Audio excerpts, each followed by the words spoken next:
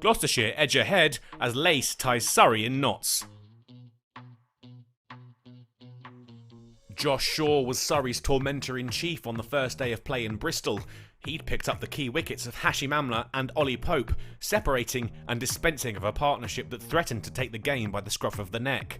Surrey had stumbled their way past 200, finishing the day on 220 for 9. And they wouldn't be able to add to it. Reece Topley rather dangled the bat at Payne's third delivery of the day, and the edge through to James Bracey was easily held by the keeper. Gloucestershire avoided the problems that dogged the Surrey first innings. Chris Dent and James Bracey getting their side off to a good start, being particularly harsh on anything too short, and the pair reached 50 without any trouble. Dent was the chief aggressor, showing a wide array of strokes as he made it to his half-century by clearing the boundary from the bowling of Overton. It would take the left-hander just 55 balls to raise the bat. Surrey couldn't restrict the Gloucestershire opening partnership, and they quickly cruised past triple figures. Bracey was slightly more circumspect, but no less valuable. He went to his 50 from 81 balls. It was almost a flawless session from the hosts, but on the stroke of lunch, Bracey was trapped LBW by Verdi, and Gloucestershire would go into the break at 140 for 1. Fortunes reversed at the restart. Chris Dent, hunting 100, was unable to withdraw the bat in time and played Topley onto his own off-peg. Topley struck again in his next over, an edge from Van Buren eventually taken by Folkes after some juggling in the slips. Tom Lace and George Hankins put a stop to the flow of wickets, recognising they were in striking distance of Surrey's first innings total. The two played their way to 200, Hankins jumping on a short Overton delivery to take them to within 20 runs of the visitors. But he would fall just before they got to parity, Topley taking his third of the innings. An imperious pull shot to the fence from Ryan Higgins off Jordan Clark saw Gloucestershire overtake their visitors. He'd be dismissed by Gus Atkinson, out LBW for 17, but all eyes were on Lace at the other end. He'd reach his 50 just before tea, Gloucestershire heading into the interval with a lead of 24 and hoping to push on in the final session. Taylor and Lace took Gloucestershire past the 250 run mark, building on their lead with Lace tucking into Amir Verdi. But the Surrey spinner would win the battle in the end. Lace's stint at the crease came to an end on 65. The lead was 61 when the next wicket fell, George Scott becoming Atkinson's second. And then Topley got in on the act, Payne licking his wounds after spooning to Stoneman with just one more run added. Gloucestershire's two Taylors prevented further Surrey wickets and began to accelerate, taking the total past 300 and the lead towards 100. They were denied any more headway by the weather.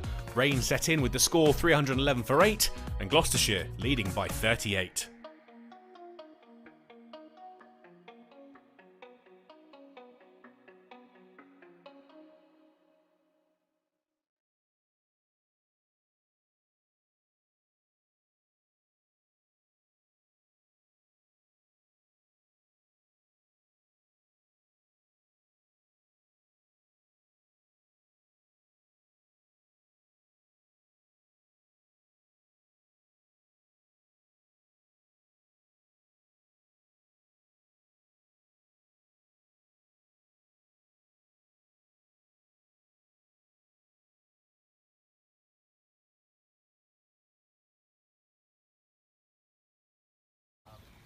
Tom, a first half century in a Gloucestershire shirt.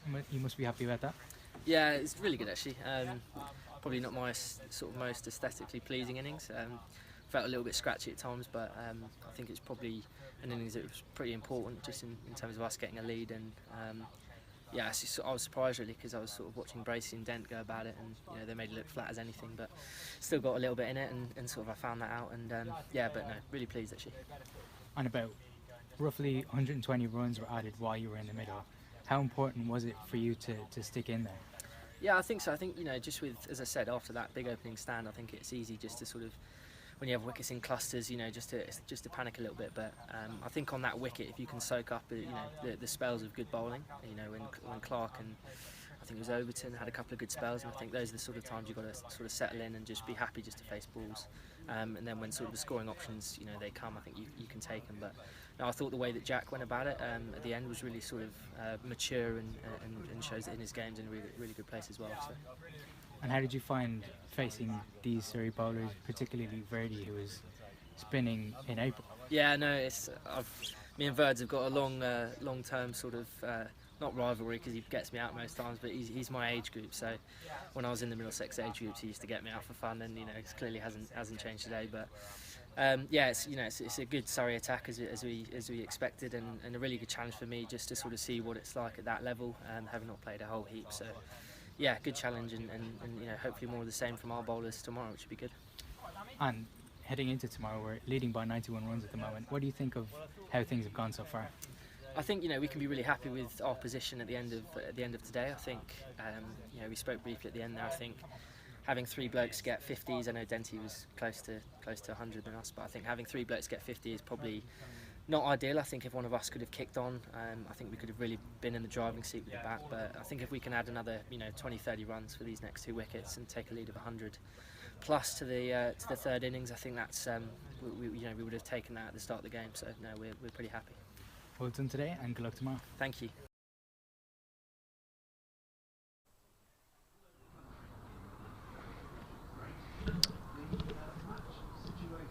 Well, good morning from the Bristol County Ground. Welcome to day 3 of this LV County Championship match between Gloucestershire and Surrey. This is Ian Randall. Good morning from me. Good morning from Ed Seaborn.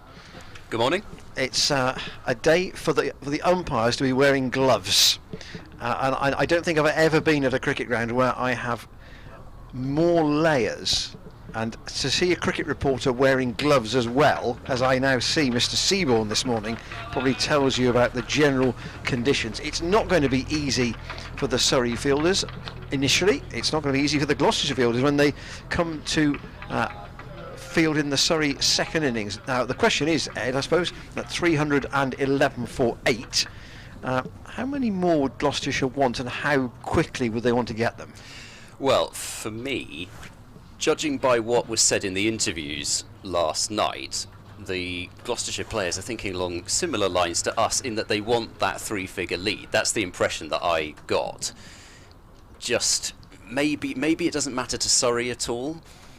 It's hard to say whether it has a psychological effect on them at all, but what we did get was that Gloucestershire want that 3-figure lead, and so I reckon they'll probably be looking to play pretty sensibly out there for the first little period, as you'd probably want to do at the start of a day anyway, but get that 3-figure lead under your belt, and then maybe you can open things up and try and push for 350 if the situation allows.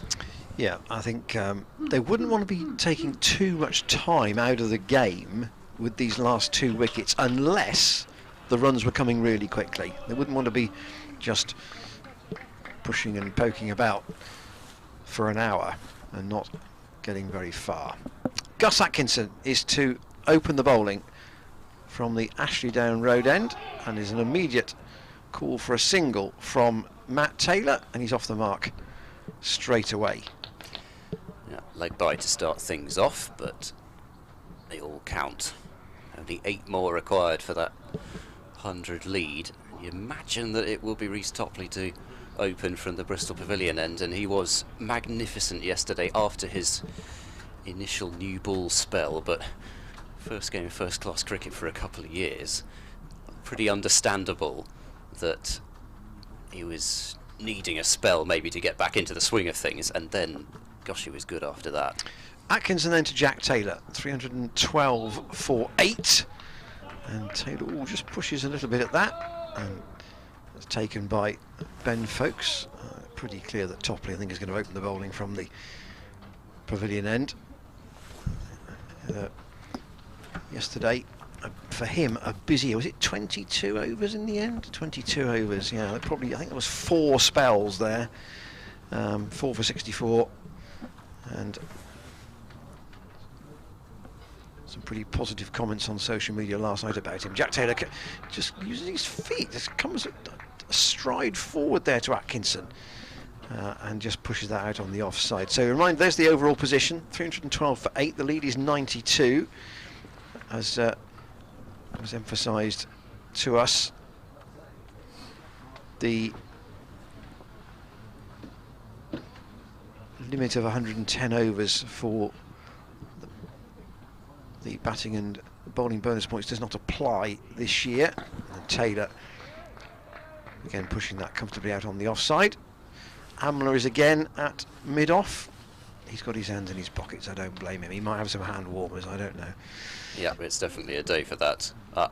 We did joke before we went on air that I was salopets short of ski outfit today, and it is noticeably colder than it was the last couple of days. Not that it was warm then either. No. Atkinson in, and Taylor just to work that down towards our commentary position, but doesn't get anything on it. And who's that coming out? It's Verdi, I think, coming in there to do the fielding. It's not used perhaps as much yesterday as we thought at one stage, but that said something about how the Surrey seamers dragged things back in the last two sessions. Certainly you wouldn't have expected to have been on before lunch, that's for sure. Atkinson in, and Taylor cuts hard, but there is a man out on the boundary at deep point. They'll just take one, and Topley, he's got two sweaters on, removes the long sleeve one, and he will open from the Bristol Pavilion. And just to remind you can get in touch with us during the day. Commentators at glosscc.co.uk is our email, and you can also tweet us as well at Gloss Cricket with a capital G for the Gloss. Well, it does look as though it is indeed Reece Topley marking out his run from the Bristol Pavilion end, and I guess he'll start off over the wicket. He didn't bowl that much from round the wicket, but a few deliveries. But certainly to start off the day with a still pretty new ball, just be using that left arm over the wicket angle, and he was the one that removed Chris Dent, who really was looking pretty ominous on 78 yesterday. It's Jack Taylor on strike as Topley bowls to him, full, and defended comfortably away out to extra cover for no run. And in addition to that, Topley removing Van Buren for a duck and Hankins for 22. So that was another partnership that had just begun to develop at that point between Lace and Hankins, and it had got Gloucestershire close to the lead but not quite there as Topley bowls, and struck on the pad for a third time this morning already as Jack Taylor, more like the thigh pad really than the pad itself. And then fourth victim for Reece Topley was David Payne later on yesterday, as we take a look at the replay of that one, and you see it did strike Taylor quite high up, and yeah, David Payne just driving one straight to extra cover in the end. That's a full ball, and he's gone. Taylor has, I think, become the second Gloucestershire batsman to play on, and Reece Topley gets his fifer, and I think you would have to say he deserves the 5-wicket haul. He has been the pick of the bowlers. We'll get a replay just to see whether there was an inside edge on that or not, and I think there was. So Jack Taylor has gone for 27, and that really does change whatever plans Gloucestershire might have had this morning of opening things up and getting a big lead now, or bigger lead than 3 figures. It's now a question of how many runs can they grind out to get to the lead of 100, and then, well, anything more is a big bonus, I think. Yeah, I just wonder whether, and it's only the second over, whether Jack hadn't got his feet and his actual movements going fast enough. It looks like he's a little bit slow to it, and yet this is Topley's first over. He's not going to be bowling at full pace yet. Except, we're both tail enders when it comes to club cricket, so we can't talk much about batting in that sense. But it just looked a bit as if he was a bit late on it, just a bit slow to react to it. But Topley's got his wicket, and Josh Shaw is Gloucestershire's last man in. Yep, I think he missed 3 balls, which if he had his eye in, you'd have thought that all 3 of the balls that struck him on the thigh pad, he would have been looking to score runs off. So, yeah, maybe just an indication that things, as you say, feet weren't really quite moving yet, and he just wasn't really feeling it out there. But Now it'll be up to Josh Shaw. And it is mostly psychological, that 3-figure lead, but Gloucestershire did say that they wanted it, as Topley bowls full and Shaw plays that with soft hands out towards backward point, and there's no run. And my mind goes back with Josh Shaw, different kind of situation, but in the 2019 promotion season, in the game at Worcester, he came out and made a 40-odd in that match that was very important in the context of the game. Topley bowls to Shaw, and Shaw doesn't play a shot at this one. I think it might even have been, he was night watchman on the... I think that's and then he right. got 40-odd, which basically got Gloucestershire very nearly home. Yeah, I think that's right. So, well, it doesn't quite need a 40 here, but you certainly wouldn't say no to a 15-20 kind of score from him. Last ball of the over as Topley bowls, and that's not gone very far, and it could have gone back onto the stumps. As it is, they'll charge through for a quick single, and well, look at that one. That was nearly drag on number 3, and it was well outside off stump really, but it was a tentative prod from Shaw, and well, yes. Fortunate that it didn't roll back onto the stump. So 314 for 9 as Shaw is off the mark and Gloucestershire inch 1 run closer. Yeah, tweet from John Gordon, who as regular supporters will know, he and his dog Benny are regulars here at the Bristol County Ground today, watching the stream from the warmth of his front room, and I don't blame him. It really is quite chilly. Here is Atkinson in, and that's just out on the onside, and they've scrambled through for one more. All runs are valuable at the moment. That was a leg by. Shaw at least has one off the bat. Atkinson continuing from the Ashley Down Road end.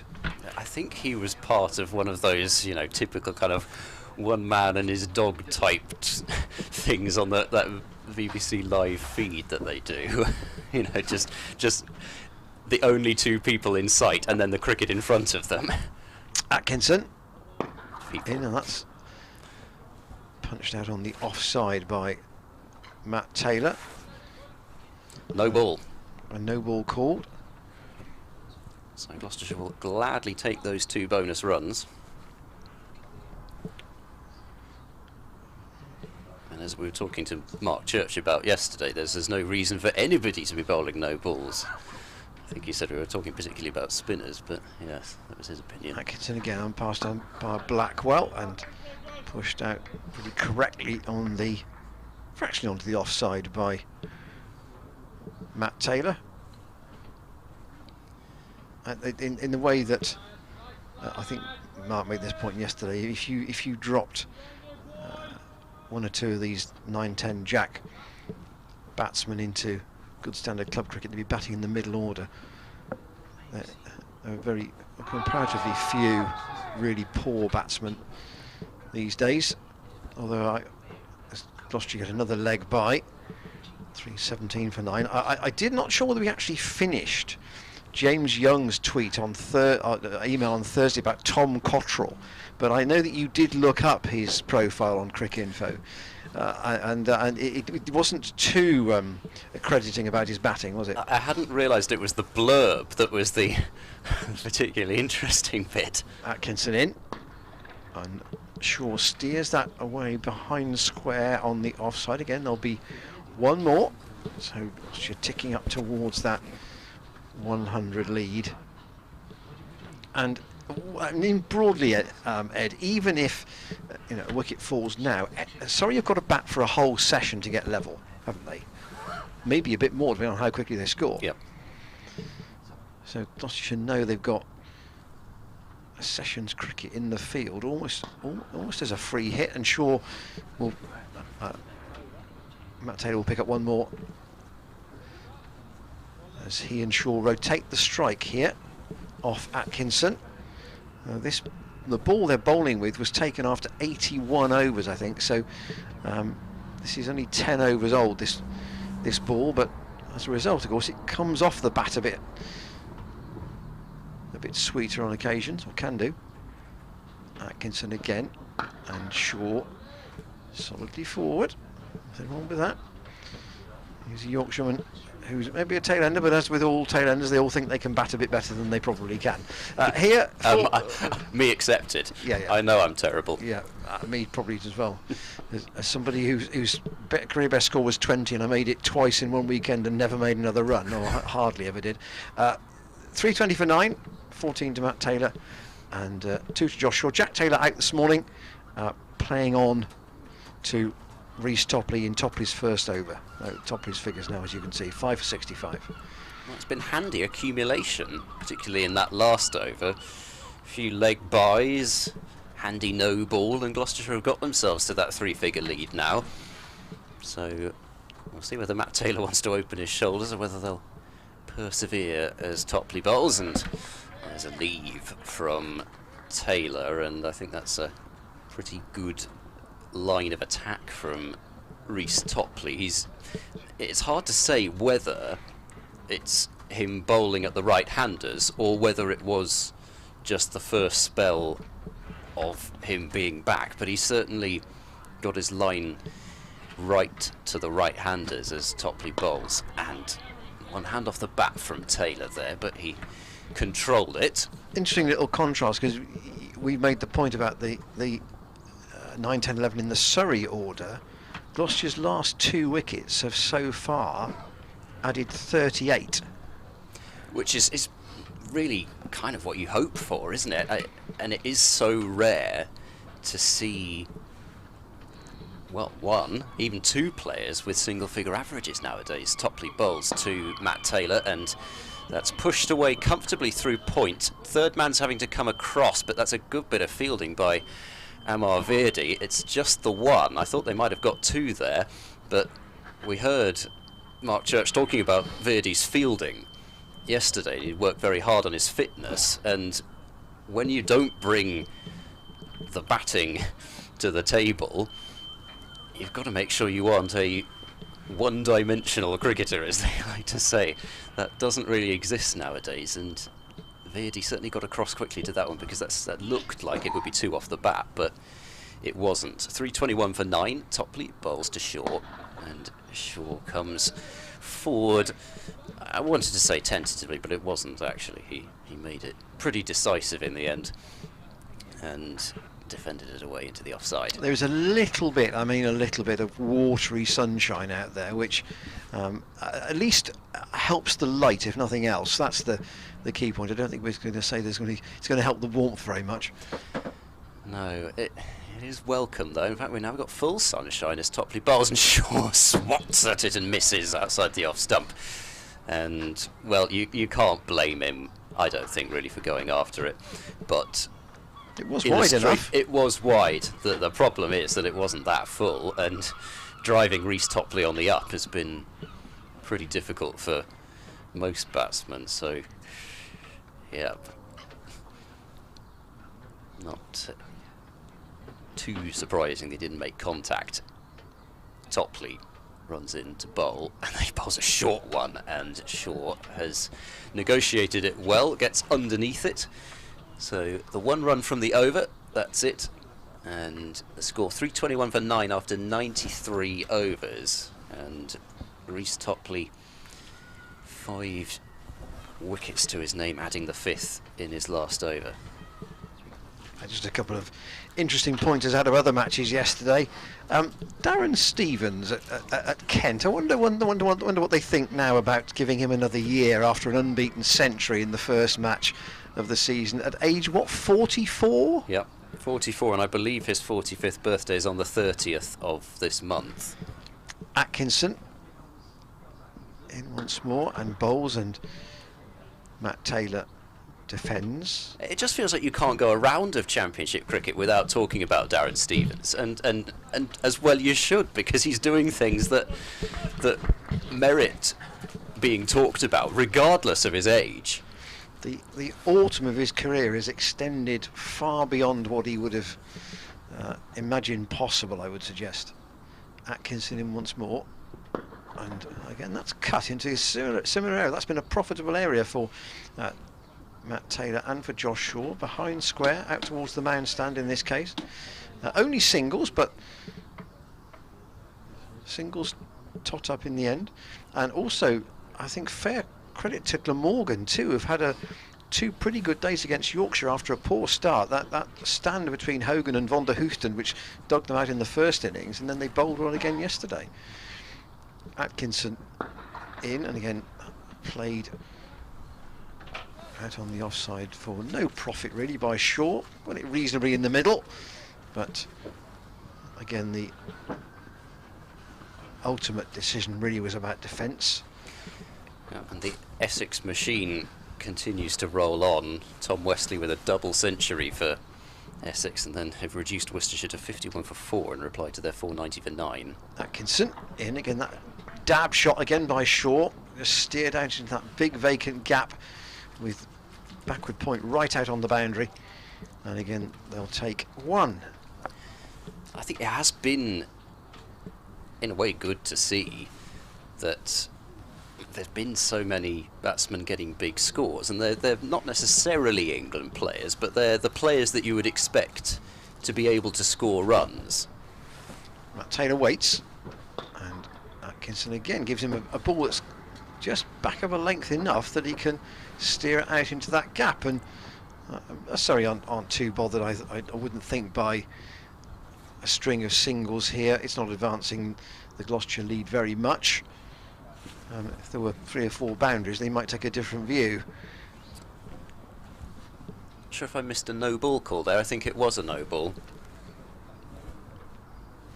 Atkinson in again, and no single this time.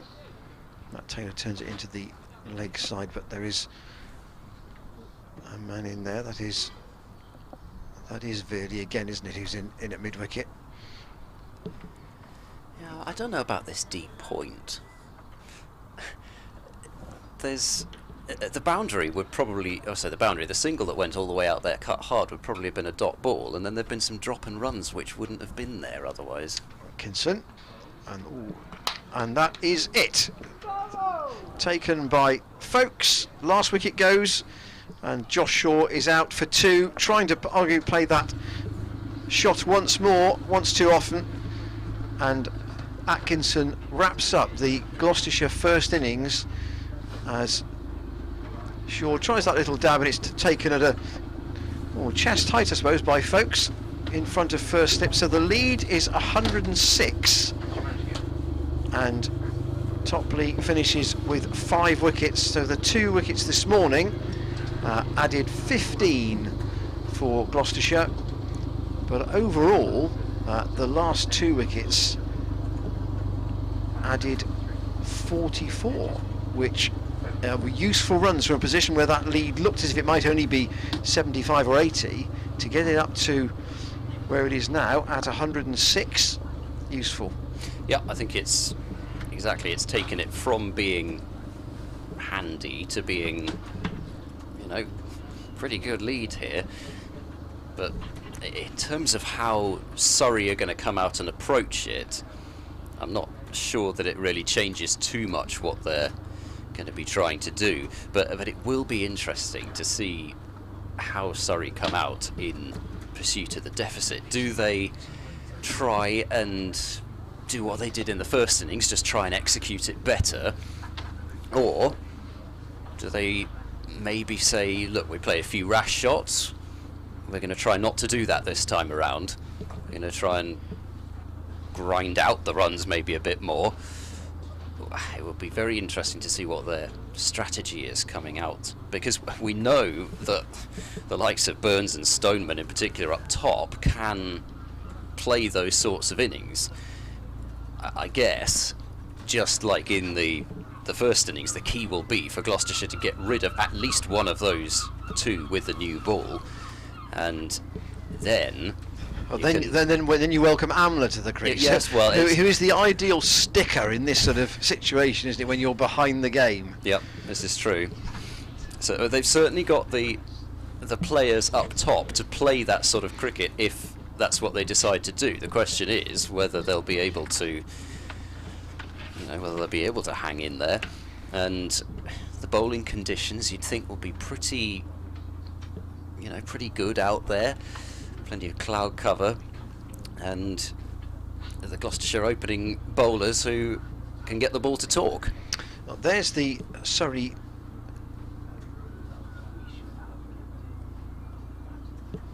Gloucestershire card for the first innings. 40 extras too. That's a lot, isn't it? And there are 20 runs for no balls there, which is a big contribution in that total. Jack Taylor and Josh Shaw, the men out this morning. And as I say, Topley finishing with 5 for 65, Atkinson 3 for 78, and Verdi, who didn't bowl today, obviously 2 for 43. Gloucestershire then overall with 6 bonus points, and Surrey with 4. And Pete Lamb isn't with us today, which is unfortunate, but Neil Prescott, who looks after a lot of the communications and marketing here at Gloucestershire Cricket, said, what was his? I think his line was, "If you offered me Surrey 200 for 6 at the close, he would take that." And I think probably all the Gloucestershire supporters would. I suspect that because the last 2 wickets have fallen quite quickly, the expectation of Surrey only getting 200, if they were 6 wickets down, is probably a bit low. Yeah, you'd probably say so. I can't imagine that they're going to be going into their shells completely, whatever happens. So yeah, I don't think they're going to be going out there thinking we can't win the match. Still, it's not a lead that would mean that, and there's still plenty of time left in the game. So yeah, I think it's probably more the number of wickets down that's going to be key at the end of the day, because if Surrey are 6 down or so, then I think Gloucestershire will still feel like the final day would be under their control. If it's fewer than 6, especially if it's only 4 or so, then Surrey are going to be in a position where they feel like they can set Gloucestershire a target on a final day with the pressures that brings, and they'll feel like they're back on top potentially. Yeah, there still is. The idea I floated was that if Surrey match Gloucestershire's first innings score and left them to chase 220, a lot would depend on how much time was left in the game in that situation. But if you had, say, 220 in 45 or 50 overs, both sides are definitely in the match in that situation.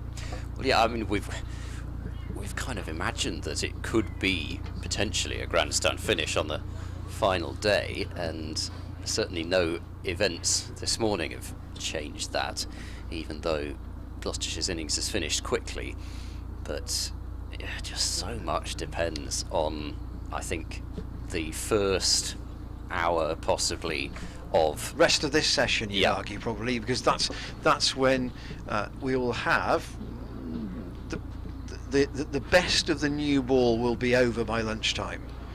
You would suggest 25 overs maybe till lunch, that sort of order, and that's when the ball will be obviously hardest and potentially the greatest amount of movement.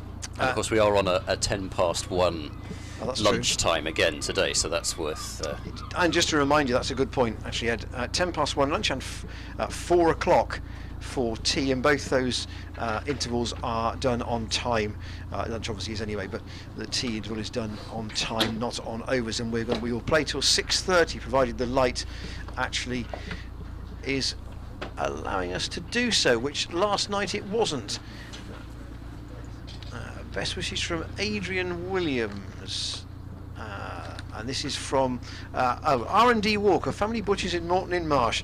So we've had quite a few Morton in Marsh seems to be the centre of the email communications to us, and they are Benny Howell's sponsors, we gather. So encouragement to the team from there, and Benny of course not playing in this match, although he has been playing in pre-season, which has been good to see after the thick end of 12 months out without cricket, and then a bit of T20 for him at the end of last summer. But it will feel a long time since that injury, funnily enough, at the Oval, which certainly curtailed his involvement back end of 2019 and then right through until the T20 in 2020. And it was certainly fun to see him, even if it was only a couple of games, playing in the Big Bash League down under for the Renegades, because it was the first time it kind of, and of course he's done overseas gigs before. He's done, I think, Bangladesh Premier League and possibly Pakistan Super League as well. I'm not quite sure on that, actually, come to think of it, but certainly he's done Bangladesh Premier League. But it felt, Benny Howell's worldwide profile is starting to, it's starting to emerge, and even if it was only a couple of games, and there was the Michael Klinger connection at the Renegades, it was fun to see him in action down there. Well, the roller makes its way off, and not on its own, obviously. It's been. Can you drive a roller? You steer a roller, probably, don't you? You steer a roller because it's a big old beast. That. Anyway, that's coming off after it's 7 minutes, and out come the Gloucestershire fielders, and we'll shortly see. I'm sure Rory Burns and Mark Stoneman make their way out for Surrey. 106 is the deficit. Gloucestershire all out this morning for 326, 2 wickets, adding 15 runs today, and actually that just moves the game on once more. But this is probably, we're talking about, I know you're a big golf fan, Ed, a moving day in the Masters is the third day, moving day in this game will be the third day. In fact, this might be in fact the moving session. Could well be, especially if Surrey lose wickets. I think if they don't lose wickets, then the lead allows Gloucestershire. I'm not going to say it allows them, because I don't think they should ever be allowed a bad session. I don't think they'll ever think of it that way. But because of the lead that they've got, they do give themselves, I guess, a bit like Surrey had to start Gloucestershire's innings, a bad session, and they will still be in a position where they can win the game. Obviously they don't want to do that, but the lead of 100 means they've got a session where Surrey either really knuckle down and produce a or two big partnerships, or they don't quite get things right. But obviously they're not going to be wanting to do that, and it looked as though David Payne was going to bowl from the Bristol Pavilion end to start off with, and then all of a sudden everybody changed round and he's not going to bowl from that end. Yeah, do you want to take the Ashley Down Road end in this innings? Seems like a dangerous ploy, but David Payne will bowl, and so Burns to take the first ball, and Stoneman at the non-strikers end. Burns taking the first ball in the first innings as well. So we're about to get underway. Surrey trailing by 106 as Payne bowls, and Burns is going to not get runs off the first ball. That's an excellent stop, and I thought that was past the fielder at, well, what is it, fourth slip actually, Ryan Higgins, and we almost had a situation like that in the first innings, actually, so we'll take a look. If we just see Ryan Higgins diving away to his left there.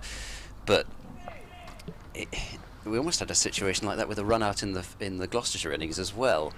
But Burns was back as Payne bowls to Burns, who leaves this one outside the off stump. Here's an interesting thing, which may be something of nothing, but some of the Gloucestershire players have got numbers on their sweaters. None of the Surrey players had numbers on their sweaters. Should there not be a directive from the ECB that should be put in place? I think it's sort of two different styles, isn't it? As Payne bowls to Burns, who plays that one quietly away backward, a point for no run. There's the old style, knitted, I guess.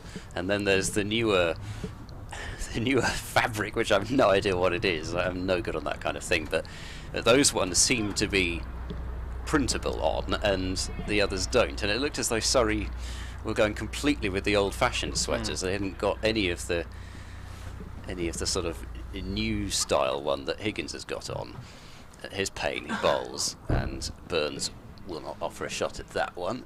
There's a little bit on offer there from David Payne, but I guess the lacquer of the ball needs to come off, doesn't it? We always talk about that.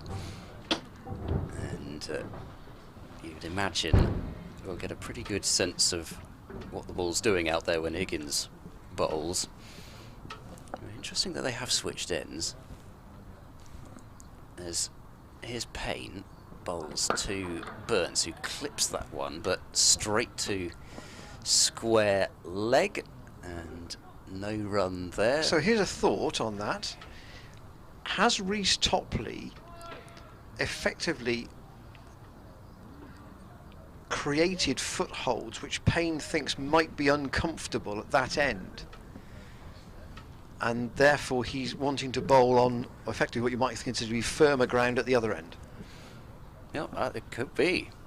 Payne bowls to Burns, and Burns is, well, that was a perler of a delivery. He's beaten by it, and, well, you can't really play that. It's another one of those balls that you just hope you miss. As I'll get a second look at that from Payne. It just perfect line and length, and it just left Burns enough not to take the outside edge, I suppose.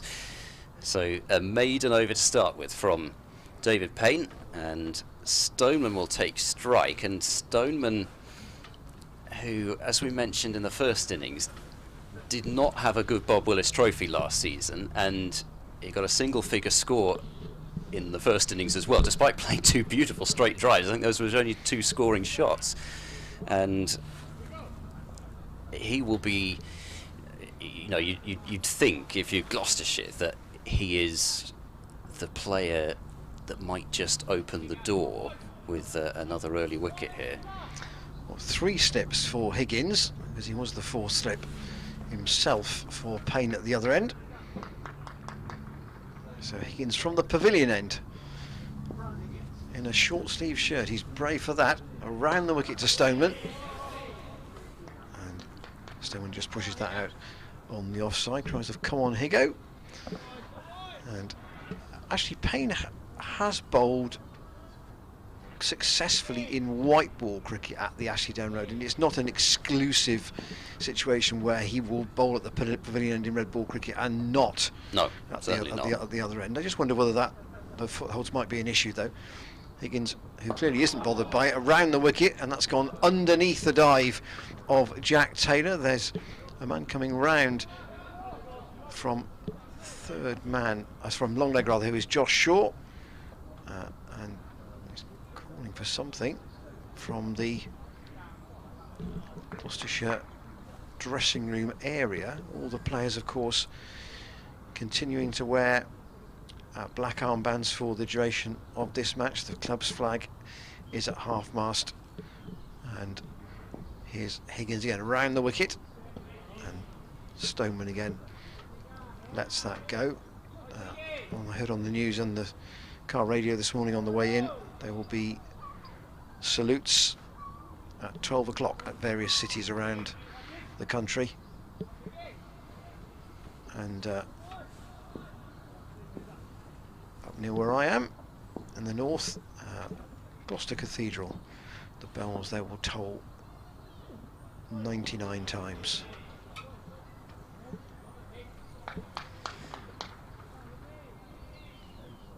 Here Higgins is, I say, he's clearly less concerned about the footholds that Topley may or may not have dug out of that end of the ground, because he's coming around the wicket to mark Stoneman,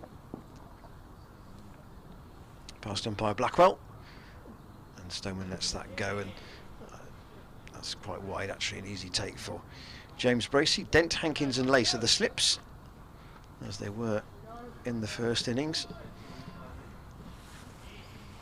yes, didn't have a whole lot to do, but the one slip catch that was taken was a juggling effort from George Hankins, which, yes, it was certainly good on replay. Higgins now over the wicket, changing the angle of attack a bit, and Stoneman just stands and gets a back one out of the way. So there's the view from the camera at the top of the pavilion. The pitch not quite in the middle, but pretty close to it for this match, and there's the Surrey response to Gloucestershire's first innings. Their second hit of the match, 2 without loss, so the deficit slightly reduced, but they've got quite a long way to go, and then when they get to parity, it's a question of how far they can get beyond that. Certainly their batting order, if they all bat well, would suggest that the game is perfectly savable from this position.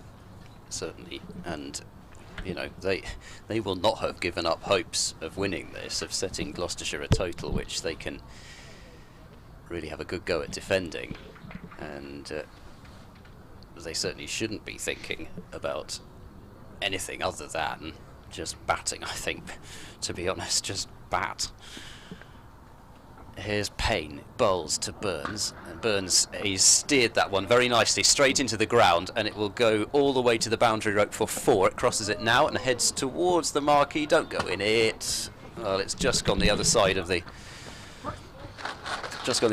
fence.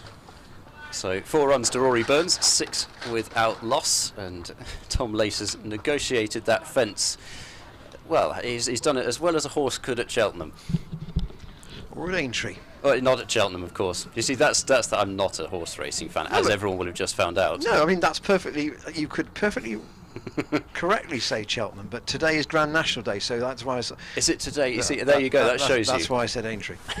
It shows you everything you need to know about me and horse racing in the last minute or so. To be fair, I come back to that in a second. 6 without loss. Payne bowls to Burns, and Burns has been beaten by that one, I think you would say. I don't think he played inside the line of it. Goes through to Bracey. I'll just say no more than this, because we shouldn't encourage betting, but there are 2 Gloucestershire horses who are very well fancied for the National today. One is called Bristol de May, and one is called Cloth Cap, which is appropriate considering what I have on my head at the moment. It was a beautiful ball from Payne last ball, as he bowls now to Burns, who gets everything out of the way of that one, and a good comeback to the boundary off the first ball of the over. And it really, that boundary from Burns was very similar to a lot of the shots that particularly Bracey played, but also Dent, in that it was control, it was behind square on the offside, and I think that's how Burns will have to go about things, rather than the first innings when he flashed at one and was caught in a second slip, as he defends away comfortably towards extra cover. There's so much movement around with Rory Burns at the crease that you've always until he does it for hours and hours, as he can do, particularly early on in his innings, you feel like he's going to give you a chance, but particularly at the county level, he is such a prolific scorer that, you know, you may not get a chance. Payne bowls, and Burns plays this one late, trying to steer it away through the backward point region for runs, but he's got it to George Scott just behind point, and there's no run. So good battle emerging here between Burns and Payne, at least early on anyway. Burns seems to be not really trying to sort of you got the impression he was trying to impress himself on the first innings. Payne bowls, and that's late cut from Burns, beautifully controlled shot, and that will be 4 more runs behind point. So 2 boundaries off the over, and I think the first one Payne probably wouldn't have been too disappointed with, but that one I think he will be a bit annoyed with. It wasn't actually that wide. I mean, looking at it on replay, it wasn't a rank ball. It wasn't where Payne wanted to bowl it, but it was you know, a lot of credit to Burns there, because it was a controlled shot, and if he'd gone hard at it, it might have been just a bit too close to cut, and he could have feathered one through. So 3 overs gone, and 10 for none is the Surrey score. Adrian and Nelsie's been on, saying correct explanation about the sweaters, Ed. Higgins is in. His second over, and just angled across Stoneman, who lets it go. Yeah, I suspect if you tried to print numbers onto one of the old-fashioned shirts, I mean, the surface isn't level, is it? No, so it's becoming off all the time. It's not an easy one, I get that.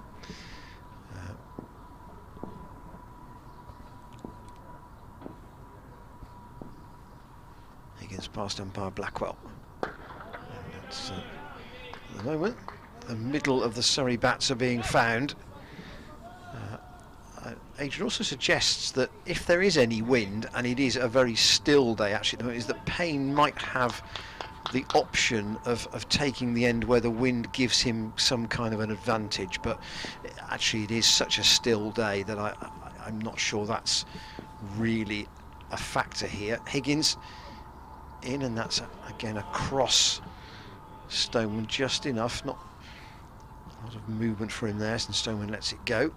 I think it's a good thing there isn't a lot of wind, because otherwise it would be even colder. It's cool enough as it is, let me tell you. If you're at home watching in the warm on the stream, you're probably in the best place. We're privileged to be here to bring you the cricket, but you're probably in a more hospitable environment, shall we say, weather-wise. I rolled back the clock to the Exeter University match when we were here just in a sweater, and also the late March period before the start of last season, where it really was very warm. Clipped away, run for chase for sure, but I don't think he'll be able to cut it off. It's gone all the way to the boundary at square leg for 4. Higgins a bit disappointed by that, but Stoneman and Burns at the moment just working anything that offers them the opportunity into the space. He played round that a bit, but backed his own timing and judgment, and he didn't race away to the fence, but it had enough on it. 14 without loss are Surrey, so the clawing back the deficit, and again that's played off his legs by Stoneman. It's gone down towards long leg, and with ground to make up for Josh Shaw, they'll pick up a couple. Was that Higgins letting out that roar of frustration there? Probably. He is quite vocal at his own performance. He gets very, I say, almost angry with himself. He doesn't maintain those standards. Yeah, so it used to. I think it was the Sky commentators always used to talk about Surrey as an angry team, especially when you had Gareth Batty captaining it. Like some Gareth Batty, Jade Durham back out there. They're always getting angry either with themselves or with somebody else for a bit of poor fielding. But yes, he won't be happy with those last 2 balls of the over, which were easy pickings really for Stoneman, and allowed him to tick along to 8, which is a score he made in the first innings. But so far early on, there's not a massive amount seemingly on offer for the openers. I've expected maybe a bit more movement, and that's on the pads of Burns, and that's exactly where he likes it. But it's a tumbling stop. I think that's Matt Taylor down at fine leg, and he got great encouragement from the rest of his teammates. It was an interesting dive from Matt Taylor, but the important thing is he cut it off, and it's only a single, 17 without loss. He's in splendid isolation down there. Socially distanced fielding in the extreme. Yes, that is a long old way out there. Not quite as long as the boundary towards us at backward point at the moment. Well, we've seen 3 run 4s in the game already as Payne bowls, and Stoneman is playing inside the line of that one, and passes through to James Bracey. And still the 4 slips in place, so Gloucestershire with the 100-run lead. As I think you'll see the replay and the difference between a couple of the plays and misses that we had from Burns, and that one which Stoneman very much moving the bat inside the line of the ball. Payne bowls, and Stoneman goes back and gets behind it and plays it back up the pitch. But the 100-run lead allows Gloucestershire the chance to attack and put a few more close catches in for a little bit longer than perhaps they might were Surrey off to, say, 35, 40 runs off the first 10 overs or so. It's less of a problem. The problem is more that if these two get going, they set up that middle order. Payne bowls, and there's a nick, and it's dropped. I think there may even have been 2 attempts at that, and in the end it's down. So a wide ball, Stoneman flashing away hard at it. They've come through for a single.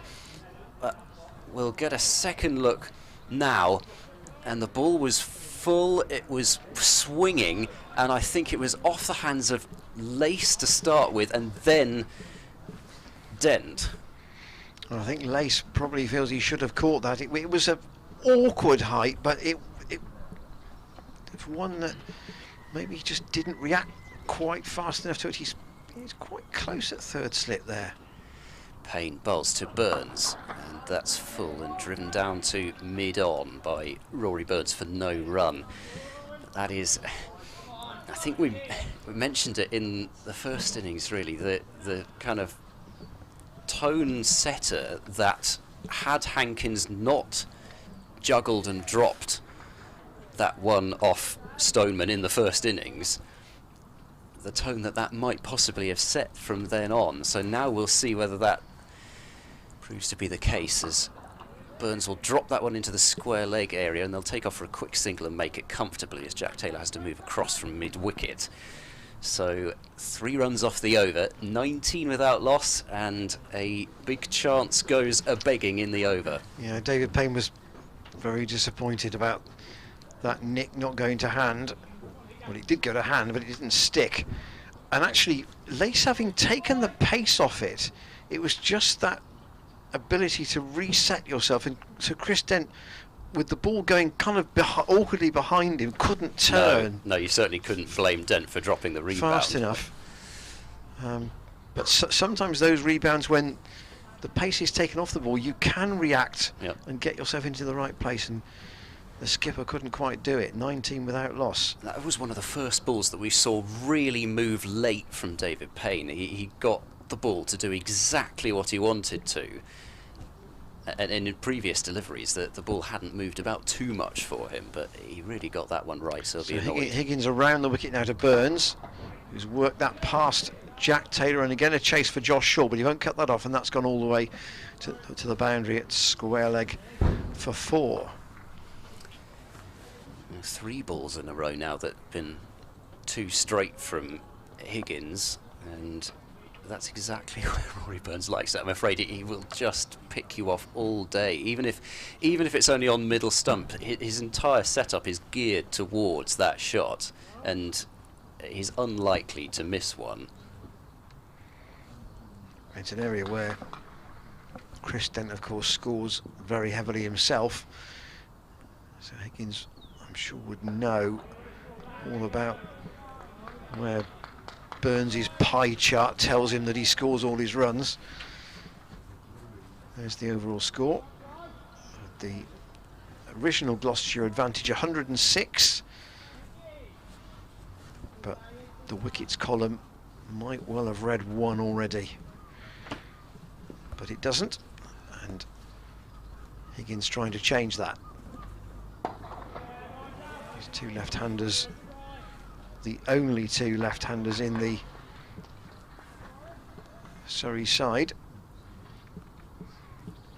I think really when you think about England openers in general, English openers in general, the 2 areas where English openers are going to score their runs are clip off the pads and maybe the occasional steer behind point on the offside. In general, Higgins staying around the wicket. Burns not interested. And really, those are it's the product of English conditions. Really, it's if you grow up in South Africa on bouncy surfaces or in Australia, then you're probably going to score a lot of your runs actually cutting and pulling. But as an England opener, those are the areas that you have to, because of the conditions, learn to score in. Higgins again. And just a defensive push from Burns out on the onside. Don't forget various avenues for you to get in touch with us during the day's play. Commentators at glossccc.co.uk on the email, and you can tweet us at Gloss Cricket, and capital G for Gloss in that situation. There's the graphic.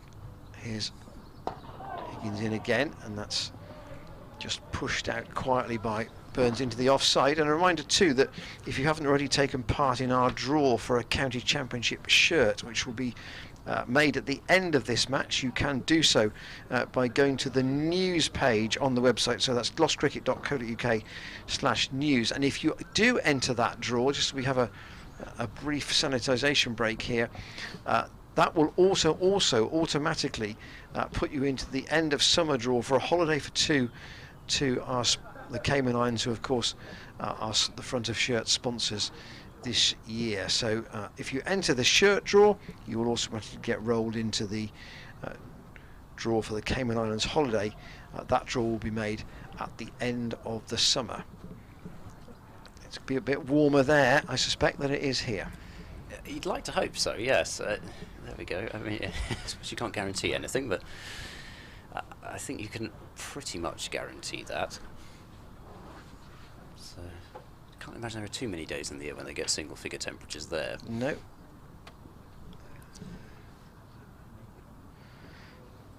Is that Miles? No, is that Harry? It's not Miles Hammond. Is that Harry Hankins out as a 12th man? Jared Warner, thank you. So David Payne to resume, bowls to Stoneman, who turns it straight to forward square leg, and there's no run. Yeah, of course, we haven't quite got used to the Warner outline yet, and I think it won't. Once we get used to it, it won't be difficult to mistake him for anybody else. But yeah, and should say on him that we very much hope that he will be in the reckoning for the next match against Somerset next Thursday. Certainly he's been doing some this Thursday bowling every morning in this game in the nets. Payne bowls, and it's left alone by Stoneman. A silly figure of speech that, next Thursday when it's this Thursday. It feels like, I suppose it's next week, but anyway, the days of the week all melt together in these times, really. But it will be interesting to see whether he plays. I think maybe a bit will depend on what happens in this innings here, as David Payne bowls once more to Stoneman. Drop and run, and that's nicely executed by Mark Stoneman into the cover region and splits the gap between Scott and Warner on the offside. And Stoneman into double figures, 24 for none, and every run that Stoneman gets will be a dagger to the heart of Tom Lace after the dropped catch in the last over. For Stoneman, he's got to be thinking, that's my chance now. I've been given an extra chance. As Payne bowls to Burns. Burns forward, comfortably playing that one towards mid-on, and there's no run. But somebody who didn't have the form last year, I'm afraid I haven't been studying the Surrey pre-season, so I couldn't tell you whether he got runs in the pre-season or not. But certainly in terms of county regular red ball cricket, he hasn't had runs for since 2019. Here comes Payne. He's in now, he bowls, and Burns will not play a shot at that one, so it goes through quite low to James Bracey behind the stumps. I don't really like to say it too early, but Rory Burns is looking very confident out there. His feet seem to be already completely organised. Now maybe David Payne can produce, or Ryan Higgins can produce a ball that disrupts that, but everything seems to be working in the trigger and the setup for Burns, as Payne bowls to him, and that's clipped away beautifully by Burns. It's stopped, half stopped by Jack Taylor. He saved 3 runs there, really. They've come through for a single, but he was able to get enough of a hand on it to knock it down. So 25 without loss. Burns moving on to 15 now, and Stoneman's got 10. I just wonder, and this is obviously the first game, I wonder whether there was any kind of a surprise element that Gloucestershire used to their advantage in that first innings, where Surrey were just not used to the relative pace and bounce of the Bristol pitches, and whether that caught them a bit on the hop, and it's taken them effectively 1 innings batting and 1 session of bowling to work out what was necessary, because they did pick things up, particularly in the second session yesterday, and in fact Ryan Higgins has come off, and we're going to see Matt Taylor after only 3 overs from Higgins. The 3 overs cost 12, but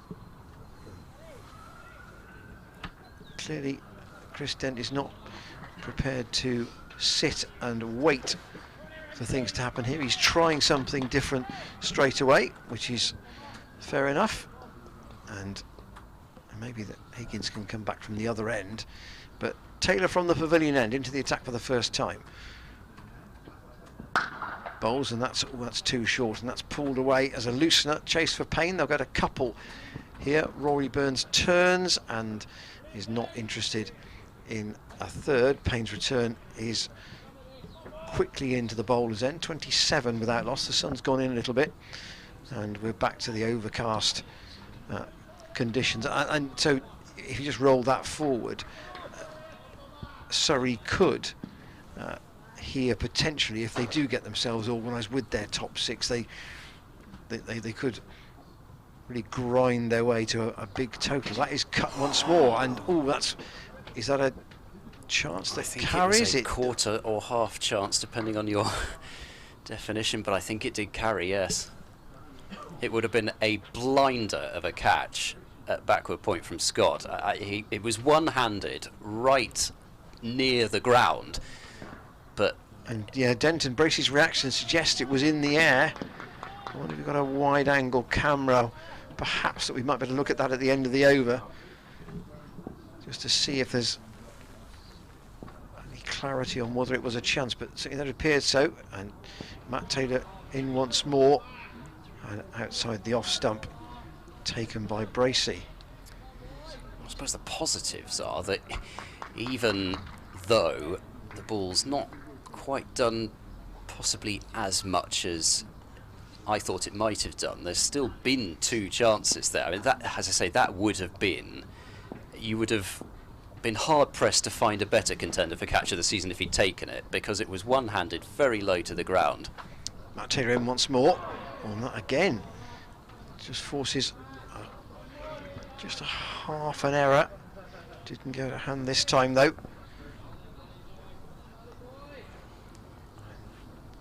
Taylor with a lively opening over here. Yeah, that could easily have popped up to mid-wicket. It was not a controlled shot at all from Stoneman. I think he was through the movement of rolling the wrists on it too early, and hence the ball popped into the air, but just not quite far enough for Gloucestershire. Taylor racing in again, and Stoneman lets that go. You certainly still feel as though there are chances out there with Stoneman. He's not looking as totally assured as Burns has since coming out. I mean, yes, Burns did offer that chance up just then, but it was only a half to a quarter chance. 28 for no wicket. Taylor in, and again that's getting the bat well out of the way. Mark Stoneman.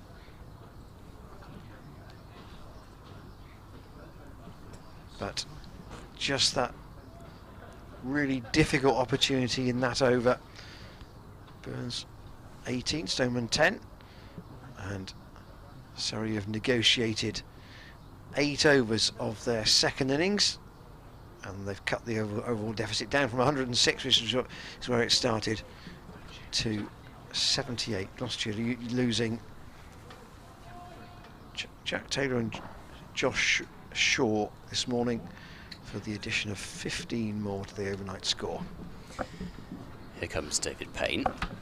He'll start a new over, his 5th, and he'll start it with a ball that is drifting down the leg side, and Burns rather has flicked that away fine for 4 runs. It was just a question of really of where Rory Burns wanted to hit that one. It was I guess a fairly friendly delivery for him, really. And Burns moving on to 32 without loss, and he just made sure he got that one fine, and flashed away to the boundary.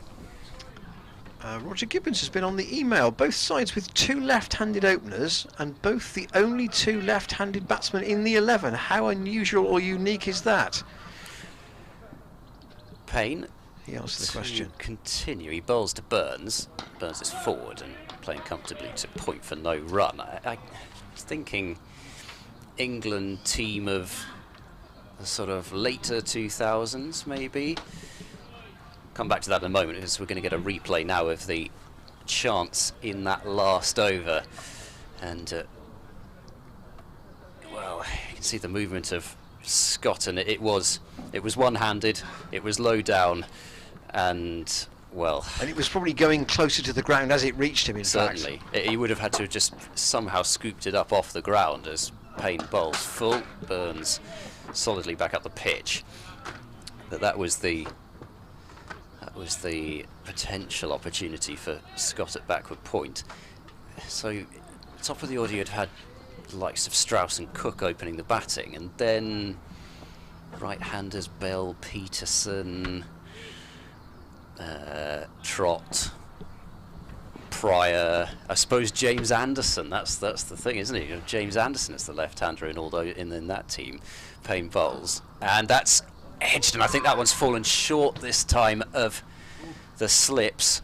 There's a roar of frustration from David Payne, I think, but I don't believe this one carried. Not for me.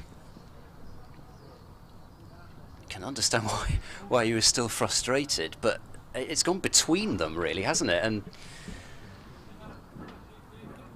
yeah, well, probably closer to second slip, it actually. Was. But the edge found of Burns's bat,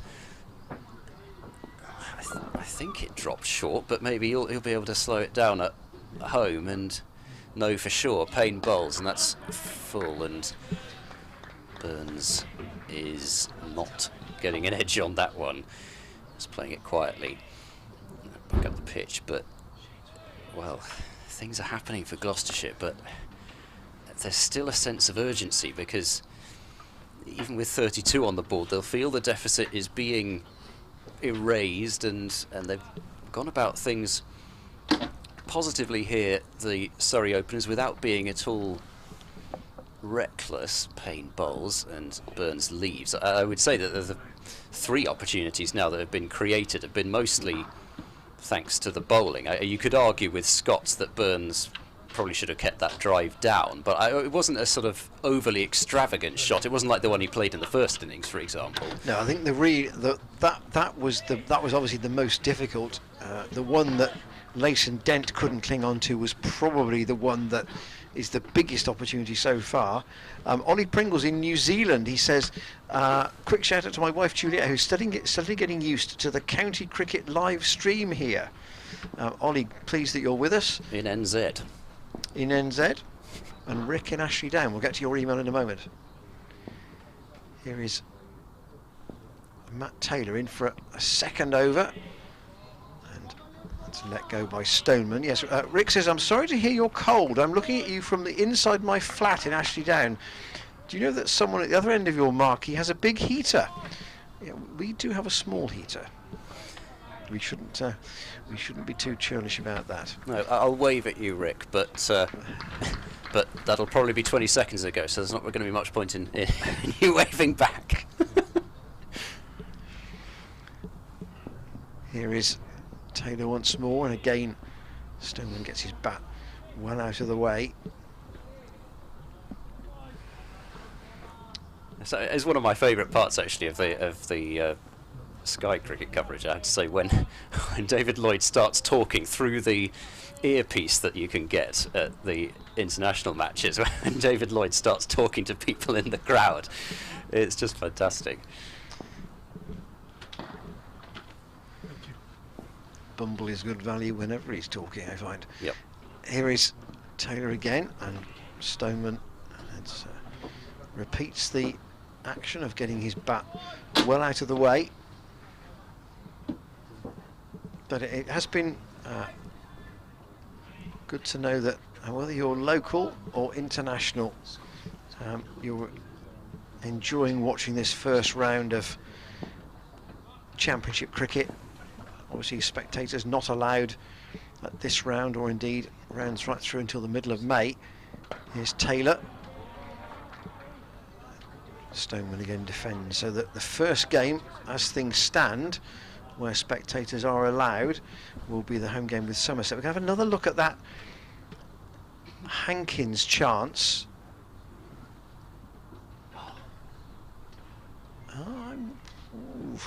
Maybe it does carry. It was not a big reaction from the other slip, so maybe it was just short. Taylor in, and again no shot. I think the body language of the other slips would have been very different had that actually gone into Hankins' hands on the full and then gone to ground, for me. Well, David Payne was very frustrated, but I think he would have been frustrated anyway, even if the ball had bounced short, because he'd be feeling as if he deserves a wicket, but he hasn't got one yet. 32 without losses, Matt Taylor. Again, quite a good bounce once more. Bracey taking that up right in front of his face. That's the end of Taylor's second over, and 32 without loss is the score. Miles Hammond, I think, is coming out with the bobble hat and the face mask on to take away cap and sunglasses. Not cool sunglasses necessarily something you really need today. Yes, it's mostly for show, isn't it? Just to sort of complete the look, perhaps. With a bright pair of multicoloured sunglasses, perhaps. Ollie Pope had a pair of glasses on top of his cap yesterday.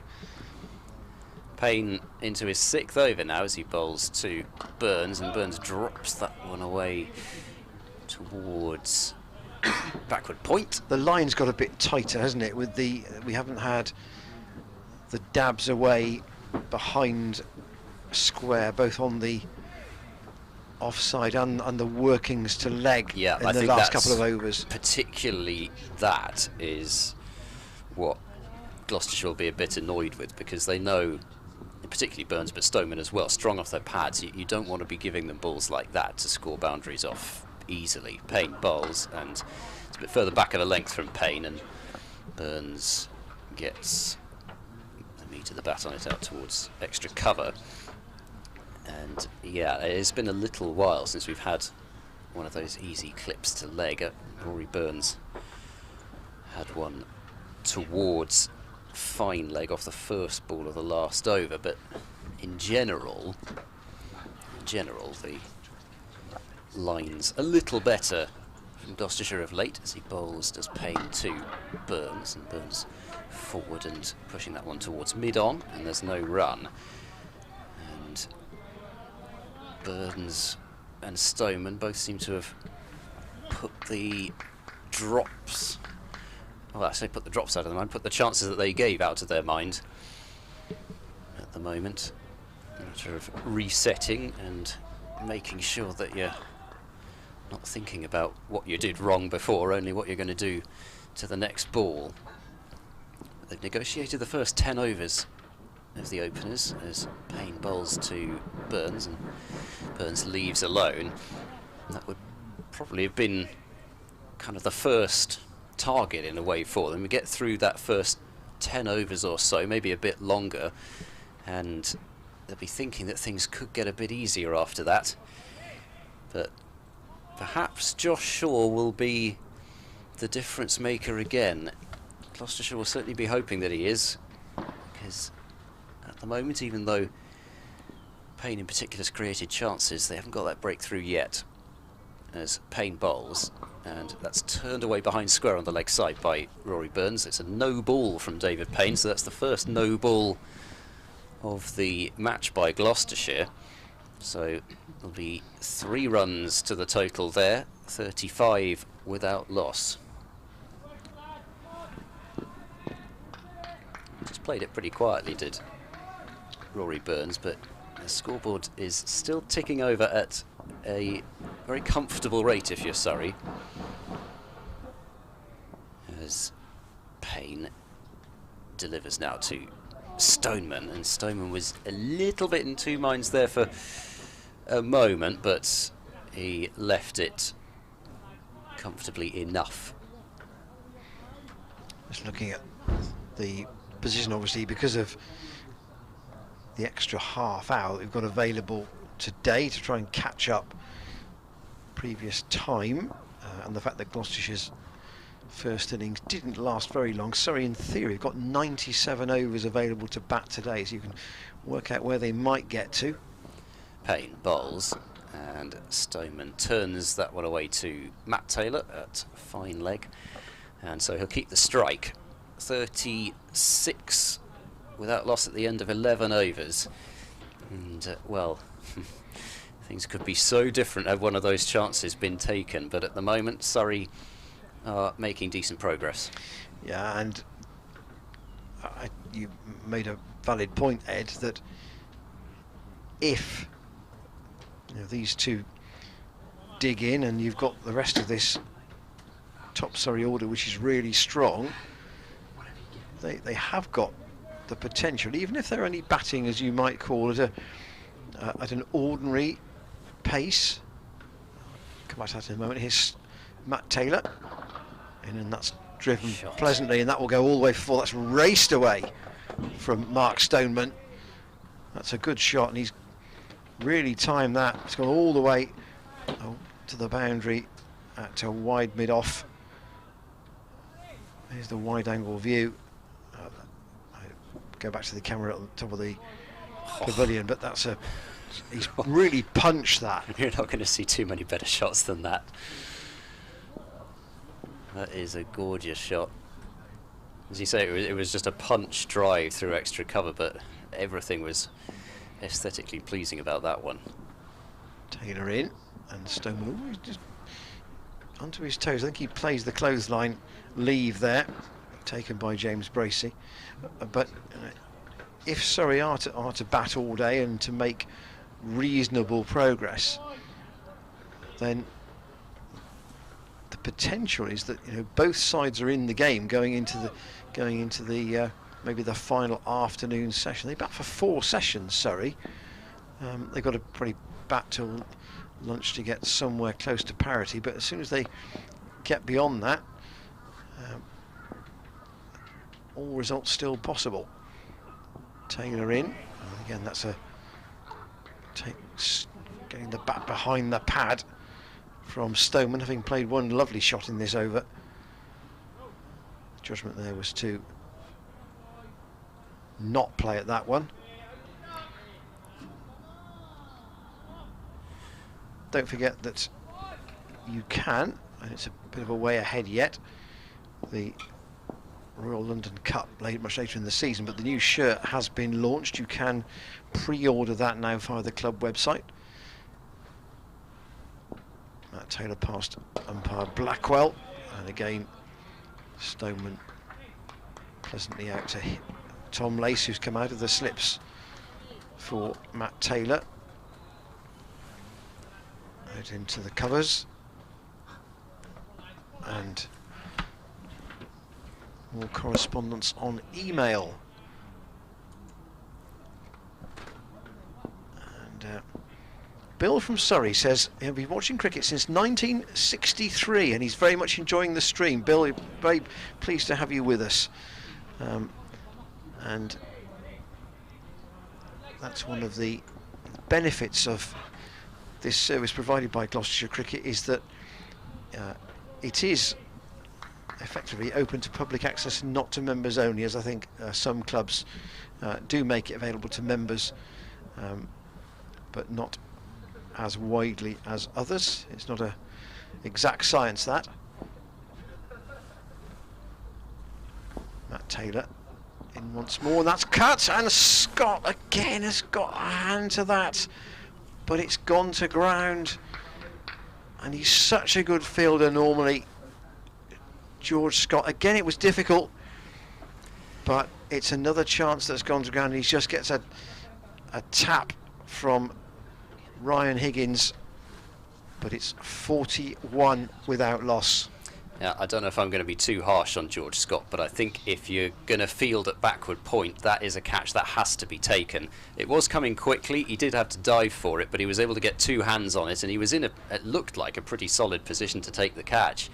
But unlike the first one, which would have been a blinder, I think you've got to be expecting them to come like that at you at backward point, and I think he'll be livid with himself for dropping that one. Well, I shan't repeat the oft-used phrase about catches and matches and what happens with the outcome, but Gloucestershire will feel that one or possibly both of these two should be back in the pavilion already. Yeah, the catching was very good last season, but it seems as though they've grouped all their drops together in this one innings so far. That's, I mean, it's hard to say that it is 3 for definite or 4 for definite, but you know, one of them, at least one of them, maybe 2, has to be taken. Here's the replay. This is a wide-angle view, and Scott in your picture walking in. Yes, that's, and you can tell by his reaction that he knows that should have stuck. And here's the change of ends for Ryan Higgins. Indeed, so Higgins will start round the wicket to Stoneman, and he bowls now. And there's a shout for leg before, and it's out! There's the first wicket. Stoneman has been dismissed. Ryan Higgins' change of ends has worked. And, well, Stoneman was trying to clip that one to leg, and he's having to drag himself off. He had chances. Here's the replay of the LBW, and yes, he's just gone so far across. That is absolutely out. He's gone too far across. He's trying to clip a ball that's on off stump to leg, and Higgins gets the breakthrough. I guess if it wasn't going to be a catch, it would have to be an LBW or a bowl the way it was going, and it was an LBW. Stoneman out for 16. Well, I think Lace, Dent and Scott will all feel a bit better about that, in the sense that the penalty suffered by Gloucestershire for those missed opportunities has not been a big score for Mark Stoneman. No, and how must Mark Stoneman be feeling as he walks off there? He's scratched around, unfortunately, last season, looking at the numbers, and he's made 16 here and been, I think you have to say, dropped 3 times. Admittedly, tough chance, in particular one of them, but that to get to 16, offer up that number of chances, and his footwork there really all over the place. I'm not sure why he decided he was going to walk across his stumps that much to Ryan Higgins, and really the ball was off stump, maybe middle and off, but it was an easy decision for Rob White to give, because there was just nowhere else that ball was going. Higgins hadn't bowled it from, say, way wide of the crease, and there was a big angle coming into the left-hander. It was pretty much stone dead, at least from the look that we got. Well, David Payne was a bit unfortunate with 2 chances going to ground in his opening spell. 0 for 20 from that Ashley Down Road end, and the switch for Higgins, when he had 3 overs at the other end, has brought reward immediately. That was about the first LBW that we couldn't give from here, because all I could see was that Stoneman was playing a shot through the leg side, so you thought, is it a bit leg side-ish? But it certainly wasn't, and all the other ones have been with the batsman playing straight, and you got a sense it was a good shout. Here's Hashim Amla, and that's exactly what Amla was doing in the first innings. He plays the ball so softly, and often when he plays defensively the ball barely rolls off the pitch, but he just deadens the ball, and it's been a technique that has worked so well throughout his long storied career, as Higgins bowls to Amla, who drives, and that was not a convincing drive at all. It's ended up going to mid-on. There's a lot of room between bat and between the bat and the front pad there. Yeah, that's not a shot that Hashim Amla would play had he been at the crease for too long. And we'll get a look at the footwork from Amla, and I think the foot does move out, but it moves out too late, really. The bat starts out as Higgins bowls. Amla leaves that one alone with some shape, a little bit of shape away from the right-hander from Higgins, but the bat went and then the feet went rather than the other way round on that drive from Amla. 56 in the first innings for him from 99 deliveries, hit 7 fours, and he faces now to Higgins, and there's a delivery which starts a little too wide from Ryan Higgins, and there's no shot that's going to be offered to that one from Hashim Amla. I've got an email from Keith Leonard, which I think I'm going to read before I actually tell you what it's about. Here's it. Higgins bowling to Amla. Oh, inside edge onto pad. That could have gone onto the stumps there. And, well, just occasionally you can almost play the ball too softly. Ends the over, 41 for 1. And Hashim Amla yet to get off the mark. Yeah, Matt Taylor's to continue from the pavilion end. Just a reminder that if you're trying to think about your planning of lunch, it will be 10 minutes later today than scheduled, 10 minutes past 1, because we're trying to catch up on time from the other 2 days. Clearly Chris Dedden didn't get the email yesterday because he and James Bracey were walking off at 1 o'clock, to be reminded that there was an extra 10 minutes on the session, on each session, in fact, so we're scheduled to go through till 6:30. So what can Matt Taylor now hurry up Rory Burns at all? Burns isn't interested in playing a shot at the first ball of a new over from Matt Taylor. Finished 17 not out with the bat earlier today, but Gloucestershire's last 2 wickets added 44 in all, stretching back to last night. Handy runs in the overall scheme of things, and the overall lead became 106. Here is Taylor to Burns again, and it starts to play at that just for a split second, then once more takes the bat away.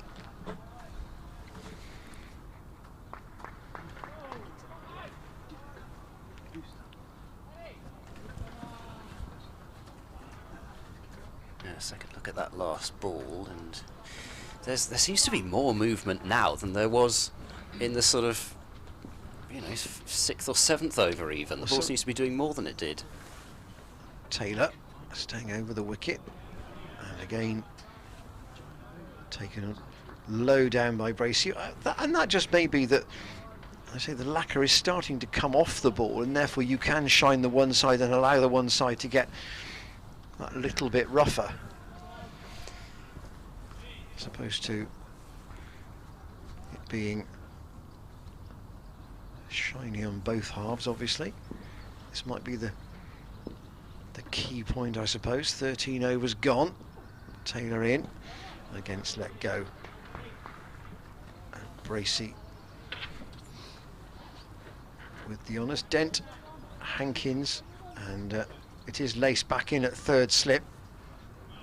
It was taken out briefly earlier on. Jack Taylor's gone back on the back towards the boundary, not quite on the boundary now at deep square. There's a massive gap on the leg side if Burns chooses to play that way. doesn't there. He goes textbook straight out to mid-off. This is a big partnership, isn't it? It's a really big partnership, because especially if you can get it with Surrey still a little way short of that deficit that they've got to overturn, and just the calibre of batsmen that you're getting out, it could set things up massively for Gloucestershire. Taylor Post implied Blackwell, and that's the end of the over. What do you think would be par in the wickets column for the 106 lead then? At 3? Probably. And here's the wicket of Stoneman, and well, yes, it's maybe more middle stump than middle and off, but I don't think anybody could argue that that wasn't out. It's very full, it's very straight, and I think you'd say that he's played all round it, really. The front foot went a long way outside the off stump, and I think he just, as I say, lost his off stump. Higgins bowls to Amla, and Amla punches that one down the ground straight to mid-on, and there's no run there. But it was a dodgy bit of footwork from Mark Stoneman, and he just, well, yeah, he thought that the ball was there to be clipped through the leg side, but it was really nowhere near that. Higgins in and bowls, and Amla will leave, so I think maybe Higgins just trying to tempt Amla into another one of those drives like earlier on, and see whether his feet are quite ready to play it. Keith Leonard's email, just having a good laugh, he says, watching the stream with my wife. She saw the hashtag #GoGloss sign that's on the top of the groundsman's store. Higgins bowls to Amla full and straight, and Amla pushes forward softly. And she asked me what Hugels was. Thought maybe it was a local beer. I was in stitches, says Keith. And there is the sign, which we read, of course, naturally as hashtag #GoGloss. But Keith's wife saw it differently. Thanks, Keith, for your interaction. Here comes Higgins, bowls to Amla, and Amla, well, he was almost gone in the same fashion as Dent was in the first innings. He tried to leave that ball, and it glanced to the slips, but, well, he didn't know where that ball could have been going. Here's the replay of the unintentional shot played by Amla straight into the ground and along the ground to first slip, but, well, Chris Dent will be irritated watching that, thinking, why couldn't mine have done that? That's a lovely drive from Amla, but it's straight to Van Buren at cover, so no run for it. I don't think I've ever read an email from a Slovenian supporter before. Jos, is that Hobic? I think I would hazard a guess that it is, yes. Supporting Gloucestershire from Slovenia. Jos, delighted to have you. One other pin in the map of the world where we're getting supporters watching the cricket. Higgins bowls to Amla, and that's left alone by Amla as it gently shapes away from him. So Higgins has seemingly settled back into his rhythm from the Ashley Down Road end. 10 of 19 overs in the first innings from Higgins were maidens, and he picked up 3 for 35, and so far he's bowled 2 more maidens from the Ashley Down Road end, so 12 of his last 21 overs, discounting the spell from the Bristol Pavilion end. Jared Warner's back out on his 12th man. Not sure who went off in that last change. The lights just got a little gloomier, but we're okay to continue at the moment. That fleeting 5 minutes of watery sunshine we had earlier on was very welcome. Here is Matt Taylor in, and again steered out by Burns to George Scott, who's been in the game this morning, but not perhaps in the way he would have wanted. One difficult chance, which he did well to get to, but couldn't get his hand underneath it, and then one that was the sort that you see Paul Collingwood take time and time and time again in his career. I guess we've just become so used to that kind of catch being pulled off. It was still tough, but because of the position. Taylor into Burns, and that's steered away. That will go all the way to the third man boundary for 4. It's gone between the slip cordon and Scott, and it's gone rapidly away. And Surrey up to 45 for 1. Taylor can't do much more than this at the moment. He's creating things, he's making things happen, and sometimes events just don't fall for you, but he's got to keep going in the belief that things will turn shortly. The 3 slips stay in. Burns is on to 26. Taylor to bowl 2, and that's just, again, half taking the bat away there, but got enough of it in line just to play a dead bat defensive shot. Yeah, here's the problem. Sometimes we've seen one from Amla and now one from Burns, where you can play the ball too softly. It is possible to do that as well, but just enough bat on it that it didn't dribble back towards the stumps. Amla's faced 11 balls at the moment, but Burns on strike and lets that go outside the off stump through to James Bracey. It would make a great name for a beer, by the way, that Hoogles. Somebody will pick that up. Well, yeah, if I were making a beer, I'd certainly throw that name into the hat. Into the hat, yeah. The beer wouldn't be any good, but I don't know where marketing people sometimes get names from for products. They probably spend. They sit in a mood room for a while. I think. Taylor in again. Burns this time again. You didn't know where that had gone, and Chris Dent applauds Taylor once more. Burns will walk through for a single, but it's not absolute comfort out there for the Surrey captain. 46 for 1. Amla still to get off the mark, and Taylor will have his first. I think this is the first chance Taylor's had to bowl at Amla. Yep. I think so. The blue sky thinking generally from marketing people coming up with names, isn't it? Certainly not blue sky thinking on a day like this. Well, maybe not. So Matt Taylor will have to adjust his line to Amla, or Amla will be picking him off for his first runs through the leg side. And I notice Higgins is wondering whether he should go into a very short catching mid-wicket. He's sort of in a halfway house there at mid-wicket.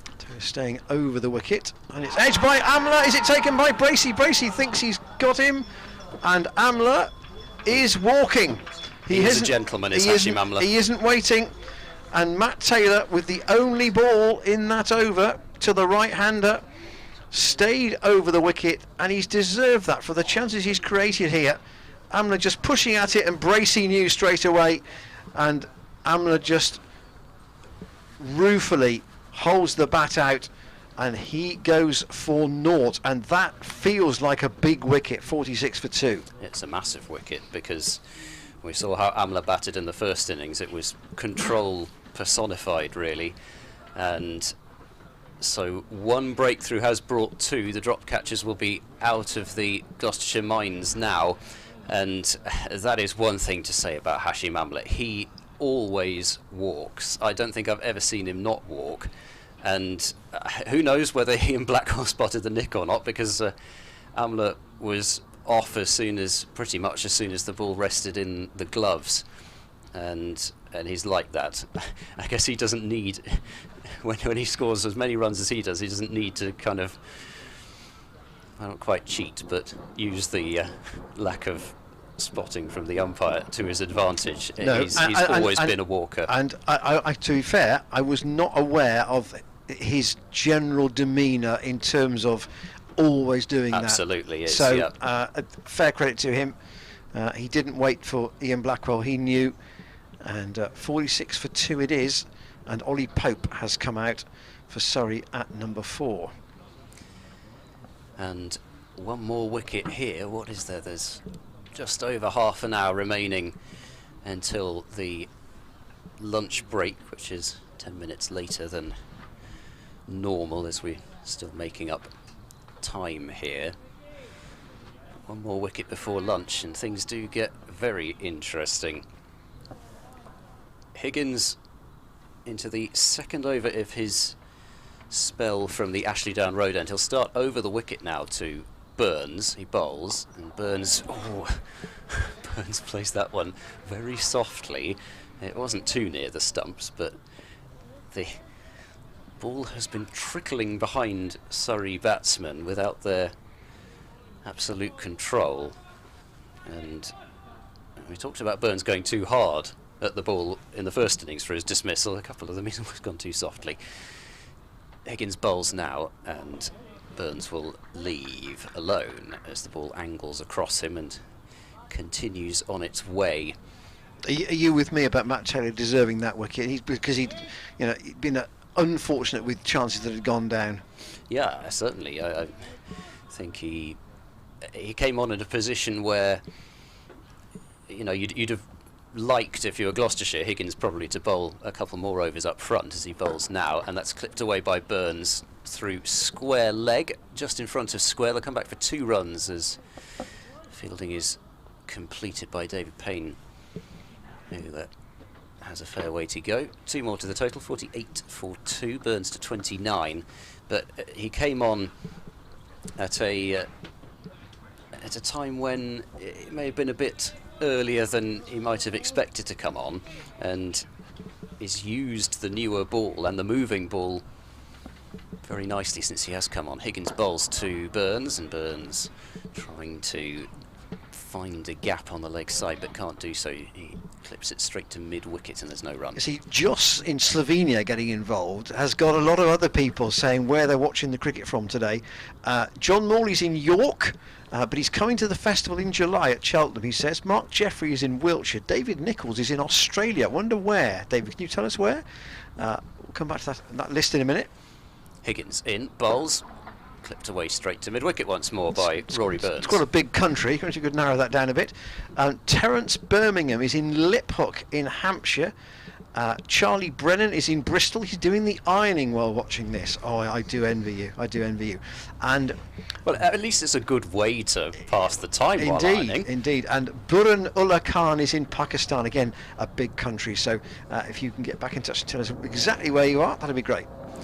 Higgins bowls, and that's angled by Burns, attempted to be angled, but he's not managed to get it past Tom Lace in the slip cordon. So 2 runs from the over, another probing over from Ryan Higgins, even though didn't produce a chance, and 17 overs have gone 48 for 2.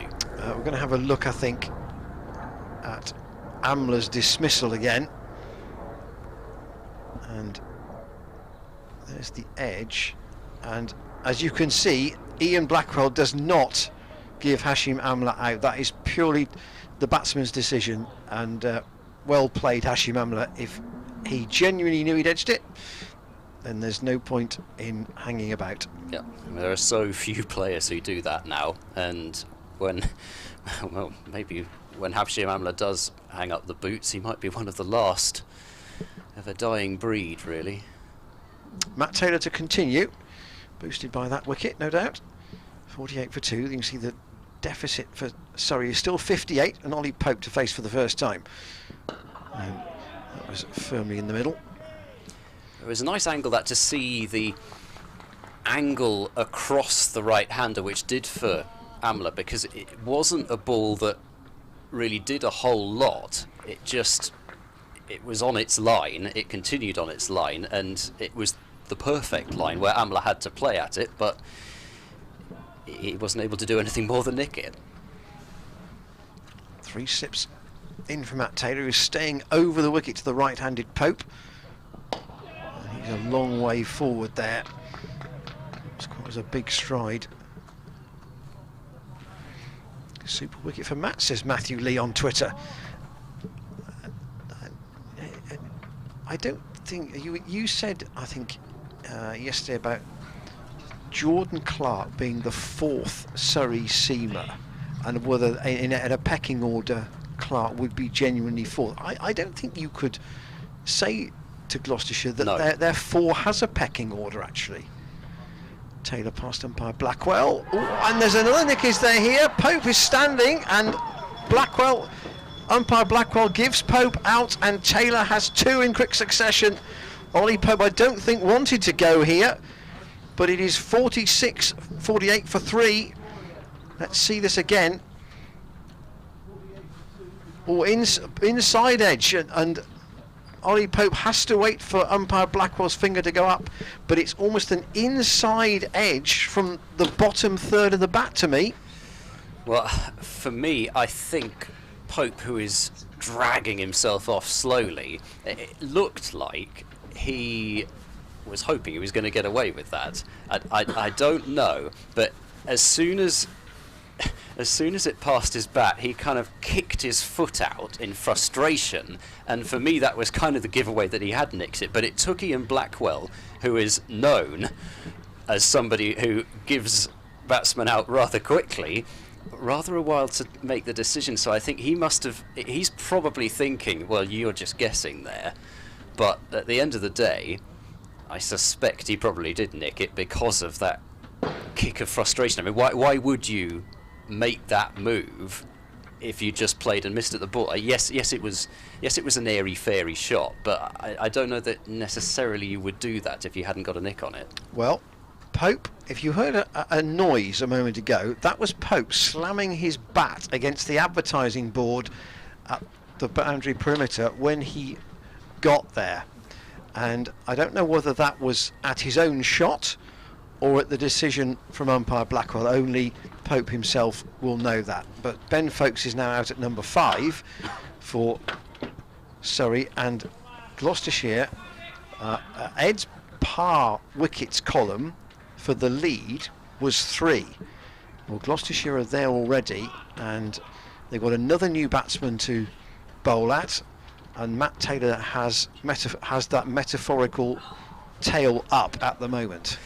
Yep, and I think when you look at the absolute prize wickets in this Surrey order, no disrespect to Mark Stoneman, who is a former England opener, but he's not seemingly in form at the moment. You've got Burns, Amla, Pope and Folkes, who you'd look at probably as the 4 most dangerous, and there's a couple of them gone now already, and Amla and Pope dismissed both without scoring.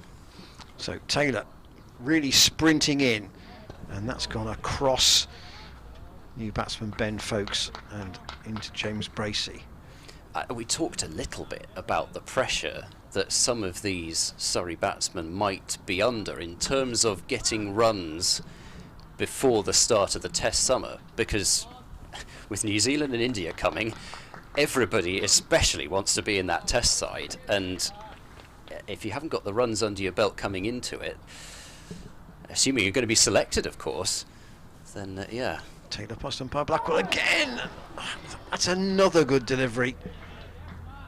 I think folks might say he played inside it, but nice shape from Matt Taylor at the moment. He's getting really quite close to the stumps here too. It's just a prime example of not actually having to do a whole lot, just enough, because it is not like the ball's moving extravagantly out there. He's just nibbling it about enough at a decent pace.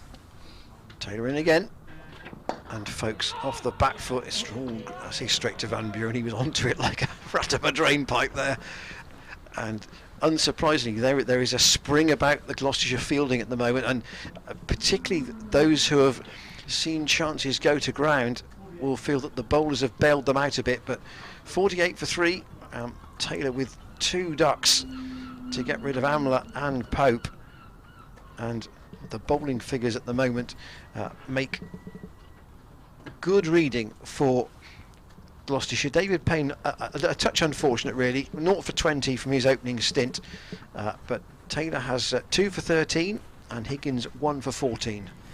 And up comes James Bracey to the stumps for Burns. It will be interesting to see whether he does that for Folkes as well, whether he's just doing it for Burns to try and get Burns' feet doing different things and trap him in the crease. No, I'm And trying to think that really in the first innings he was only standing up to the right-handers. Well, obviously the opens were out early, but standing up to a left-hander is a different equation. so Higgins round the wicket to the left-handed Burns. That's short and carved away over and past the slips and crashes into the boundary boards for 4 runs. So that's the 50 up for Surrey. And Rory Burns 33 to his name, it's 6th boundary, and we'll take a look at the replay.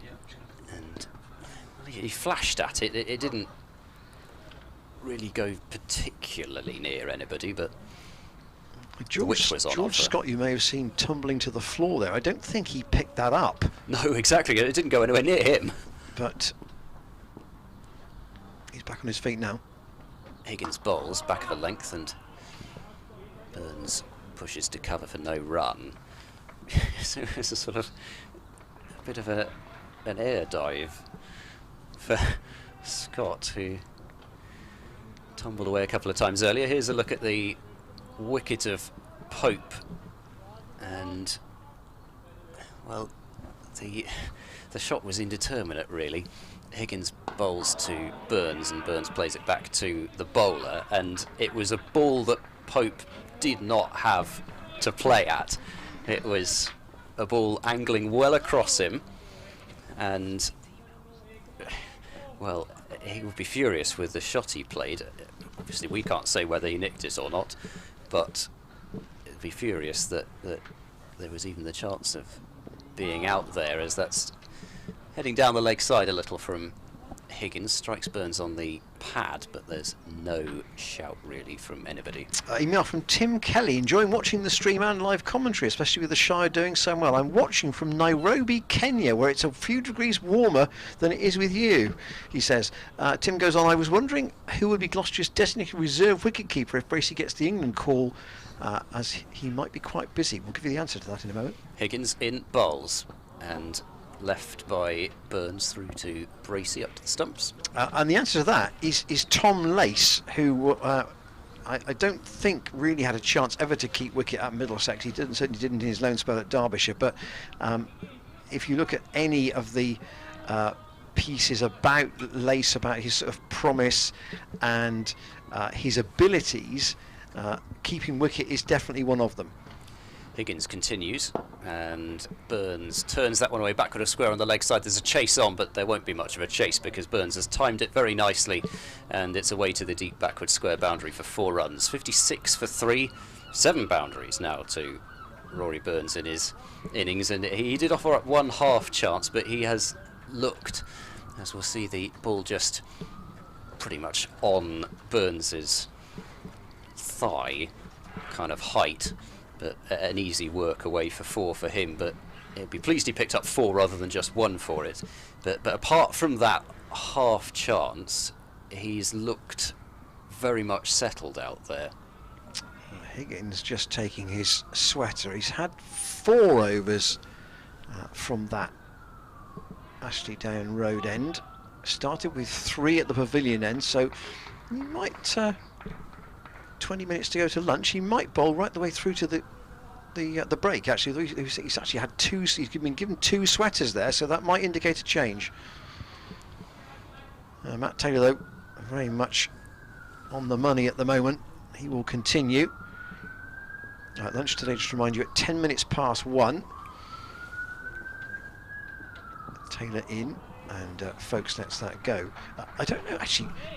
People watching from various parts of the world, I've no idea. My world clock doesn't tell me what time it is in Nairobi, or what time it is in Slovenia, or in New South Wales. No, New South Wales I probably have got a bit better idea, but my world... Nairobi, I would guess, is probably 2 hours difference, maybe 3. Maybe 3.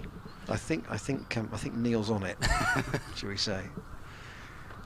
Matt Taylor in once more. Folks drives pleasantly, but no progress to the Surrey score. 3 wickets down. Remember, they were 106 behind on first innings. Gloucestershire adding 15 for the last 2 wickets this morning. Jack Taylor for 27 and Josh Shaw for 3. The men out. It is 2 hours. Oh, good guess. Well, no, good. You see, you're an educated man. I went with 2. I can't claim credit for that. Yeah, you're an educated man. I knew that. That Taylor past umpire Blackwell, and Folkes goes back into his crease. At least his Gloucestershire average has gone down from over 100. I just had a thought, sorry to change back to, but of course they won't change their clocks for daylight saving time there, so it might be 2/3. Folks, as Ed made the point, in his 2 previous first-class innings against Gloucestershire, reached 3 figures on both occasions. Didn't do so in the first innings here, and he's yet to get a run in the second, but he's still a classy player, and he'll let that go outside the off stump. Oh, that tweet disappeared before I could read it. It teased you, Ian. Here we are, from Matt Jones, watching from inside the northern circle in Finland. Wow. Goodness, we are stretching the map. And we're complaining about the cold too. Never been to Finland. I've been once. Strikes me, and it was quite cold. Someone that strikes me with a scenery would be dramatic. Folks, that's a nice shot. Out past Van Buren at extra cover is a chase for him. They'll run 2. It might go all the way for 4. Van Buren gritting his teeth, but he's just failed to knock it back. He's running along the rope, and in the end it will go for 4 without them having to run all 4, which is what Gloucestershire were doing in their first innings yesterday. Van Buren really trying to haul that in. It's an amazing chase from Van Buren. A complete effort in that, and they may even, because this is exactly the kind of area where they've run 4 3 times, it may not even have saved a single run if he'd hauled it in, but absolutely charged after it. And it shows you the energy that's out there for Gloucestershire at the moment, with the chance really to press home the advantage they've got with another wicket here. A little bit of extra brightness overhead. Matt Taylor in, and Folkes goes back, and Burns hasn't seen all that much of the strike in the last couple of overs. He's faced 60 balls according to my screen for his 37, and there in fact is the Surrey card. Stoneman and Burns setting off and getting to 41 before the first wicket fell, but that doesn't tell you the entire story at all. Yared Warner is back on the field as 12th man. He's asking whether to go out for Folkes beyond the edge of the square at extra cover, but the answer to that is no, and we're going to see Josh Shaw for the first time. 4 wickets for Shaw, so I'll double check, but I think he certainly needs 3 for a career best in the match, as Shaw bowls to Burns back of a length, and Burns plays quietly up to mid-off for no run. He needs 3 for a definite career best match figure, but possibly a cheap couple would still get him his career best, because I believe his career best is 6 for 100 or so. So something else for Josh Shaw to strive for, as he's already passed the 3-figure mark in first-class wickets as he bowls to Burns, and Burns is hit kind of on the splice of the bat there, up towards the maker's name, but dropped in front of him without too much incident. Yeah, best match figures are 6 for 102. 102, yeah, okay. So possibly a chance with a couple of cheap ones to beat that potentially. 2 for, that's no good, that's the wrong innings. Shaw bowls, and Burns runs that one away off a controlled outside edge into the gully area, and there's no run. What was it? 4 for 48. There we go, in the first innings for Josh Shaw. Kevin Taylor's been in touch saying it's raining in Banbury, where he's watching the game, and he would be watching because that's Kevin and Matt's dad. I was going to say. That's Matt and Jack's dad. Sorry. As soon as you heard Banbury and the name Taylor, because obviously a fair few people out there called that, but yeah. Here comes Shaw. He bowls, and Burns turns that one away behind square on the leg side. There'll be at least 2. There should be only 2 as David Payne loops across to do the fielding. 62 for 3. The board's updated already. 39 for Rory Burns. The sun comes out fully now, which is lovely because it almost feels like April now with the sun out. Almost. It could be worse though. My gloves have the gloves have come off, so it could be worse. Shaw bowls to Burns, who slashes at that one and has missed it, and goes down to a knee. That was a very odd shot from Rory Burns, who I think his eyes lit up at the width there, as we'll look at it again. But Wasn't that wide actually, was it? no, and it shaped away from him as well, which is why he missed it. But a strange looking shot from Burns, a sort of a one-kneed cut shot. As Shaw is in and bowls, and Burns clips that one away fine. Payne moves across and is able to prevent them coming back for a second run. 63 for 3. Burns moving on to 40 now. Yeah, he's the wicket that Gloucestershire would love to nip out before lunch. He's got to start again after it, of course, which is never straightforward. Matt Taylor, I think he's going to continue. Oh, I say he's going to continue because he's just hobbling a touch. Actually, is he going to be okay to keep bowling? That left leg looks a little bit stiff. I wonder if that's. Well, hopefully, it's just the effects of a longish spell now, and in fact. Are we going to see some spin? I think we are. Yeah, but Graham Van Buren is going to come on, and Matt Taylor does not look as if he's moving very comfortably out there. And he has bowled all his 7 overs in one go, hasn't he? So yeah, he's just flexing the left knee a little bit. hopefully it is just a little niggle from the overs he's bowled. And we know it's very hard out there. We've been talking about the outfield being very hard, so the landing areas will be hard too.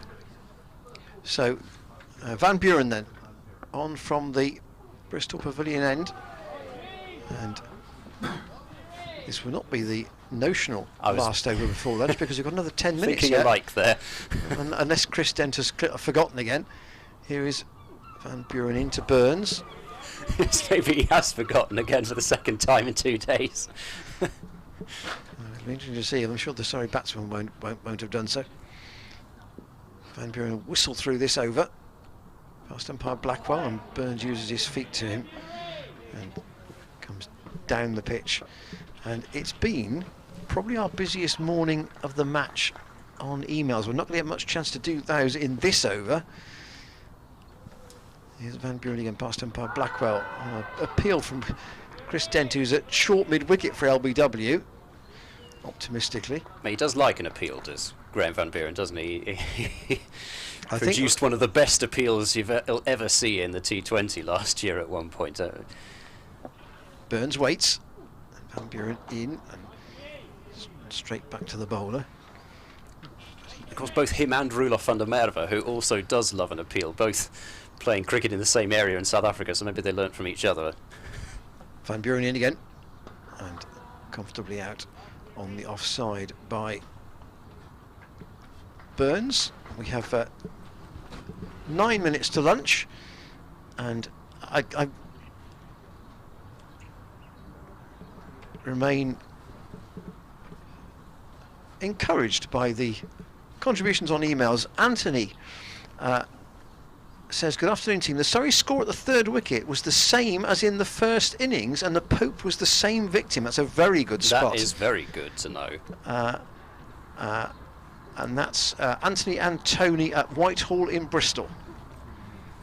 Well, actually, Anthony, he signs himself as Tony second time. It's obviously more formal by that So stage. it could be Anthony and Tony, yes. Yeah, that's possible, but I think he's saying he formally introduced himself and that got rather casual with the with the signature at the bottom of the email. But a good spot nonetheless. Thank you for that. Well, this is a little bizarre because Josh Shaw has bowled 1 over from the Ashley Down Road end, and now David Payne is coming back into the attack. And Josh Shaw is not off the field. He's quite close to us at fine leg, so that is interesting. Perhaps Chris Dent did forget. And is Shaw is going to switch ends. So it'd be David Payne to bowl to Folks, who goes back and plays it back to the bowler. I think you might well be right. That surely that can be the only explanation. Well, other than we don't think that Shaw's not got a cap on, by the way, so it certainly looks like he's going to bowl the next over. yeah. What a bizarre series of events we've had here. County cricket is back. Here comes David Payne. He's in and bowls, and bowls a short of a length delivery, which Folks jabs down on top of, really, out into the leg side, and there's no run. But Van Buren's got his cap back on, but then I suppose he might do. But the fact that Shaw's not bothered with one, this is going to look very strange to people who've possibly been looking at other scores or other streams at lunchtime with these odd 1-2 over bits hanging around. Payne is there and bowls back of a length, and Folks is on top of it once more and pushing back up the pitch. So the question is whether they'll get 2 more overs in after this. I would have thought so. You'd expect so, unless they're dawdling. In which case you could have 4 overs bowled by 4 different bowlers in one sequence. Payne in and bowls, and oh, that was a good delivery, and a similar mould actually to the 2 dismissals that we've seen from Matt Taylor, angling across the right-hander and just in that perfect channel. Which actually, you can have 4 overs bowled by 4 different bowlers if a double change happens, of course. But the difference here is that you could have a double change right on top of an interval, which would be comparatively odd. Watching from a rainy Nantwich, says Darren Cook, as that's played solidly by Folks back up the pitch, and there's no run. Yeah, complete with his feline friends as well, which is, I suppose, at a point in lockdown where a lot of us have been grateful for our animals around us. I was thinking I could use a cat for warmth, actually. 'Cause they, you know, a bit of body heat going on. Last ball of the over from Payne. He bowls now, and Folks is just playing comfortably to mid-on. So it's a maiden over from David Payne in his comeback over, and 5 past. It probably is going to be a 2 over spell, but a very bizarre series of events. And in fact, Josh Shaw's jogging away, and Van Buren's going to get a second over. Yeah, so maybe that is to make sure that they can get into a further over at the Ashley Down Road end, to be fair. Yeah, because the sweater has only just come out for Shaw, and it could have come out the previous over, so it looks like well, not a split-second decision, but it looks as though the decision was made then and there rather than before. So Burns takes a fresh guard, or at least confirms the one he took earlier. And Van Buren will bowl these little darts, you might call them, although it's not quite as flat in red ball cricket as it is in white. Forward, and Burns drives back up the pitch, and Van Buren fields off his own bowling. Interesting morning. Yeah. Quite a lot happening, although the game, Not least on the emails. not least on the emails. Burns works that away, and that'll be a chance then for Folks to get on strike to Van Buren. He got a single. Burns, you go to 41. So we've had 5 wickets in all. We've probably had nearly as many chances on top of that. Gloucestershire, though, still with a run advantage on the board, and with 3 big Surrey wickets already gone. Stoneman, Amler and Pope. But it was these two that threatened to get Surrey going again in the first innings. Van Buren around the wicket to Folks, who picks up a single out to deep square. Ryan Higgins is out there, and it was he, after a spell of chances being missed of varying difficulty, got Gloucestershire on their way by trapping Stoneman LBW.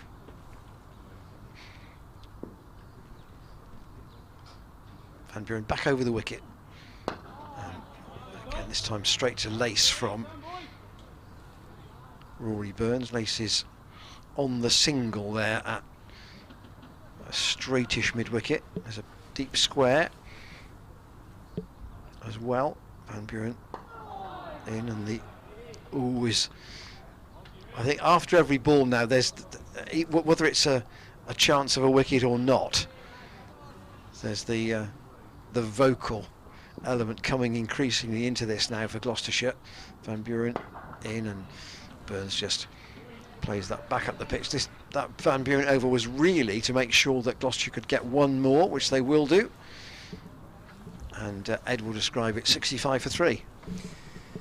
So 108, no danger in them not being able to get through for one more final over before lunch. And Surrey fans might disagree, but it has been an entertaining morning for a Gloucestershire fan, that is for sure. As there's been plenty going on, and at one stage it looked as though it might be disaster for Gloucestershire when those catches were going down all over the place, but they've wrestled it back. And here's David Payne bowling over the wicket to Folks, and Folks will let alone. That one just a little bit wider from David Payne, but it's certainly not a bad idea to angle the odd one a little bit further across. I've had a note from Adrian in Nailsea about left-handed batsmen opening the innings. Viz Roger Gibbons' email earlier about 2 left-handed pairs opening the innings, but nobody else with a left-hander. All 4 openers left-handed in a Gloucestershire match. The last time was at Derby in 2019, apparently.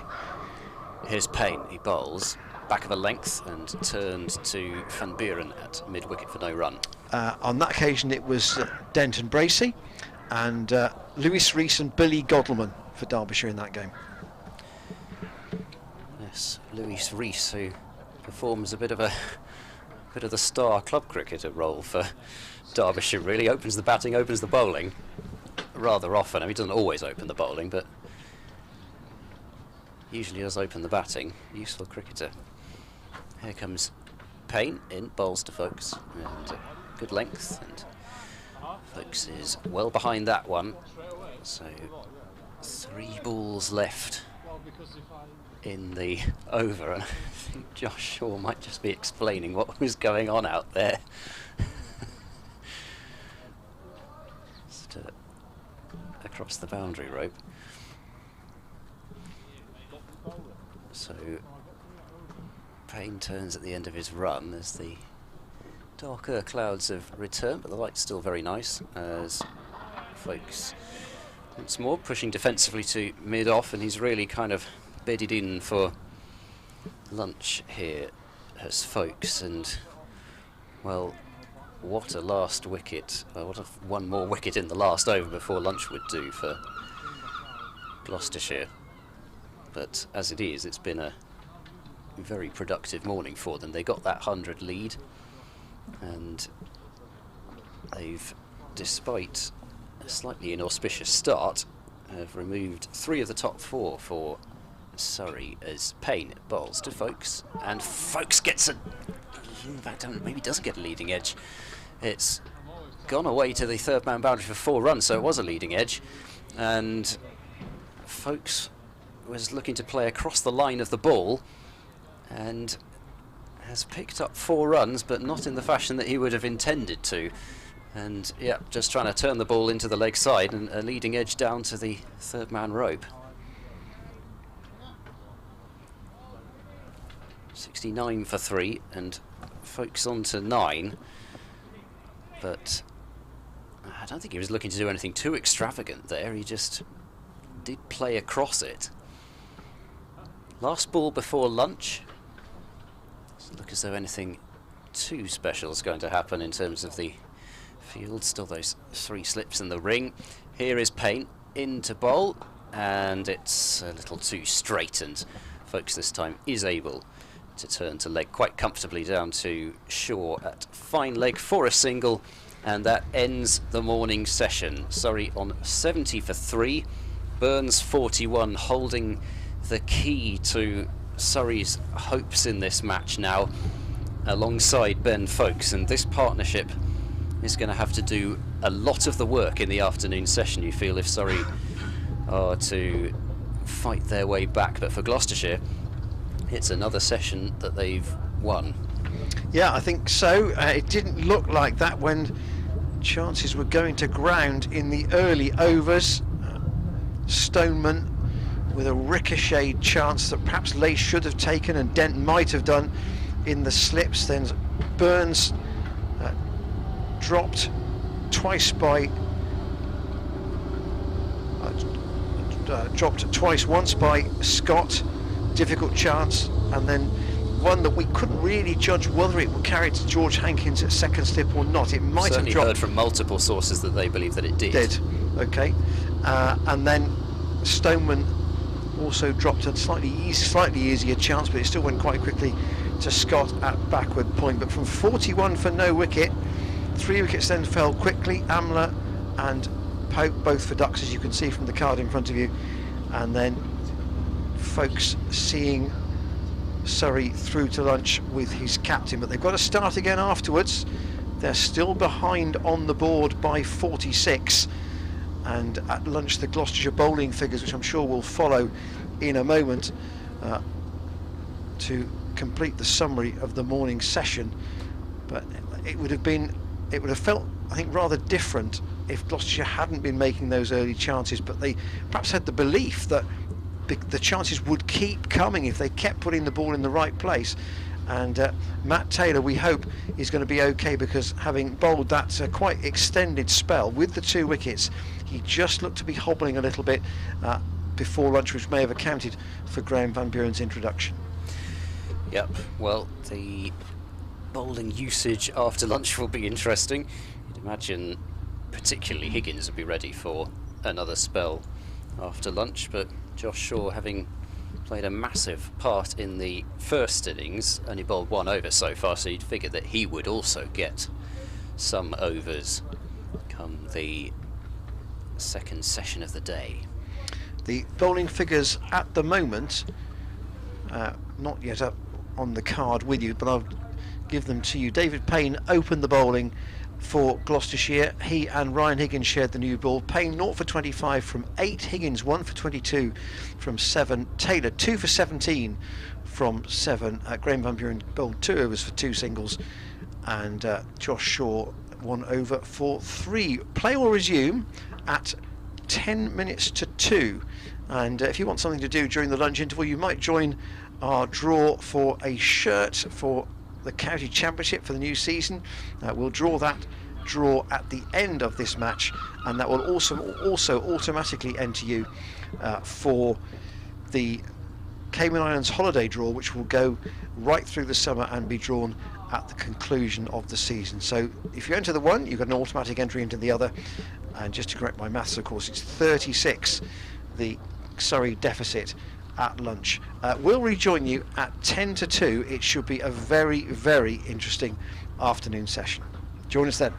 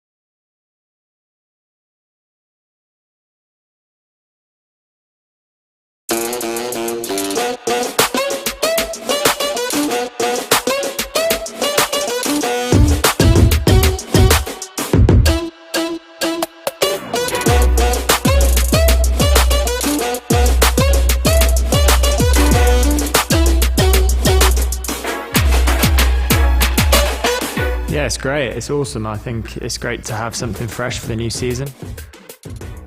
New sponsors on board, and lovely to have a little nod to what was a difficult last year.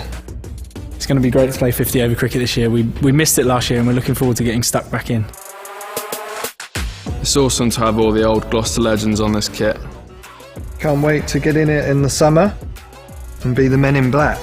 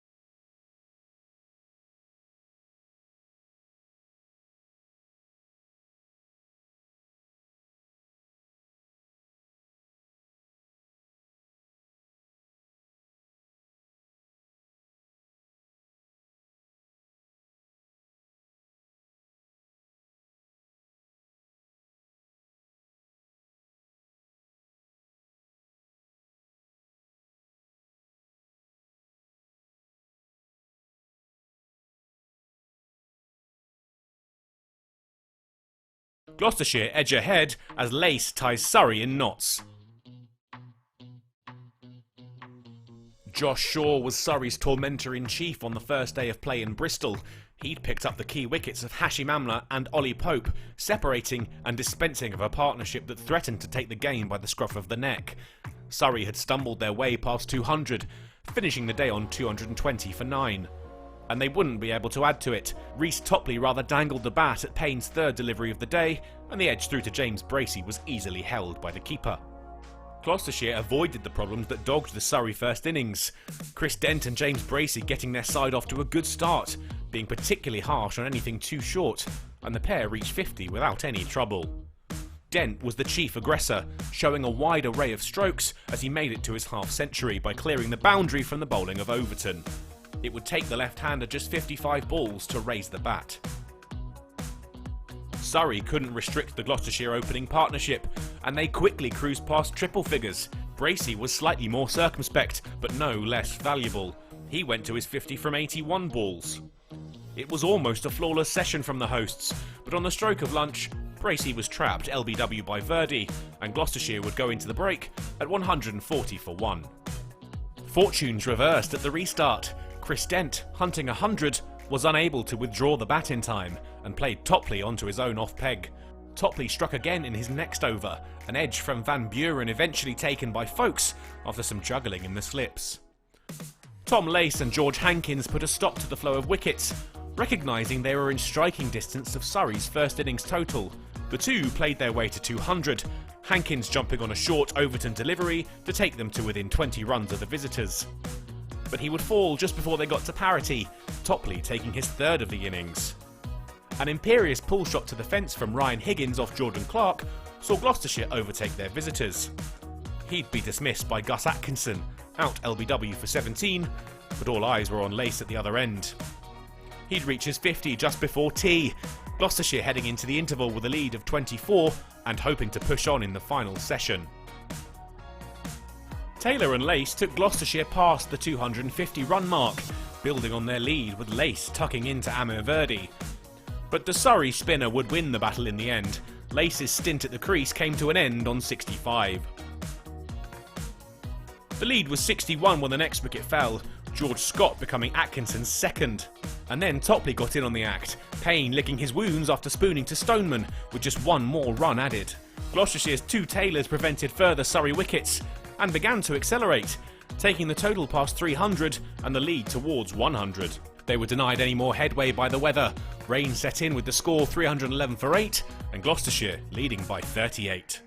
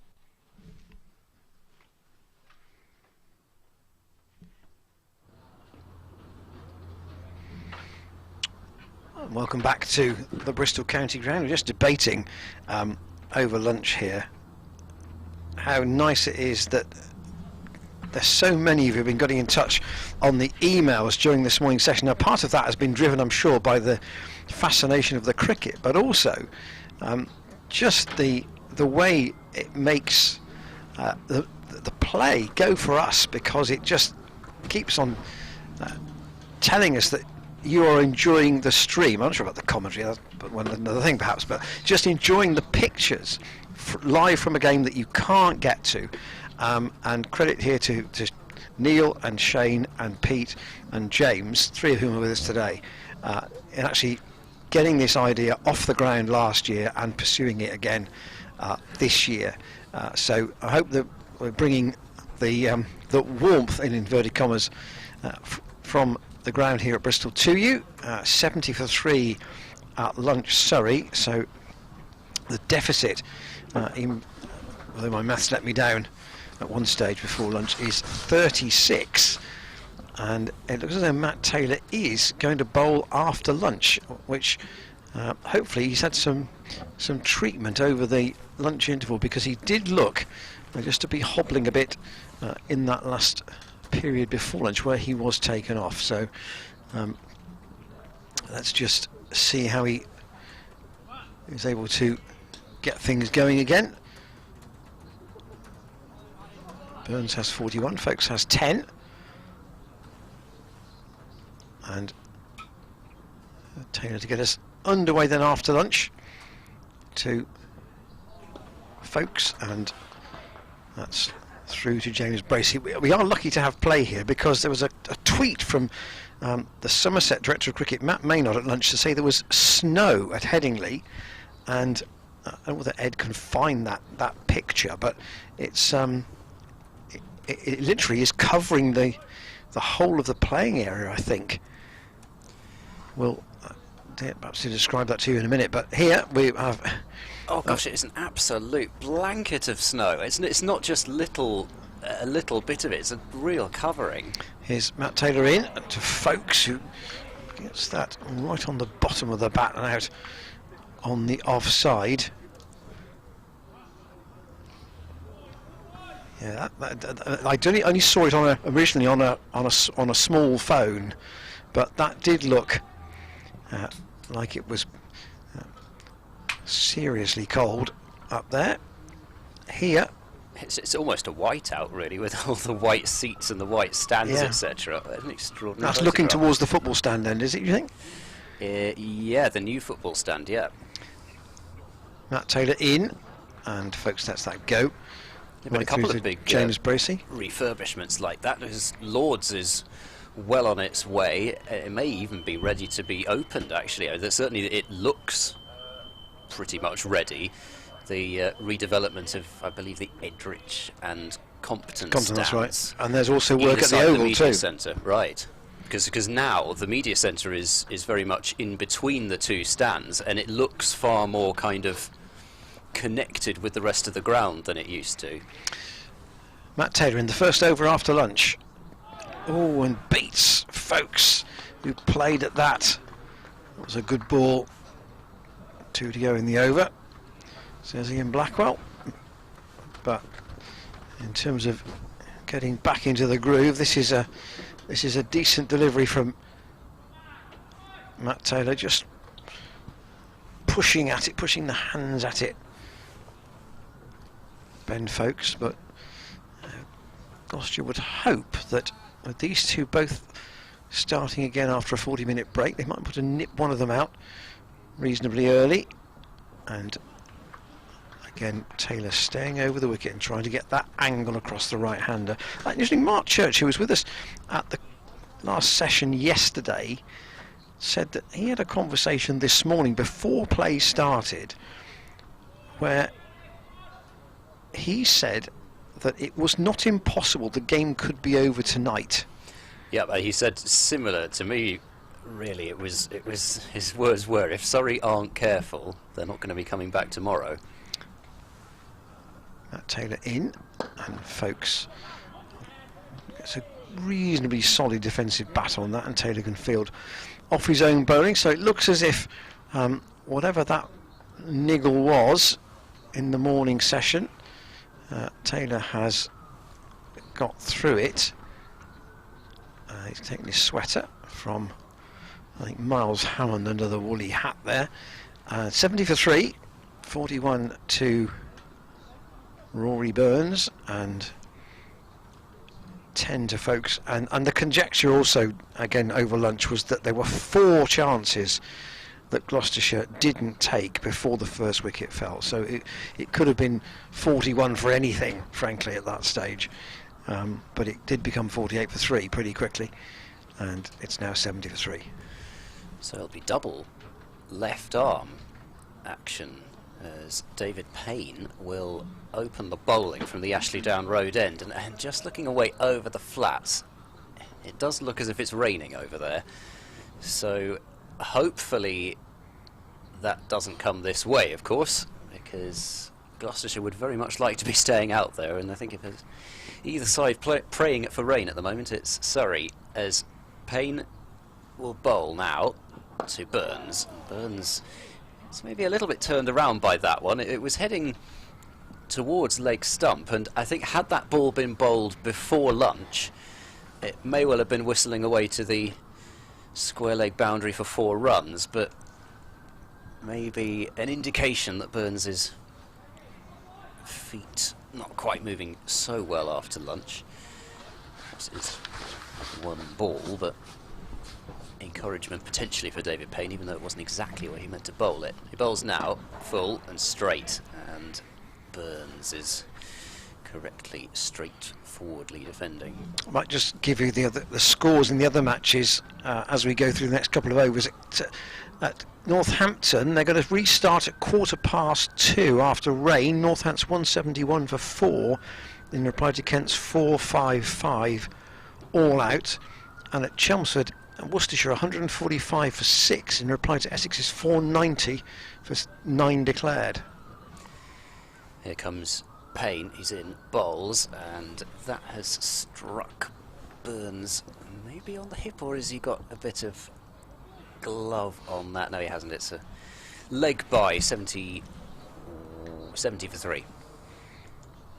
At Old Trafford, Lancashire 366 for 7 leads Sussex by 65, and at Lords they're already into the 4th innings of the game there. Somerset in all need 285 to beat Middlesex, and they're 17 for 1. So you certainly can't say that Somerset games move slowly. Either way, they tend to get on with it. Won't be surprised to know, by the way, that Leicestershire are following on against Hampshire. 612 for 5, Hampshire's total. That was declared, obviously, and Leicestershire 202 all out in their first innings. Payne bowls to Folkes, who forces that one away down the ground. That's a pleasant looking shot from Folkes, and he's hit it to exactly the right part of the ground, so he's going to get 4 runs for that. It was a kind of a back foot push, really, from Folkes, straight down the ground, and he picks up the first boundary of the afternoon. And yeah, certainly nothing more than a push, and it would probably only have been a couple of runs had he hit that shot from the other end, but it's very much downhill and to a short boundary to that part of the ground, and it's 75 for 3 as Payne bowls to Folkes, and Folkes leaves alone. So it looks as though, despite the cooler weather, there's going to be quite a lot of results happening around the country. There's very few games that are obviously heading towards a draw at this stage, which lunch on day 3, you'd think normally there'd be a couple of games which you might look at and think, well, it's going to be hard to get a result there. Payne bowls, and Folkes has a little flicker at that one outside the off stump, but doesn't play a shot at it. But that's the kind of ball that Payne's after. 75 for 3 after 27 overs. Leicestershire, by the way, in their second innings, 26 for 1, so still a long way behind. At Trent Bridge, Durham 5 for 1 in their second innings lead Notts by 68. Notts 267 all out in their first innings. At Edgbaston, Derbyshire 40 for 4 against Warwickshire. That's in their second innings. Their overall lead is only 12, so that game certainly moving on apace. And as we indicated, by the snow at Headingley, then there's no play there at the moment between Glamorgan and Yorkshire. Glamorgan 161 for 4 in their second innings of that game. Their lead is 298. Here, Matt Taylor resumes and comes in and bowls to the left-handed Burns, who again lets that go. The deficit still 31. Gloucestershire would love to split these two before Surrey get into the black, so to speak. Yep, it is the major key partnership for Surrey. No disrespect to those that are to come, and Jamie Smith, obviously very talented, and two all-rounders in Clark and Overton who can cause some damage, but this has to be the partnership that gets the bulk of the work done. An email from John from Buckinghamshire, which we'll get to in a second. Here's Matt Taylor in again to Burns, out into the offside. That's lace, I think, under the cap there. John says, good afternoon, thanks very much for the live stream and commentary. Following your listener who said he'd been following Gloucestershire since 1963, I saw my first match at the county ground in the same year. I became a junior member in 65 for the princely sum of 1 guinea. My favourite times were working the scoreboard situated in front of where the school is now in the late 60s. So John, I appreciate your contact and getting in touch, and indeed thank you for what you've done for Gloucestershire cricket. Worked away this time by Burns. They'll look for 2, but Jack Taylor coming in from deep backward square keeps them down to 1, and he will now crow across to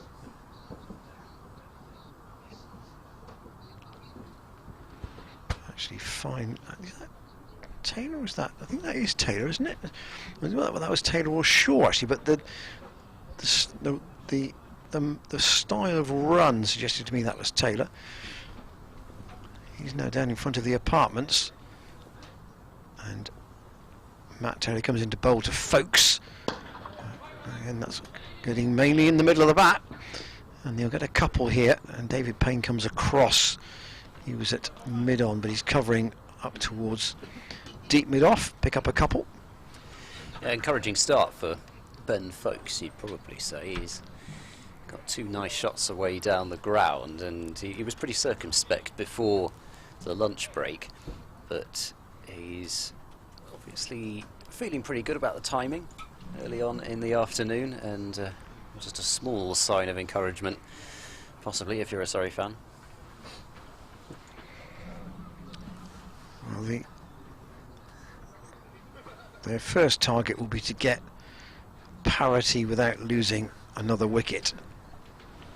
Jamie Smith due in next, and then Clark and Overton, and the 3 bowlers who you might not expect to contribute a great deal at the bottom of the order: Atkinson, Topley and Verdi.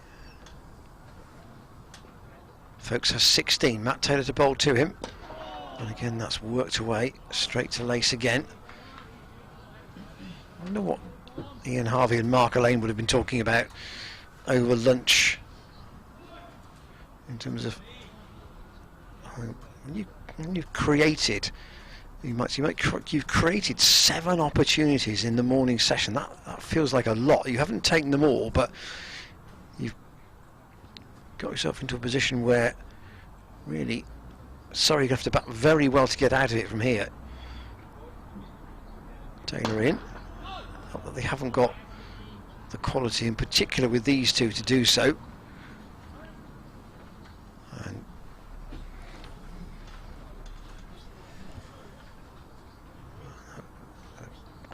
Surrey entourage coming out, even though we've only had 15 minutes since lunch. A change of glove, or a bit of bit of tape or something Yeah, going strapping going on. What's the issue here? Can't see a new pair of gloves, but he's holding out his left hand. Is Burns, and the question is, he's batting in a sleeveless top. So I wonder if there's some sort of impact there. He's taken a blow, and he's just having some bandaging put on. We'll see, because it's just above where the batting gloves might be. So maybe a ball has just flicked off his that area just above the wrist. I guess something that can happen. I tends to happen. I thought with cheaper gloves, but if you just get a bit of the Velcro, the harder bit of the Velcro, which just digs into the wrist maybe as you play a shot. I don't know if that's what's happened or not. He's just having a bit of tape just to stop it from hurting. I don't know what. No idea. Payne bowls, and that's onto the pads of Burns and turned away down towards fine leg and missed fields, but it's not a costly one, as they were not coming back for the second run anyway. And the score 79 for 3. Just got to make sure they don't let Burns get going here. Got to keep the pressure on, got to make sure that the line is absolutely right. And it was Tom Lace at fine leg, so the ball seems to be following him about a fair bit in this innings, as it seemed to with Mark Stoneman in the last innings. Folks on strike as Payne in and bowls, and Folks just tries to guide that one away through the covers, but he's got it more to cover point, and there's no run there. The wind just getting up a little bit here. Just a gentle breeze, a gentle cool breeze at that, but maybe just a little bit of something for the bowlers to use as the sun comes out now. And here comes Payne, he bowls, and it's back of a length and left alone, and a no ball from David Payne. So the second no ball that he's bowled in this innings, and score 81 for 3. Deficit just 25 runs now for Surrey, so is that critical one more wicket? I mean, given the calibre of batsmen that they've got out, I wouldn't say it's a must for Gloucestershire to get one more, but at the same time as Payne bowls and Folks is beaten. That's pretty much exactly the line that's done for both Pope and Amla. Maybe just a little bit further back of a length, that one from Payne, which possibly why the edge wasn't found, but it's right in that channel just outside off stump and angling across. Not already doing a massive amount, but just nibbling, I'm trying to say, off the seam a little bit.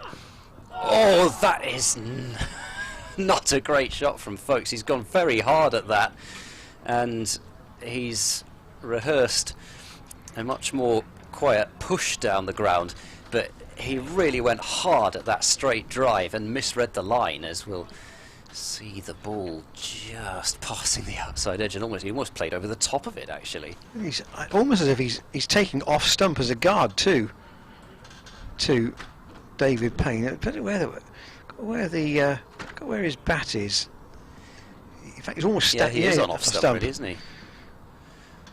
Payne bowls, and Folks will defend that one away without incident this time. So that no ball means extra ball, but given the problems that Payne's caused Folks this over, that might not necessarily be such a bad thing in the end, because it's in a probing over from David Payne overall. I suspect Folks's kind of personal momentum in his head might be checked a little bit as he faces this one, and that's just pushed away out towards cover, and that ends the over. So it is 3 off the over, 81 for 3, but a couple of plays and misses in that over from David Payne. Gloucestershire are still seeing plenty to encourage them, even though initially Ben Folkes seemed to be timing the ball quite well out there.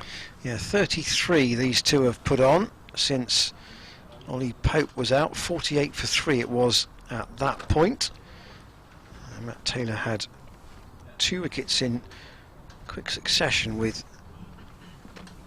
Pope following Amla back to the pavilion. Very different reaction, it must be said, from the 2 dismissals. Amla walking, to his credit, and Pope, yes, he waited for umpire Blackwell's decision, but when he got off the field he slammed his bat against the advertising boards, which certainly showed what he felt about the dismissal. Matt Taylor to continue, and Burns works that off his pads down to Jack Taylor at long leg, and Taylor will trot across to fulfil the same role now for Folkes. I think that is the danger, though. It's exactly that kind of, even if it's only for a single, that kind of ball, that kind of shot that will get Burns back into the rhythm that he seemed to be in before lunch. Gloucestershire don't want. He's 85 balls faced now. That's to Folkes. Again, the steer. There isn't a third man for Matt Taylor. That's gone past George Scott. They're going towards the rope, but the ball will beat both Scott and the other chasing fielder, and it will go all the way for 4. That's the shortest boundary of the third man boundaries for sure. And Surrey tick their score up as we go into we are in now the 30th over of this innings. They still haven't the 68 overs in theory to go today, provided the light holds. The light may be the issue later, as it has been on the first 2 days, but we'll see how far we can get. Again, quite a lot being played around the pads and off their legs by Surrey at the moment, and that's another couple picked up by Ben Folkes out to Jack Taylor. It may not be long before we see Ryan Higgins again. Tends to be the go-to bowler for Chris Dent. Mark Church was talking yesterday about Jordan Clark making things happen for Surrey. It didn't quite work out like that in the first innings, but Higgins is a bit of a golden arm head, isn't he? Or can be. He certainly can, and you tend to know what you're going to get from him, really, in terms of the consistency. Matt Taylor in. There's a strangled yelp, chiefly from the bowler. Folkes. And Taylor's had done well against the right-handers today, bowling over the wicket. Just persuading them to play at the one in case it just should swing late enough. A real nibble at that one, though, did Folkes, and it was a little bit further than the dismissals that we saw. Taylor again, and Folkes. He does look. I think you used the word earlier on about whether a batsman looks organised or not. Folkes does look organised, doesn't he? Yeah, well, he's certainly a top order player. There's no question about that, and he can be. He's got. I often mention it. There's real presence about him at the crease. He's somebody who looks confident that he's going to score runs. Matt Taylor again, past umpire Blackwell, and again it's the same shot. It's into the same area, but this time Higgins is onto it reasonably quickly, and they'll just pick up 1 run. Jared Warner's been out on the field as 12th man. Is he going off now, or is he staying out there? He's staying out there at the moment. Let's see who isn't on the field at the minute. Have you seen Josh Shaw since no. lunch? Yeah, no. I haven't seen him on the field, I don't think. It's certainly not usual to see Tom Lace down at fine leg from what we've Shaw seen so obviously only far. bowled the one over too, didn't he? So again, did he think that there was a niggle of some sort that he felt from that over just before the interval? Payne continues, and he bowls to Folkes, and Folkes will leave that outside half stump without too much of an issue. But Payne continuing this line of attack, and it does feel as though Burns has not faced very much at all in the last few overs, and I don't think they'll mind that too much at the moment. Obviously they want to remove him, but I think both the left armers will feel as though they're working over Ben Folkes gradually here as Payne bowls to him, and that's short and pulled hard by Folkes through mid-wicket, and the outfield is very fast, and there's a vain chase out towards the rope from Graham van Buren as it is 4 more runs. 93 for 3, and Folkes moves on to 27, and really that ball, it wasn't a half tracker. It probably got up towards sort of shoulder height or so, but Folkes controlled it well, made sure it went straight into the ground, and most importantly for him, into the gap for 4 runs. Here comes Payne starting his run. He bowls to Folkes, and Folkes is beaten. That is the ball that he's looking for, and if anything that one came back ever so slightly to Folkes, so I don't think you can really blame him for thinking that he had to play at it. Look where James Bracey took it as well. How far it's gone after it's past the bat. Just straightening, it's exactly what you want. Just the slight shape, straightening up. And the ball that does too much is often worse than the ball that doesn't do anything. It's just the one that moves just enough. Here's Payne bowls, and Folkes is trying to play that one into the leg side, but I think he may have been hit at least high up on the bat, maybe on the gloves there, as he tried to turn to leg, but didn't get very much on it. And Payne has, I think Payne's varied his length quite well. You see Higgins tends to bowl quite a consistent length because he has to at his pace, but Payne's just pushed the odd one a little bit further back, which has meant that the batsmen have been a little bit uncertain as to which front or back foot they should be playing on. This time Burns turns it comfortably off the back foot through square leg. Van Buren will just about haul this one in. There's a rapturous cheer from the balcony as that's going to be 2 more runs to the total. 95 for 3. I don't know where that rapturous cheer is coming from. There are a sprinkling of people watching from the apartments. I don't know whether it's our friends from the block. Six-a-side cricket team. Yeah, the block right up against the Kennington Avenue end of the ground, who were quite lively at 11 o'clock yesterday morning. A few more people have ventured out onto the balconies now, I can see, with the afternoon sunshine that we've got here, despite the fact that it's clearly raining behind the flats into the distance, as folks will leave that one as Payne just pushes that one a little bit too far across him, and that ends the over. 5 runs off it, 95 for 3. As Warner is still out on the field, we're having a sanitisation break, the first one of the afternoon. Surrey have got this far without too much damage. They've added 25 so far, so the deficit, as you can see, is only 11 overall, and there are a few people, as you can see, on the apartment balconies at the Ashley Down Road end. We could put a couple more pins in the map, Ian. And where are they? More correspondence. Charlotte, North Carolina, that's Terry. And Ben enjoying the coverage from Yangon, Myanmar.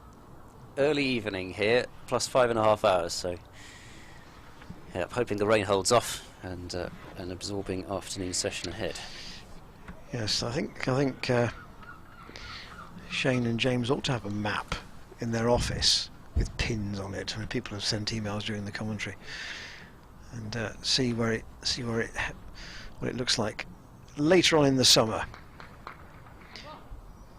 Burns is not averse to just resetting his mind and taking a fresh guard after a break, as there was for a sanitisation application there, and that didn't do him much good with his concentration, because Matt Taylor's almost found the edge, very, very close to doing so. Really is the identical shot that he played in the first innings, that one. It's just, it's so far away from his body, and the bat's coming down at a strange old angle, and he's fortunate really not to have got a nick on that. Now George Scott is doing some limbering up. We've not seen him bowl yet, but he might be into things shortly.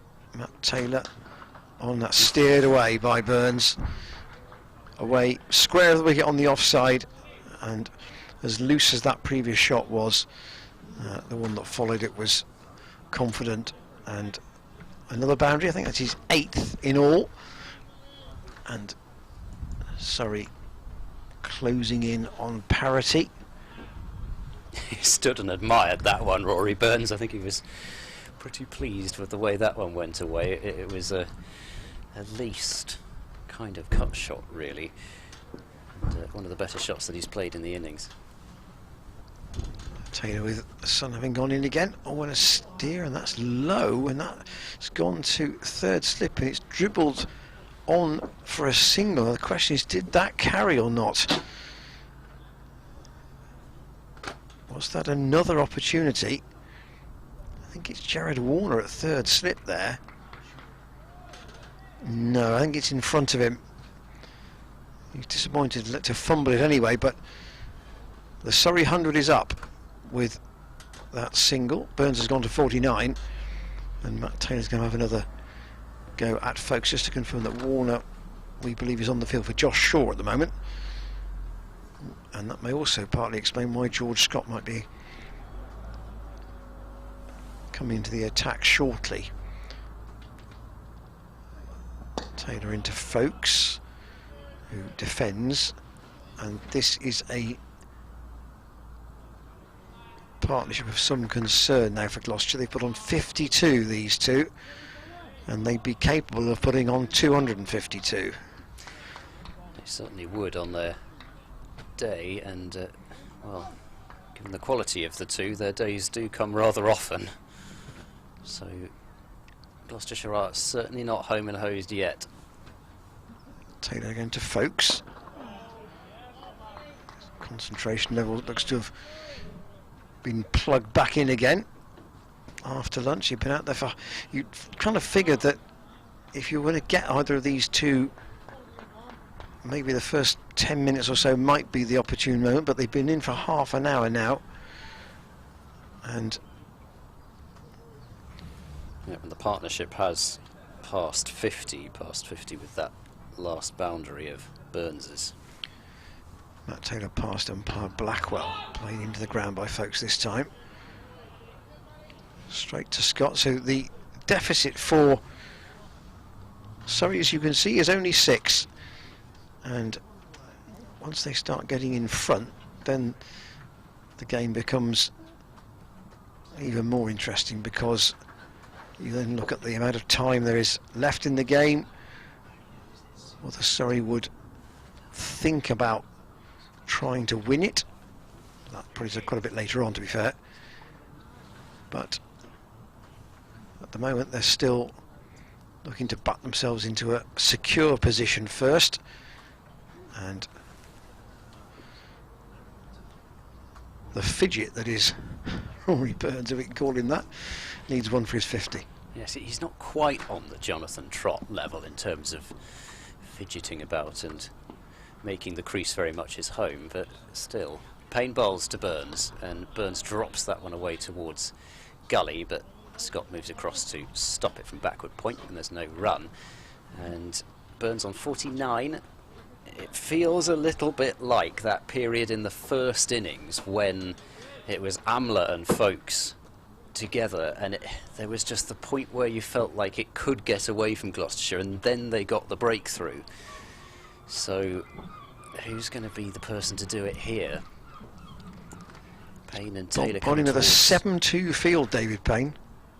He bowls now, and that's driven, but that's a good stop actually at cover there by Van Buren, and moved down to his right sharply to stop it. Sorry, ignore that last comment. It's not a 7-2 field. I don't know where I think I know where my brain was heading with that thought, but I shan't give you the route. Here comes Payne, bowls, and Burns tries to drop and run into the cover region, but we won't get a run there either.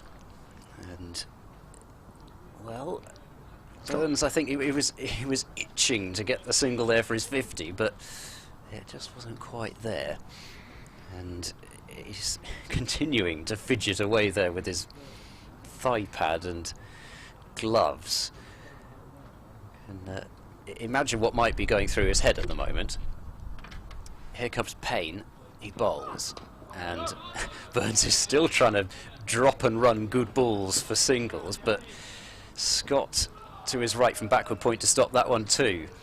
And more fidgeting will have to be done, as Ian Blackwell was just pointing up towards the stand there. I'm not exactly sure what had irked him there, but something had. So just 6 runs that Surrey trail by now as Payne bowls. And that's clipped away confidently by Burns. Nobody's going to stop that one. It's behind square on the leg side to the deep backward square leg rope, and that is 50 runs for Rory Burns. He gave a half chance up early on in his innings, but really, from my point of view, as soon as he got to about 15 or so, you felt like at least the half century or so was very much coming from that point. It's been a very assured innings from Burns. 9 boundaries in it, and 104 for 3's the score. Yeah, I think might be 94 balls, and my screen's not quite 93. 93. I think. Yeah. So Payne bowls to Burns, and Burns will not offer a shot at this one. So Payne through 12 overs, none for 42, could easily have had a wicket or two, but doesn't. And now it will be interesting to see how long we go with same 2 bowlers bowling. It looks as though the change is not coming now, but you feel the change has probably got to come soon. And almost the problem of having the 2 left armers bowling in tandem, you just wonder whether the Surrey batsmen have been able to get used to the angle, and whether potentially, if there is a problem with Josh Shaw, whether Gloucestershire would actually have gone with this particular combination had he been available to bowl. Yeah, so Taylor's bowled 4 overs since lunch. Payne has bowled 4 overs since lunch, but he also bowled a couple before lunch as well in this spell. And Taylor staying over the wicket, just trying to keep that repetition of line going to folks. And Surrey almost at parity. The men out: Stoneman for 16, Amla without scoring, and Pope without scoring.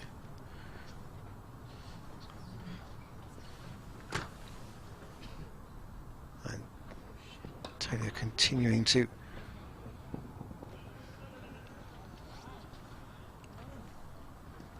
look lively, but it can't be a never-ending spell, this, and Chris Dent, I'm sure, will know that. That's why George Scott was limbering up a moment or two ago.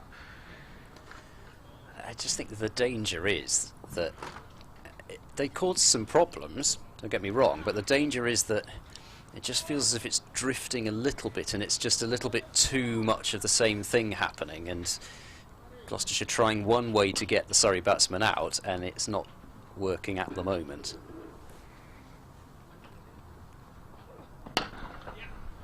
Pleasantly played again by Burns, away through the gap at mid-wicket. David Penn's on the chase. The ball is running towards the rope and it'll just beat him.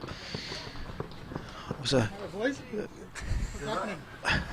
a close chase between ball and fielder, but the ball won that one, and 109-4-3. Surrey go ahead overall in the match, and you do wonder whether a Higgins and Scott double change might be coming shortly. Yeah, well, particularly with the way that David Payne's dragging himself back towards his mid-on fielding position. He certainly doesn't look like somebody that's got too many more overs left in a spell. I'd say he did bowl 2 before lunch as well, so that's quite a long run, and Taylor had 7 in his morning spell. Burns up to 57. And lets that go. That's the off stump. Yeah, well, there was certainly limbering up going on out there. I'm not sure if it was Ryan Higgins or not, but you'd imagine that Higgins cannot be too far away from coming back into the attack either way. Peter Pearce has been on the emails. I bumped into David Payne on my walk into work yesterday. I hope my cheery greeting inspired him. I hope he didn't actually bump into it. Well, no, not literally. Matt Taylor in once more. Come on, Gloss, and quote, up the gas, he says. That will divide opinion. It will divide opinion. We should also say that I'm sure there are a fair few Gloucestershire cricket fans who are Bristol City supporters, and Bristol Rugby supporters too, for that matter. The gas are at Northampton today. I know that much because I heard part of their programme on Thursday night on the way home. 2 fans talking about that match. Here, Matt Taylor bowls that short, and it's pulled away by Burns all the way past Brother Jack, who is at long leg for 4. That was quite a comfortable pull by Burns, and perhaps the signifying the end of that spell from Taylor. Dragged that down a bit too far, and Burns onto it quickly. I wouldn't say this has been the prettiest 61 I've ever seen, but it's very effective for his side. Well, no, Rory Burns doesn't care too much about aesthetic Aesthetics. qualities when he's batting, but he played a couple of nice shots. We mustn't begrudge him. And actually, I don't mind watching Rory Burns. I know a lot of people say it's ungainly, but I actually really enjoy watching Rory Burns personally. I know it's not for everybody, but it is a very unorthodox style that he's got, especially as he's facing up, and it's still pretty unorthodox after that as well. So Ryan Higgins is going to come back into the attack from the Ashley Down Road end, and Surrey with a lead now of 7. So these two, Burns and Folkes, certainly done their job so far, and they both have the ability to go big. So up to Higgins to stop that from happening. With the keeper up, he bowls, and pushed firmly up towards mid-on by Ben Folkes, and there's no run. And Matt Taylor and David Payne have both bowled 12 overs and both conceded 42 runs in doing so. Taylor has 2 wickets, obviously. Yep, and certainly wouldn't say that Payne has bowled really any worse than Matt Taylor at all. He just hasn't got the results in the wickets column. Here's Higgins bowls, and that's left alone by Folkes outside off stump. Not massive amounts of shape there from Higgins, but nice to see that they're still sticking 3 slips in, and more warm-up deliveries being taken by Scott at backward point. So maybe a double change, as here comes Ryan Higgins. He bowls, and that's a drive, but Folkes hits it into the ground and straight back to the bowler. So fingers crossed. I do notice some rain hovering about on the radar, but it seems to be taking one look at Bristol and going, no thanks. At the moment, it's coming from the almost from the band of rain is east of Bristol as Higgins bowls, and Folks goes back, clips this one away through square leg, and just be the one out to the sweeper on the ropes. 114 for 3. And it's certainly been raining by the looks of things a fair bit inland, but at the moment it's sort of coming from the northeast, really. It looks as though that line of rain, which we can see, it looks as if it's thankfully staying away for now. But, I mean, I suppose in some ways a short interruption of 20 minutes or so wouldn't be the worst thing for Gloucestershire, because this partnership's pretty well established here, but you certainly wouldn't want, from the game's point of view, any extended interruptions here. So keeper back now for Burns, and Higgins over the wicket bowls, and Burns is beaten by a delivery which almost looked like an off break from Higgins. It seemed to nip away off the pitch, maybe. We'll take a second look at that one. But yeah, I mean, look at that. That has moved extravagantly off the pitch there. So that's almost done too much, really, like you were talking about earlier. I wonder whether he scrambled the seam of it. Higgins bowls, and that's full, and Burns plays comfortably to point. So just the one off the over, but a delivery there which ought to give Gloucestershire some encouragement, even if it didn't bring the wicket. 114 for 3. Chris Dent's just gone off the field temporarily, so Miles Hammond is coming out as 12th man. So James, I mean, I'm sure he would have sorted out the bowling change anyway before going off, but George Scott is to come on, and it was his first bowl today. What Scott's doing here, he's putting, he's removed his sweater. Interesting, he had one of those gadgets that tells you how far you run. A lot of footballers and particularly rugby players wear them so that physios can assess fatigue and when a player should be taken off in a game like that. And in this situation, I'm not quite sure why a cricketer would wear one, but I'm sure there are, and David Bartlett could give us good medical reasons as to why such monitoring is important. But I know nowadays, I think they've even invented now a device which can monitor your blood sugar levels. I don't think that's George Scott's reason for wearing that, but there are all sorts of things they can do now. They can even do that for diabetic people, which I'm sure it comes at a price, but extraordinary technology. Very important for health reasons, I'm sure, for in competitive sport. Any edge of an advantage you can get through science, and why wouldn't you take it? So the net score is 8 for 3, Surrey, and George Scott into the attack for the first time, and that's worked away quite comfortably by Folks. There's a chase on out towards the boundary at mid-wicket. They'll pick up 2, and that's all they will get. But it's a proper chilly April day. We've had a few fleeting minutes with the sun on a couple of occasions, but really for most of the day it has been proper first match of the season conditions. And Gloucestershire needing a 4th wicket here. Can Scott provide it? That didn't get up very much, and that was defended by Folks back down to the bowler. Scott obviously would have felt rather better about life when the wickets fell in a little clump in the morning session, 41 without loss to 48 for 3. He was involved in a couple of chances that went to ground. Here he is, and that's let go by Folks and through to James Bracey.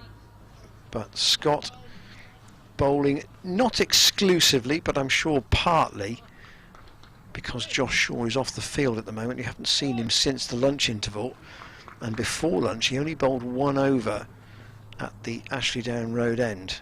Scott again over the wicket, and that's punched away, and a good tumbling partial stop, and there could be a chance of a run out here with a direct hit. Would have seen Burns probably go. Lace it was with the throw to the striker's end. There was a yes-no wait in mid-pitch for the two batsmen. Here's the wide angle, or say the wide angle view. Here's the view from behind George Scott. They both hesitated, then they both went, and Lace, oh, if he'd have hit, little chance that would have seen Burns make his ground. That is a good old-fashioned mix-up there. I mean, between two cricketers who've played as much cricket as these two have together, it shows you it can happen to the best of them. Inconclusive calling, I would suspect. I know wait always should come before yes or no, but you wonder if it came after in that situation. Scott around the wicket to Burns, and squeezes that out to Jack Taylor at mid-wicket. Wait then followed by sorry. Yeah, well, Chris Coley, our very good friend of Gloucestershire cricket, heavily involved with the Cheltenham Cricket Festival. I think I'm right in saying, somebody will correct me if I'm wrong, he was part of a horse racing syndicate with Kim Barnett that was called the Yes, No, Wait, Sorries. Down to Matt Taylor, who's at long leg on last ball of Scott's over. So 118 for 3. As you can see, the lead is 12 for Surrey, but Burns and Folkes have taken them from 48 for 3 to 118 for 3, and this is a proper rebuild by these two. Yeah, and were it not for this, I think they're bringing an air of respectability back to Surrey's batting performance. At the moment it's not more than that, but it may well be that by the end of things, because if this partnership goes on for too much longer, it will really hurt Gloucestershire as Higgins bowls to Burns and Burns leaves outside off stump. And there is still reason to believe that there is enough out there for the Gloucestershire bowlers that they should not be thinking about the fact that these two could bat for a long, long time, but it has to be at the back of their minds that these are two players who, once they get in, they can really, really go big. Here's Higgins bowls, and Burns is watching that one angle well past his off stump. And it's sort of the difficulty. I go back to the two left armers bowling both over the wicket in tandem. You've now got two right armers of not express pace bowling together. Now they're going to go about it differently, but I'm not certain that it's absolutely ideal in terms of the partnerships that you'd like, bowling partnerships. That is, Higgins bowls and Burns plays that softly behind square towards gully. Won't get a run for it, as I think he was looking just to guide it into that gap there. And he's exhibited the kind of control, with the exception of a couple of wafty drives, that we did see from Gloucestershire's openers in their innings. Here's Higgins, he bowls, and that's full, and it's defended away comfortably towards mid-wicket, and there's no run. You can sort of feel the distant rain, but it hasn't got any closer to us. It is providing a interesting backdrop behind the flats at the Ashley Down Road end as Higgins runs into bowl, and that's struck Burns on the pad, but it always looked a bit high from certainly my vantage point and opinion. But at least Burns not laying bat on that one. That will be a minor victory for Higgins, as we'll look at the replay. And I think even with Higgins being a skiddy bowler, I don't think that's... Yeah, I think he's grinned towards the umpire, told us of it. I think that's really full enough to be getting a decision. Last ball of the overs left alone, so it's a maiden over from Ryan Higgins. At least can be trying to build some pressure that way. 118 for 3, the lead is 12, and Gloucestershire got a bit of an opportunity maybe here for a regroup and just reaffirming what position they are still in, with Surrey effectively 12 for 3. But there's plenty of hard work still to be done, and so far in the first around about hour or so since lunch, Surrey are looking good this afternoon. Yeah, sanitisation break brings Chris Dent back out onto the field. Not sure why he went off, but he is back out there now. So Miles Hammond returns to the dressing room area being used by Gloucestershire. It burns 62 from 108 balls, 11 fours. Folks 34 from 64 with 5 boundaries. So the strike rate is about the same for these two, but they haven't had much that's been really awful bowling to deal with. So therefore, as a result, we haven't had latterly anyway any more than just patient 4-day cricket batting with if there is something that's a little bit loose, then they'll try and work it away and build this partnership, which at the moment stands at 70. And George Scott trying to break the stand from the pavilion end. James Bracey standing back. I don't think he's stood up to Scott at any point. No. I can't remember him doing so. He has not in this match anyway, but he certainly could do so if he wanted to. The lean figure of Scott comes in and bowls, and Folks again just quietly up to mid-on. Just the 2 slips in, Dent and Hankins. Notice it says match delayed by rain at Headingley, but I wonder whether it is rain given the extraordinary scenes we've seen there. So we should probably count ourselves lucky that we're not there. Scott over the wicket. And a tumbling stop by Tom Lace in the gully prevents any further addition to the score. There's the shot across towards the mound stand.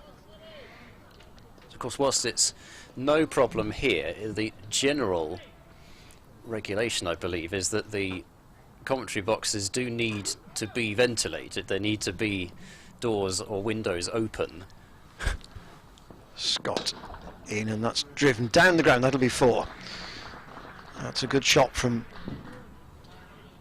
Ben Folks. I haven't seen too many straight drives towards the pavilion, 1 or 2 towards the Ashley Down Road end, but Folks with mid-on and mid-off in pretty orthodox positions, and that's outside the off stump, and it's just full enough for him just to play through the line. As long as he timed it well, it was always likely to go. 122 for 3, 16 the lead, as you can see. Scott in again and let go by Folks. So Jamie Smith, who we haven't mentioned much because these two have looked relatively secure, he's due in next, and then Jordan Clark, Overton, and then Atkinson, Topley and Verdi, who Surrey would not want to depend on too much, I would suggest. Scott into Folks, cuts, that'll be 4 more. That's punched away past point, nothing Tom Lace could do about that. And that is the George Scott is the 5th seamer in the team, and he's a good fielder. He's a handy cricketer in terms of what he can do, but he perhaps doesn't offer the range of skills or the threat of the 4 main seamers. Yeah, he's not from what we've seen, he doesn't look like a swing bowler, really. He doesn't get a great deal of sideways movement through the air, and so from what we've seen anyway, it looks he gets, by the looks of things, a little bit of extra bounce off a full length, which has caused problems. But yeah, it's in terms of the sideways movement, we haven't necessarily seen Scott do that. Now, of course, he's been bowling with the old ball a lot, so that may explain some of that. Higgins to continue. But Burns isn't ready. So George Scott only 8 first-class wickets, interestingly, and quite a high average as well. So that may indicate that perhaps he hasn't been bowling at too many favourable times. Higgins in, bowls, and that's glanced away, and that's a good hand from Hankins, who's managed to prevent that from just gliding its way over towards the third man rope, and so it's just the single. And a good bit of fielding there, because, well, every run counts, and just about off screen, but he did get. And you'd almost say he was at like 2.5 slips there, wasn't it? Almost at third, actually, rather than being at second. There's got a big gap between Hankins and Dent. Yeah, he's standing at a sort of a slightly different angle almost as well. I think probably acutely aware that the ball may not quite carry to a regulation second slip, so he's made himself a little bit wider and standing at the different angle, although that changes now a little bit as they've got 2 slips and a gully in place for Folkes as Higgins bowls to Folkes, and Folkes has got this one past the dive of Hankins. It's heading towards the third man boundary, and I think it will just get there, and does now. So that's 4 more runs, and, well, Surrey scoring runs here without a great deal of risk. Folkes up to 46, and just playing that with those soft hands we've been banging on about for 3 days now. That's the view from the apartment camera on the Kennington Avenue side. The net score is still only 25 for 3. Higgins bowls, and there's a flashing drive from Folkes. It's misfielded a little at mid-off, but not so much so that they could think about taking off for a single. And Folkes clearly feeling pretty confident out there. Can Higgins come up with something a little bit different? He comes into bowl, and that's carved out by Folkes, but I think he's got really the bottom of the bat on that, and it's only made it as far as backward point. So, yeah, really the question is, and Gloucestershire will find themselves in situations like this, what can change to produce the wicket? Maybe the answer is nothing, and you've just got to try and keep things tight and hope that the breakthrough comes as Higgins bowls, and that has maybe bounced a little bit more than Folkes expected, but he trapped him on the crease there. Totally sure exactly what that came off, but we'll be able to get a better look now. Yeah, no, he's just missed his bat, hasn't it? It's just struck him high up on the thigh pad in the end. Higgins in to bowl. Full and straight, and Folkes is very much watchfully playing that out into the covers. So 5 runs off the over. The problem is that you talk about the patient bowling approach, but Gloucestershire aren't really keeping the runs down at the moment, so that's not really working too well either. 131 for 3. Yeah, Higgins has bowled 10 overs for 28. George Scott's 2 overs have cost 12, but the attack is what is a man short at the moment. Josh Shaw still off the field. Jared Warner on in his place. And George Scott's just having a chat with Ryan Higgins at some distance, because Higgins is at mid-off. They're going to push Tom Lace back to deep square to Burns, and Jack Taylor is at mid-wicket, just in case for the clip should find a leading edge. Round the wicket goes Scott, and Burns plays that out on the offside. It's really, I think, for these two batsmen, that is, if their concentration holds, they could take Surrey a long way into the day here. They certainly could, and I think this is very much underlining the importance of Josh Shaw, or a bowler like Josh Shaw, in the Gloucestershire attack. Shaw round the wicket, and that's clipped straight to Taylor by Jack Taylor, that is, by Burns. No run.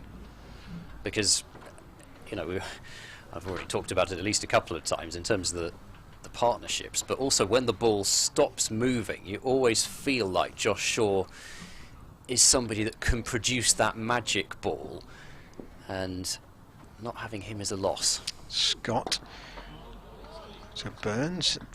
Scott is doing just a stock job at the moment, it seems, just trying to hold one end together.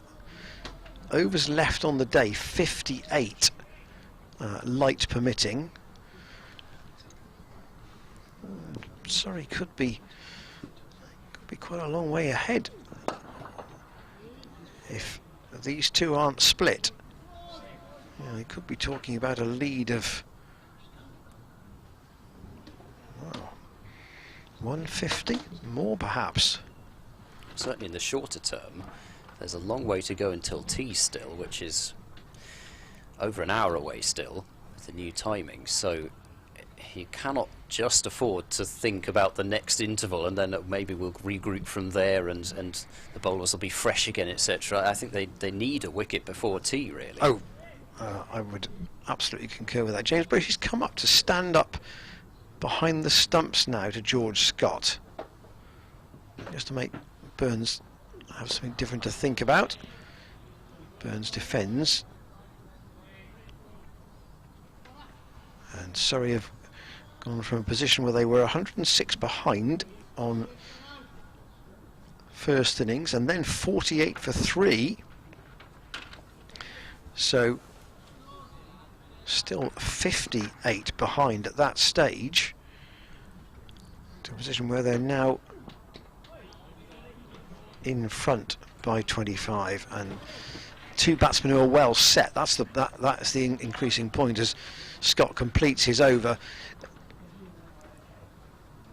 If you'd had a folks newly in with Burns, that would be a different equation, but as the constant ferry of sweaters and caps continues, Tom Smith, I think, trotting off, having come onto the field. Gloucestershire having to cope with only three seamers, really only three front line seamers at the moment, and I'm not being unkind to George Scott there, but he's the fifth seam bowling option, and he's having to try and keep one end tied up at the moment because Josh Shaw is off the field. So keeper back now for Folkes on 46, and judging by the way Folkes has gone about things so far, he might just fancy bringing up his 50 in style. There's a catching cover in place now as Higgins bowls, and it's glanced away and stopped in the gully, so not able to get to his half century with that one. And Lace, the man, that sort of not quite well, it's shorter cover than regulation, but he's not really a sort of actual short cover, is sort of halfway in between the two positions, really. At least something different perhaps for Gloucestershire here as Higgins bowls and focuses forward and playing that one straight to that man, and that was something that a lot of captains will start to try to tinker about with that field, just even if there's no plan attached to it whatsoever, just at least to make the batsman feel as though there's a plan. And somebody who was really king of that was Brendan McCullum when he was captain of New Zealand, because it would almost be a field change every other ball sometimes as he bowls as Higgins to Folkes, and Folkes acts like that one keeps very low on him. Not entirely sure how It's a bit low jumpy, it wasn't kept. it? It was. Let's have another look just to see how full that ball was, and the answer is that it was not that full actually, so it did keep, by the looks of things, a bit low on Folkes. Here's Higgins, bowls now, and Folkes comes forward and plays quietly away to point, and there's no run, but I don't know who that sort of encourages in a way more, whether Surrey look at that and think, well, there's going to be something in this when we defend whatever total we've got to defend, or whether Gloucestershire look at it and think, well, if we can just get one ball to do that and it's straight and hitting the stumps, as Higgins bowls, and that's clipped away, nicely timed by Folkes through mid-wicket. There'll be at least two, and that's all there will be as Matt Taylor's able to slide and stop it. And more encouragement to the field from the balconies up there. Two more to Folkes, 1-3-3 for 3. We've had an hour and 10 minutes since lunch, but it feels as if probably for 40 minutes of that the ball has not been beating the bat very much. No, and it feels as if it has been a long time since it has. It's last done so as Higgins bowls and Folkes is able to leave outside off stump. And 41 overs have been completed in the innings, 133 for 3, 27 runs is the lead, which is probably the most important number of them all at the moment.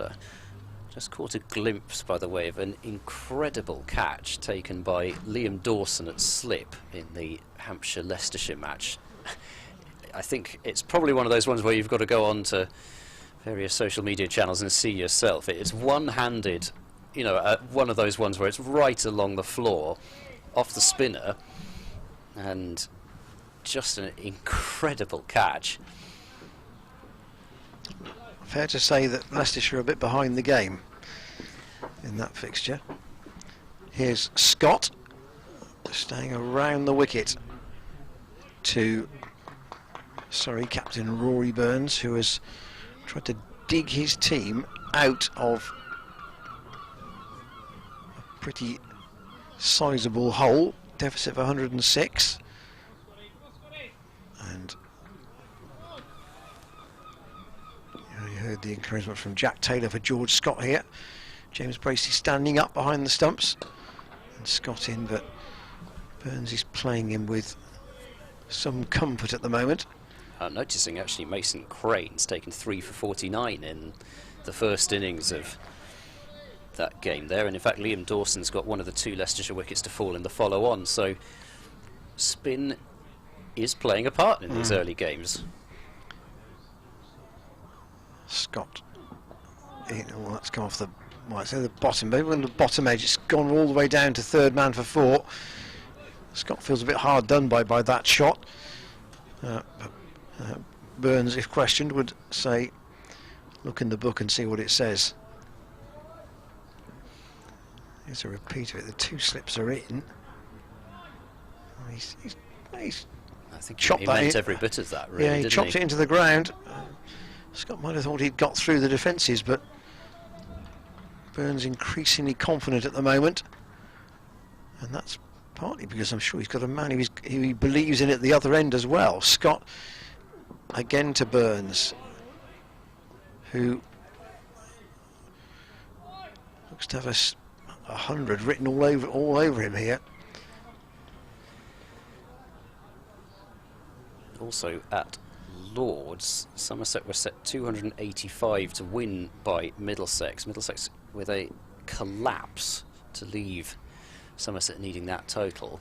Scott in, and that's going to give Warner a chase down towards the third man boundary, but he gets there pretty quickly, and then he come through for a single. And Somerset, in pursuit of those 285, are 101 for 2.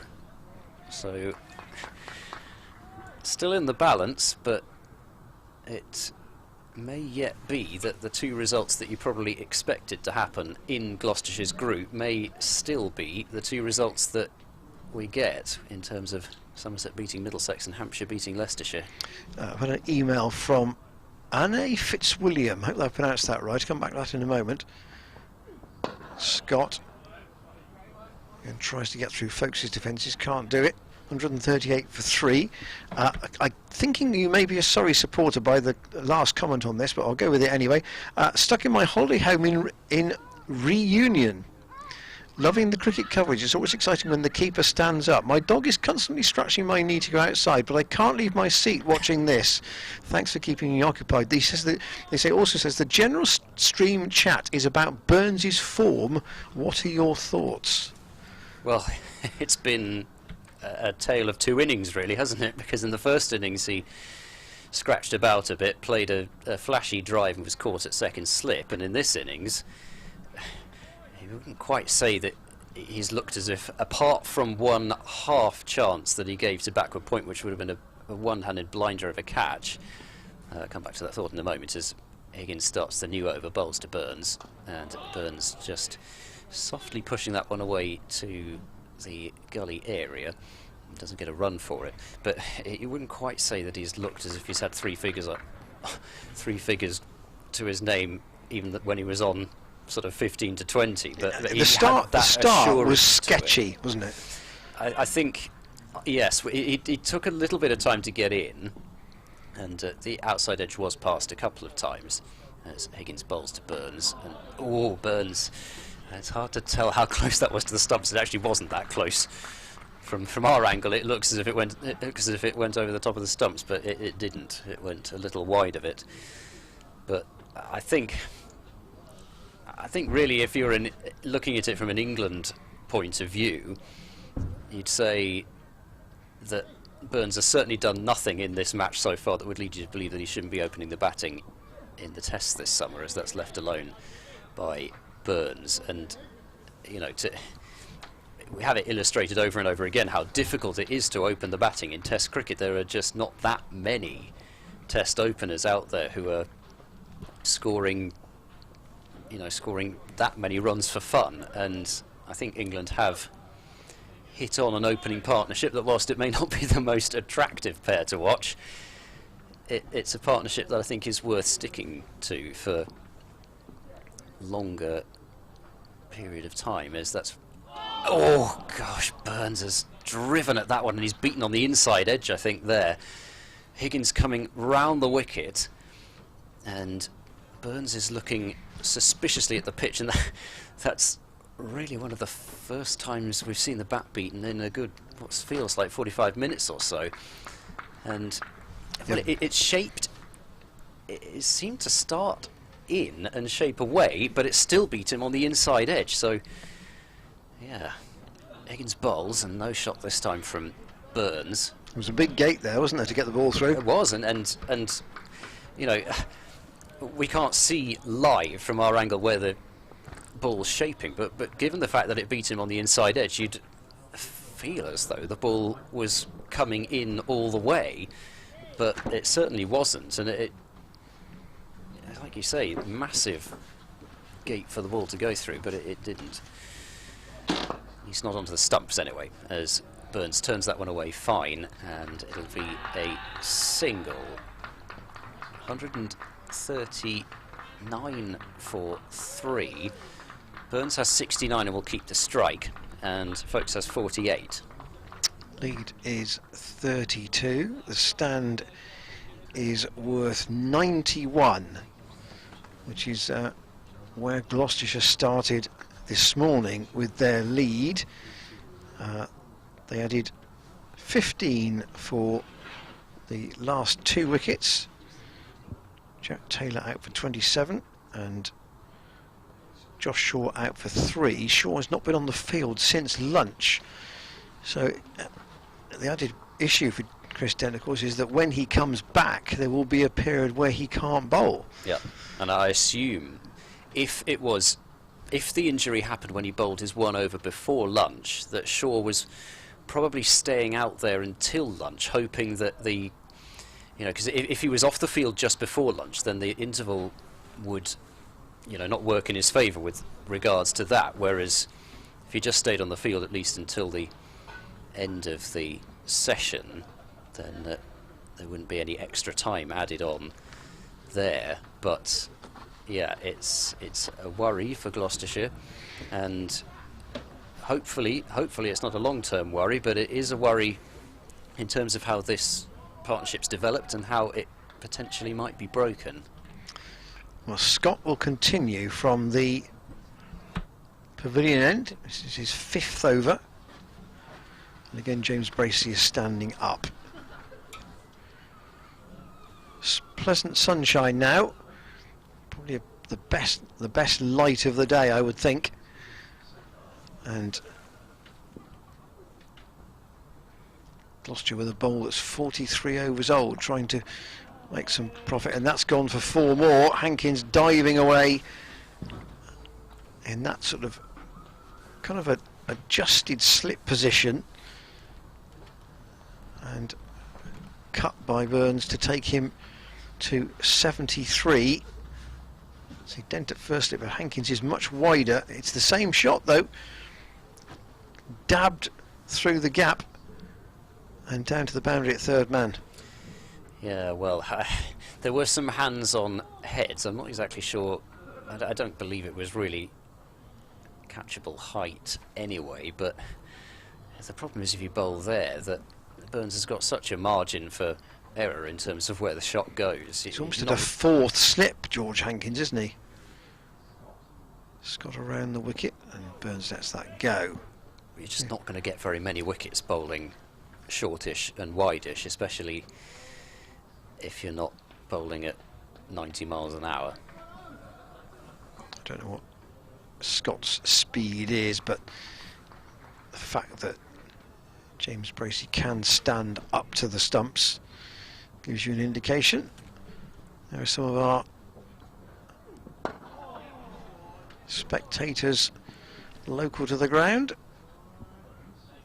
Lace prevents Burns from getting any more than 1, up to 74. Folks has been stuck in the high 40s for a while. 48 off 82. The problem is Burns has been such a steady presence at the other end. It's hard to feel like there's any pressure on folks, even though, like you say, he's been stuck there. I'm sure he is more than happy to watch his captain dominate the strike and score at the other end. Whipped off his legs off his hip really by Folks. These two came together in the 18th over. So it's taken them 20, they've been going at nearly 4 and over in this partnership, which has shown how the recovery has been brought about by these two. There was a little bit of playing and missing initially, but they've got the dominant force in the game now. That's gone in the air. There could be a chance of a catch here, and it is. This catch is taken. George Scott gets his wicket, and David Payne has the catch, and it is Burns that goes out for 74. That was a very strange dismissal. He got that, almost played it too soon, went up in the air. James Bracey hands on heads when he saw it was coming down, but David Payne was calmly underneath it, and he's taken the catch, and it is 145 for 4, and that, given the dominance over the last 25 overs, is a bonus wicket. Well, it felt like it was going to have to be something like that, and Rory Burns, as he was walking off, if he could have destroyed his bat with a look, he gave his bat a look that just said, I don't want to see you again for a while. And it was a short delivery and just a top edge, really.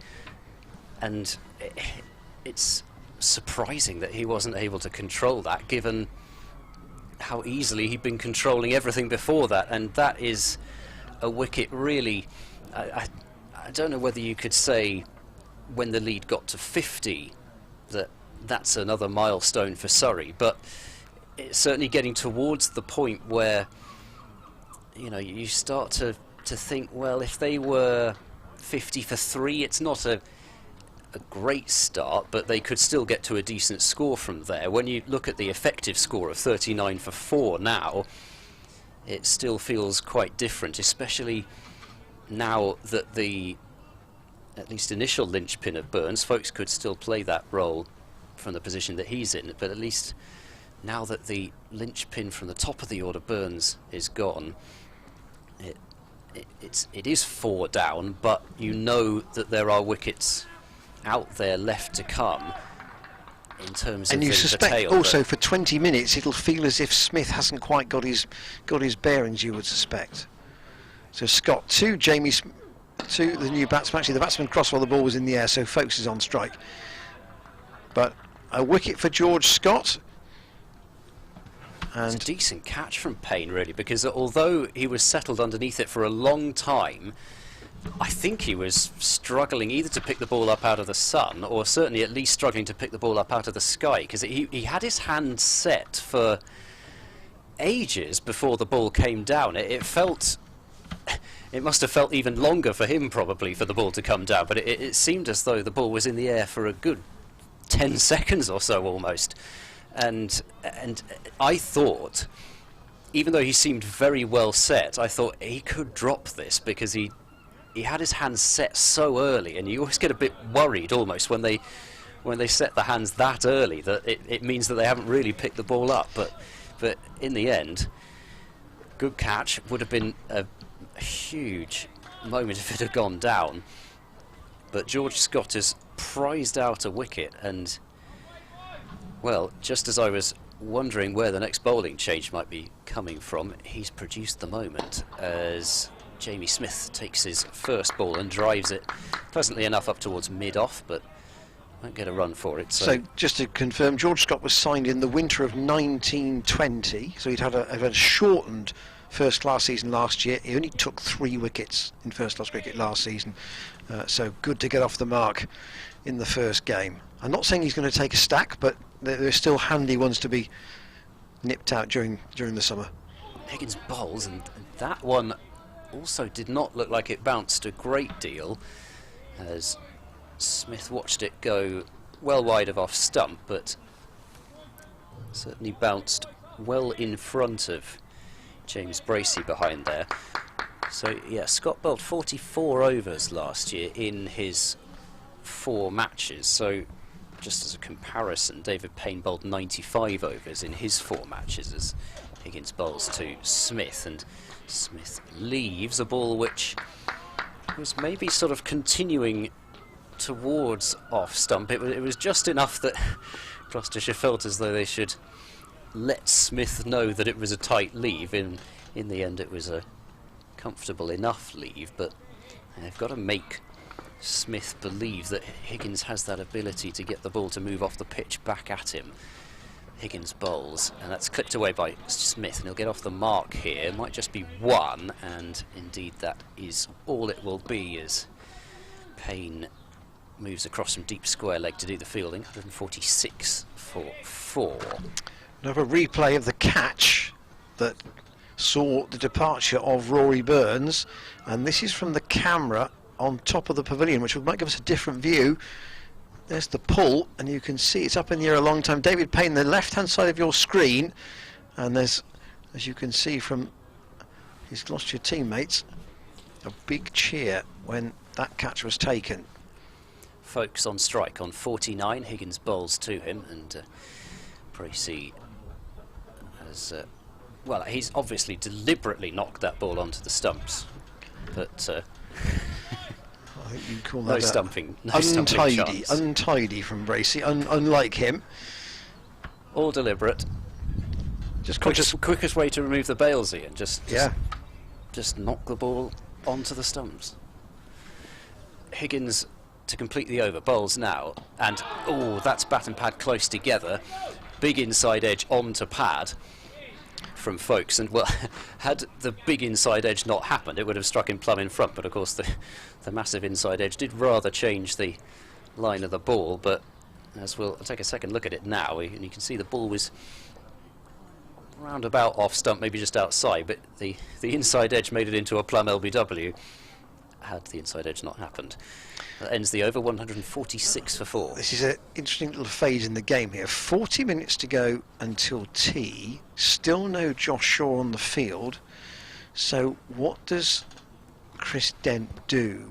Does he just try and keep the runs down until tea and then try and have Taylor and Payne with a burst when they're fresh after tea? I wouldn't think he probably would ideally want to bring them back yet.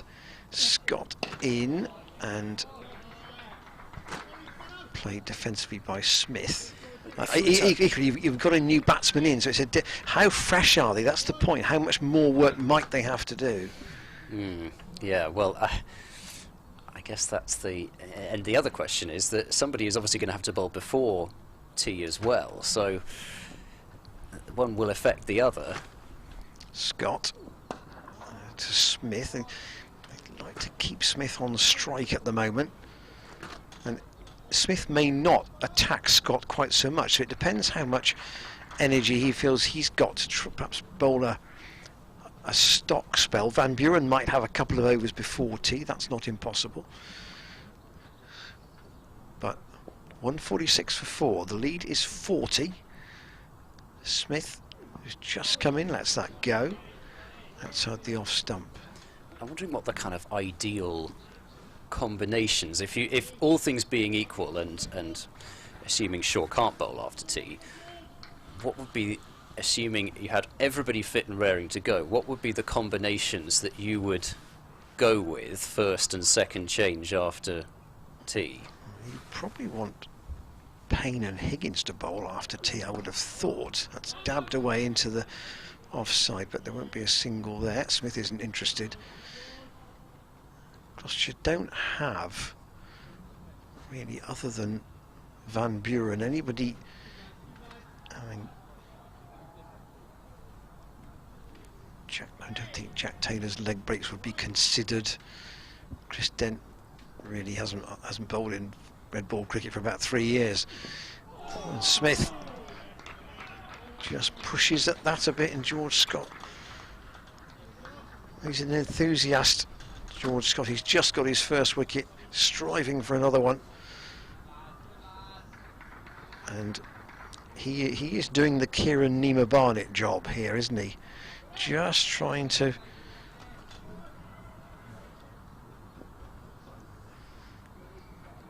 pinch Gloucestershire an advantage with another wicket. Smith won't be beaten by that though, and it's up to, I think, Matt Taylor, who is at mid-off. I'm sure a lot of people will tell you that nobody could do the job. Kieran Barnett is, no. But that's the sort of player that Scott is. He does a bit of everything.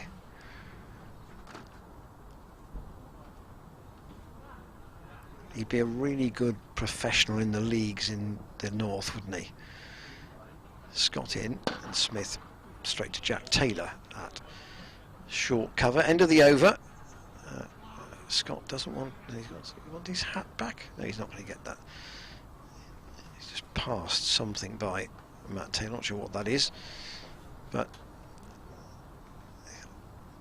for somebody who doesn't do an awful lot of bowling, I'm sure that he's one of those ones who, I'll keep going, Skip, as long as you want me to. 148 for 4. There's the card, a little bit lopsided because Surrey went from 41 without loss to 48 for 3 pretty quickly. Then that good stand between Folkes, who still hasn't reached his 50, and Burns, and then the vital wicket of Burns nipped out by Scott to leave Surrey 4 down. Folkes to face Higgins, and Folkes tries to drop that one through the slightly vacant point region, but is not able to get the ball exactly where he wants, and so there is a gully in place. That's George Scott fielding in. Well, it was probably a bit wide for a gully really, but it's certainly well backward of point, and then there's a sort of a cover point in place as Higgins comes into bowl, and that's down the leg side, and it's off the gloves of Bracey, And so that'll be a bye to the Surrey total, 149 for 4. Just in terms of workload, this is Higgins' 14th over of the innings. Well, the workhorse that he is, if he has to bowl, getting on for 30, he feel he's got it in him. Bracey going back now for the new batsman Smith. Higgins bowls, and that's a comfortable leave from Smith, who batted very patiently in the first innings. Ended up with 20 off 65 balls, but he was out there for almost an hour and 25 minutes for that knock of 20. And so far in this innings as well, he's looked as though he's desperate not to give his wicket away. Higgins bowls to Smith, and Smith presses forward and plays it comfortably enough out into the covers, but wasn't complete middle of the bat. So with Gloucestershire trying to create the feeling of pressure on the Surrey youngster out there, they'll be up for basically everything. Matt Taylor just doing a little bit of limbering to our left.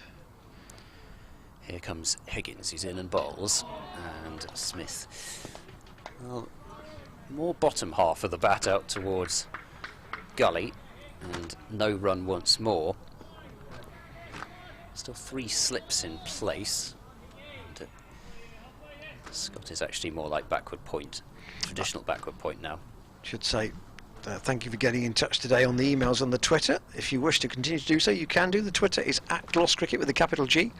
Higgins in bowls, and well, that was closer to him, and that one came back quite away from Higgins. All of a sudden, out of nowhere, he's produced the odd ball that does something pretty extravagant, and Smith could leave that one on length, and you'll see how much that one came back again. And it really started well outside off stump and then hooped in towards Ben Folkes, but it bounced too much, or rather Jamie Smith that is. The ball was short enough that he could leave it on length, but still, that came pretty much out of nowhere. 47 overs have gone, 149 for 4 is the score. There's our Twitter handle in the top right-hand corner of the screen, and you can also email us at commentators@glossccc.co.uk. Bracey standing up again to George Scott, and Folkes lets that go. Still on 49, still with 8 fours to his name, but he won't be bothered by just getting becalmed here. He's got to play the senior role. Scott past umpire Blackwell and pushed out to Jack Taylor. So he's got a basically got a slip and a fine gully, would you say? It's like a slip and a 4th slip. Denton Hankins. There's quite a gap between the two of them. Yes, they've tinkered about a fair bit with that slip cordon. I just hope it doesn't go in the gap. Still 50 overs in theory to go on the day. Light permitting. Scott in. Oh, gee, that was one that made him jump a bit. Scott with the keeper standing up.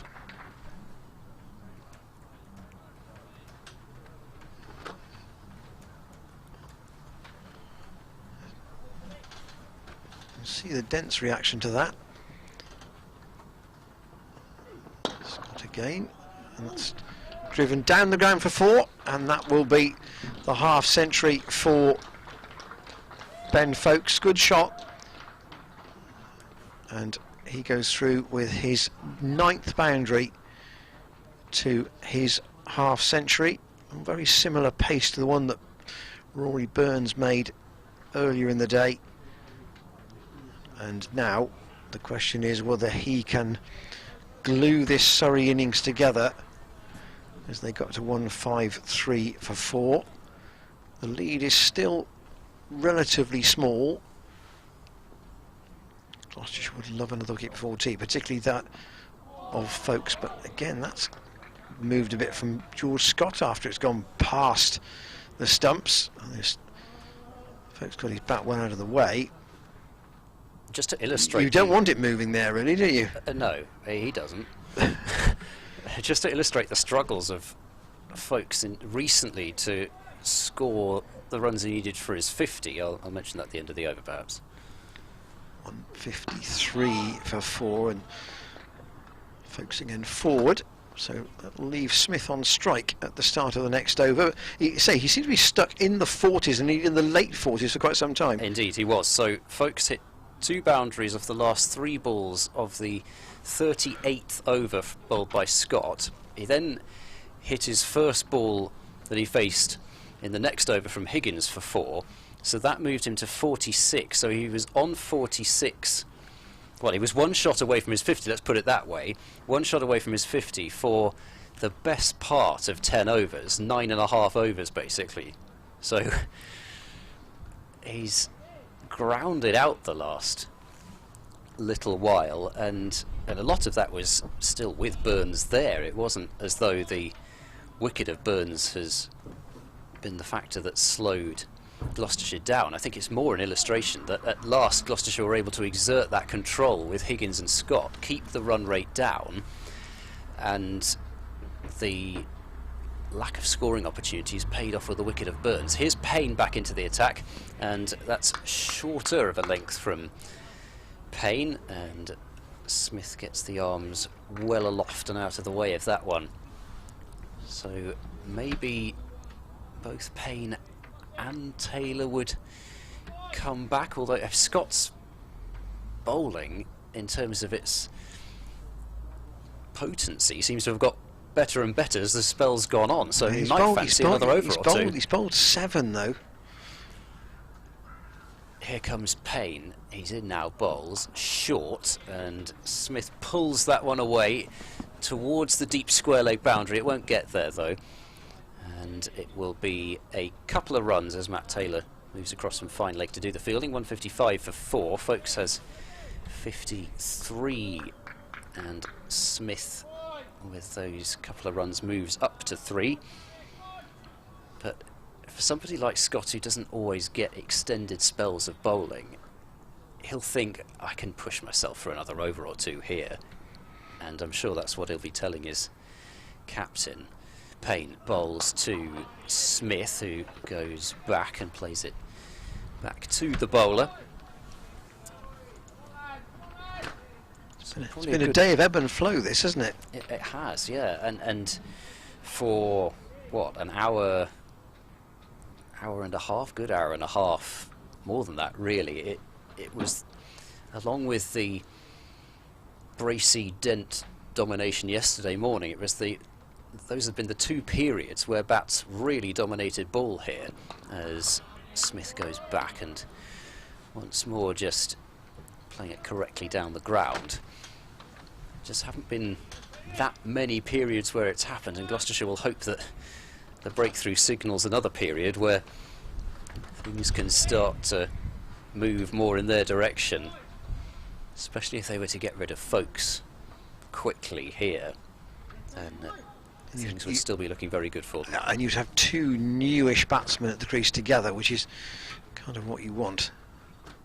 Here comes David Payne. He bowls, and it's full, played softly by Jamie Smith without too much difficulty, and also you're into probably more aggressive all-rounders in Clark and Overton. And we saw Overton's batting in the first innings. He still scored quite quickly, but he didn't take too many risks and looked quite good for his 40 before he almost ran out of partners, really.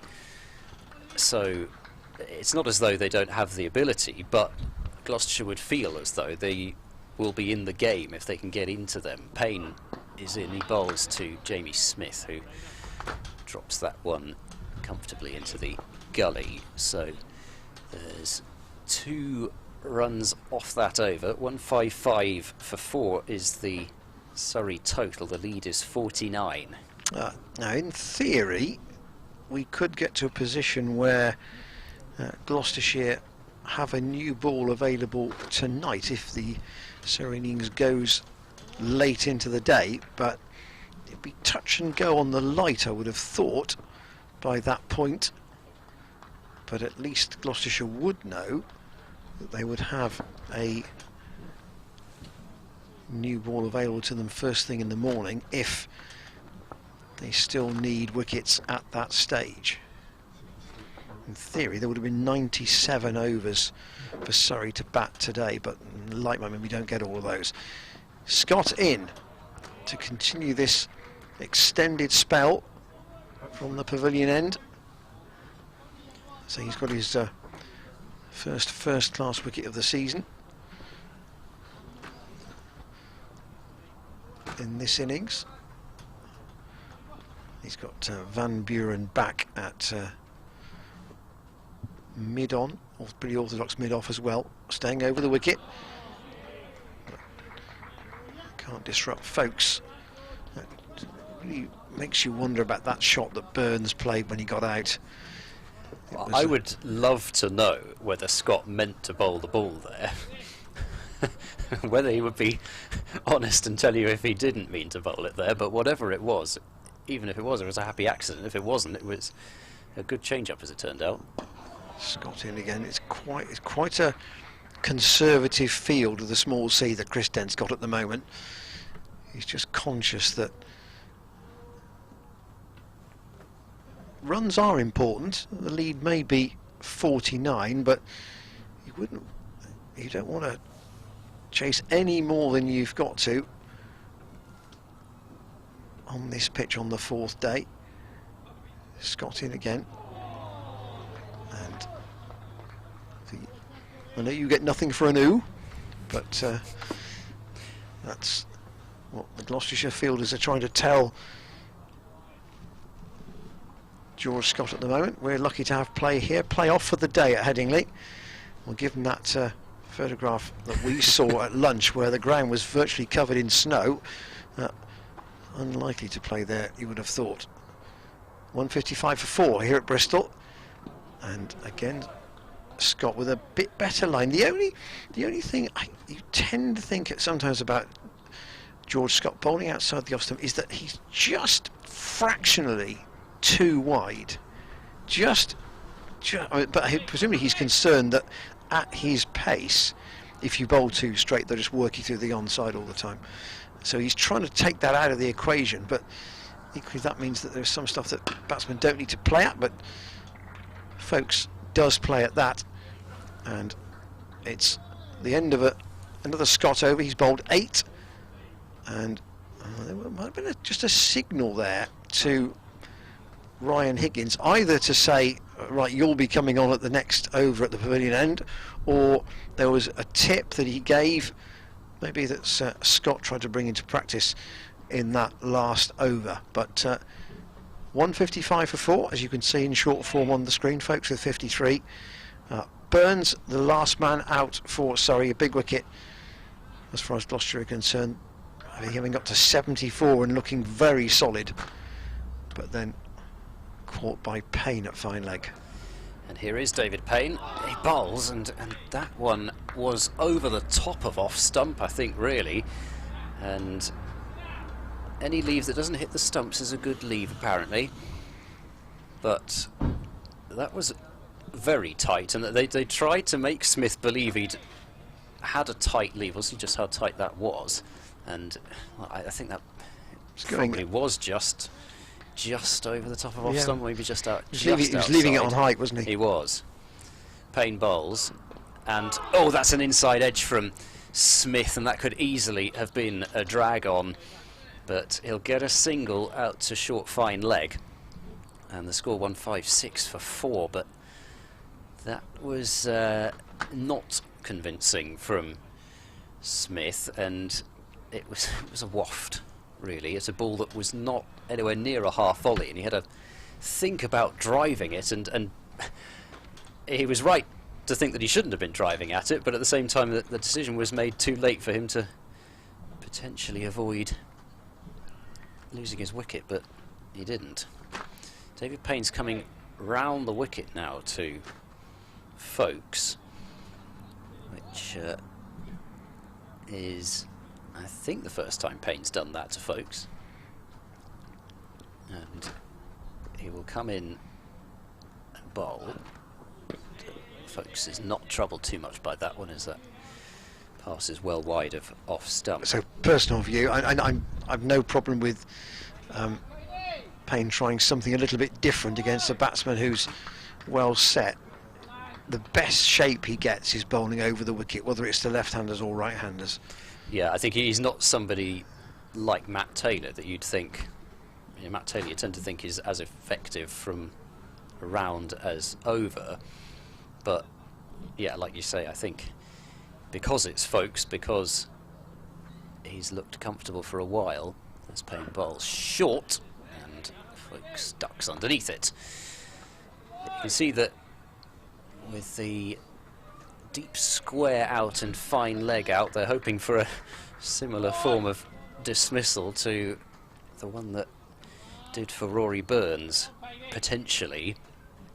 Although with Payne, you think there might be a little bit more in the way of pace to make it carry. Here comes Payne, bowls full, driven pleasantly enough by Folkes, but mid-off is stationed right in the ball's path.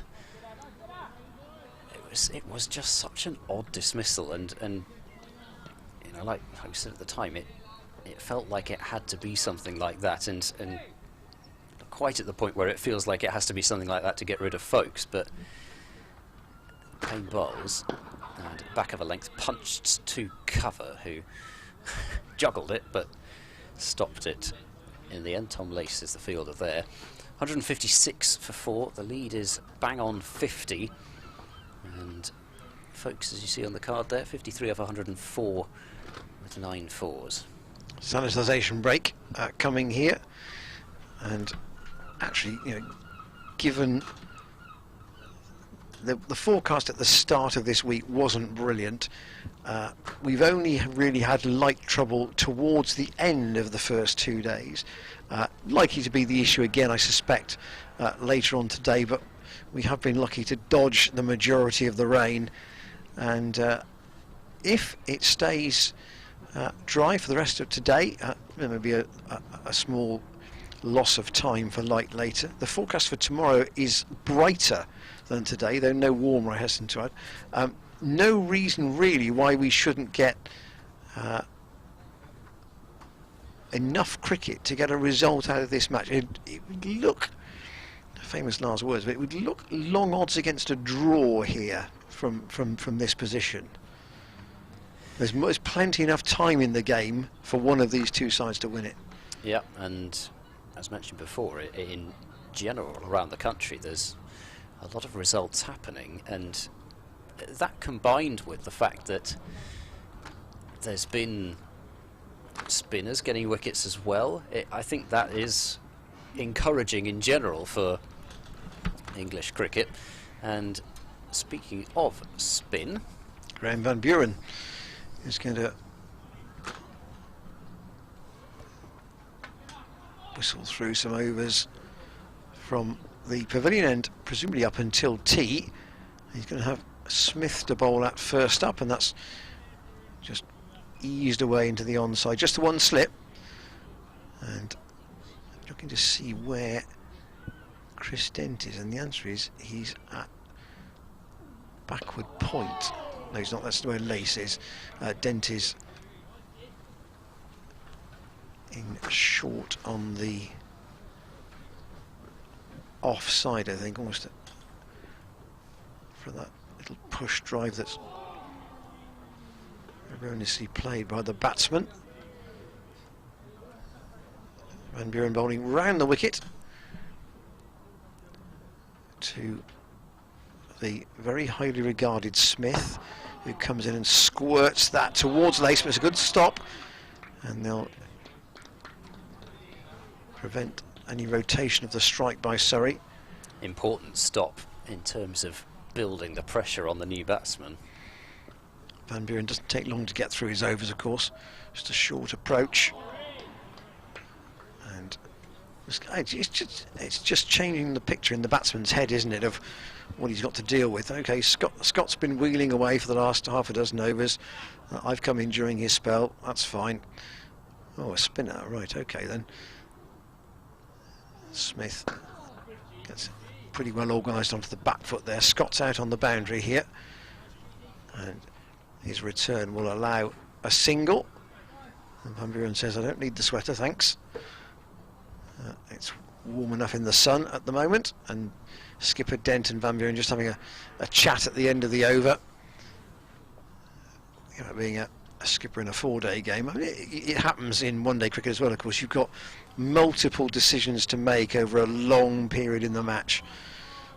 It isn't as condensed, but there's different things to debate as you go on. And I'm sure Chris Dent has learned a lot over the last couple of years as being skipper. Yeah, and the decisions that have knock-on effects as well, i.e., if I bowl David Payne now, when can I bowl him again? That sort of thing, the long-term decision-making that has to be made in 4-day cricket in a way that it doesn't so much in at least T20, and it's a different sort of thinking in that regard in 50-over cricket. As Payne bowls, and Smith is back and behind it. So Smith 5 now from 30 balls, and I think it's, like you said, it is nice to see them bowl Van Buren at the new batsman, because he's then got to make a decision of, is this my opportunity to score, or is this my opportunity just to see a few more balls? As Payne bowls to Smith, that's short, pulled away aerially, but there's no deep square leg out there, and it bounces once just before the rope and over it for 4 runs. So he didn't bother to keep that down, and there had been a deep square leg out for Folkes, but with the new batsman out there, as we'll see the replay, and it was very short, and it was heading a little leg side-ish. He did just help it on its way, didn't bother to keep it down because he knew there was nobody out there. Taylor's dropped out now into that position where it literally probably would have gone about 5 yards from him. So Payne to continue. Smith has 9 to his name, and he'll go back and knock this one up the pitch calmly for no run. With Folkes having passed 50, but he's still not added too many in the last 15 overs or so now. So I think I said he was on 46 a couple of balls into the 39th over, so that's now 7 runs in 14 overs or so. That's short, and ducking underneath that one is Jamie Smith. He's barely scored for an hour, basically. Yep. That's broad terms what we're saying. Which, you know, Gloucestershire will still feel as though the game isn't getting away from them at this point, even if they would dearly love to nip one of these two, preferably Folkes, out before the tea break. Adrian Williams from Morton's been on the email. What do you think about a good Yorker at this stage instead of towards the end of an innings? Yeah, well, I'm definitely with him on that. Payne bowls, and that's glanced away down to the 3rd man boundary. There is no 3rd man in place, so that's 4 more runs to Smith, who moves up to 13, 165 for 4. Looked to be pretty controlled from this angle anyway. There was only a brief ooh and ah from Gloucestershire, sort of a customary one, really. It was very controlled. He was right over the top of that as he played it. Yeah, and actually, probably more than any other bowler, Josh Shaw is somebody who does use the Yorker. Yeah, yeah. But we know that all the Gloucestershire bowlers possess good Yorkers, and I'm even including Van Buren in that, as that's knocked back to the bowler off the back foot by Smith. And in terms of the skills they've got, it's a ball that they all have, and I agree, you just don't see it, and it's interesting that you don't see it, because I mean, yes, you might bowl a half volley, but in addition to the short ball, it is a ball that you can go to in order to provide something different, and I don't think we've seen a single one in this innings. Surrey bowled a few, Atkinson bowled a couple in quite a short space of time, but Gloucestershire haven't gone to that. 165 for 4 is the score. There's the card.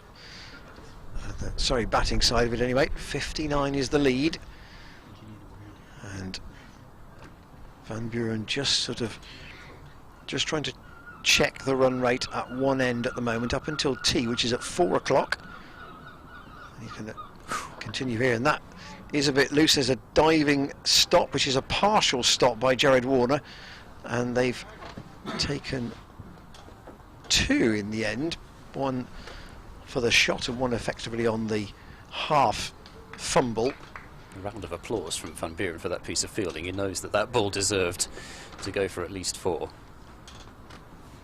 He wheels in once more, and folks, having possibly missed out a bit on that last delivery, just plays that quietly back. Hankins is at slip. Van Buren in.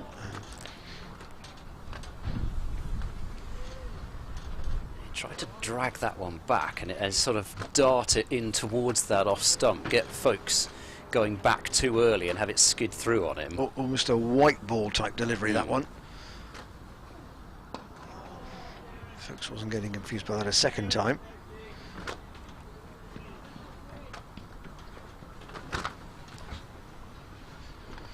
Graham certainly made himself an important cog in the T20 team last year, and obviously made runs batting at 3 rather than at 4 where he batted in this match. You certainly figure he will be an important part of the Royal London One Day Cup outfit as well. Steers that away, does folks down towards the boundary at third man. It's going to go all the way. Just a little dab, really, that. Just shows that even off a spinner, you can make enough pace on the shot. He did steer that quite confidently, but it was at least the shortest boundary. And folks up to 50, got stuck in the 40s for quite some while. He's now up to 59. And whether Matt Taylor and Ryan Higgins might be the couple to try and attack after tea here, because Payne is in his spell. Here he is, bowls full, and Smith pushes to cover. Only a few minutes left, and Matt Taylor was going through some loosening up exercises, but unless Chris Dent thinks that tea is 10 past 4, there's... Or at 32 overs. Or at 32 overs, there's not going to be any time for Matt Taylor to bowl a spell. Hopefully we don't see another 1 over spell from Matt Taylor.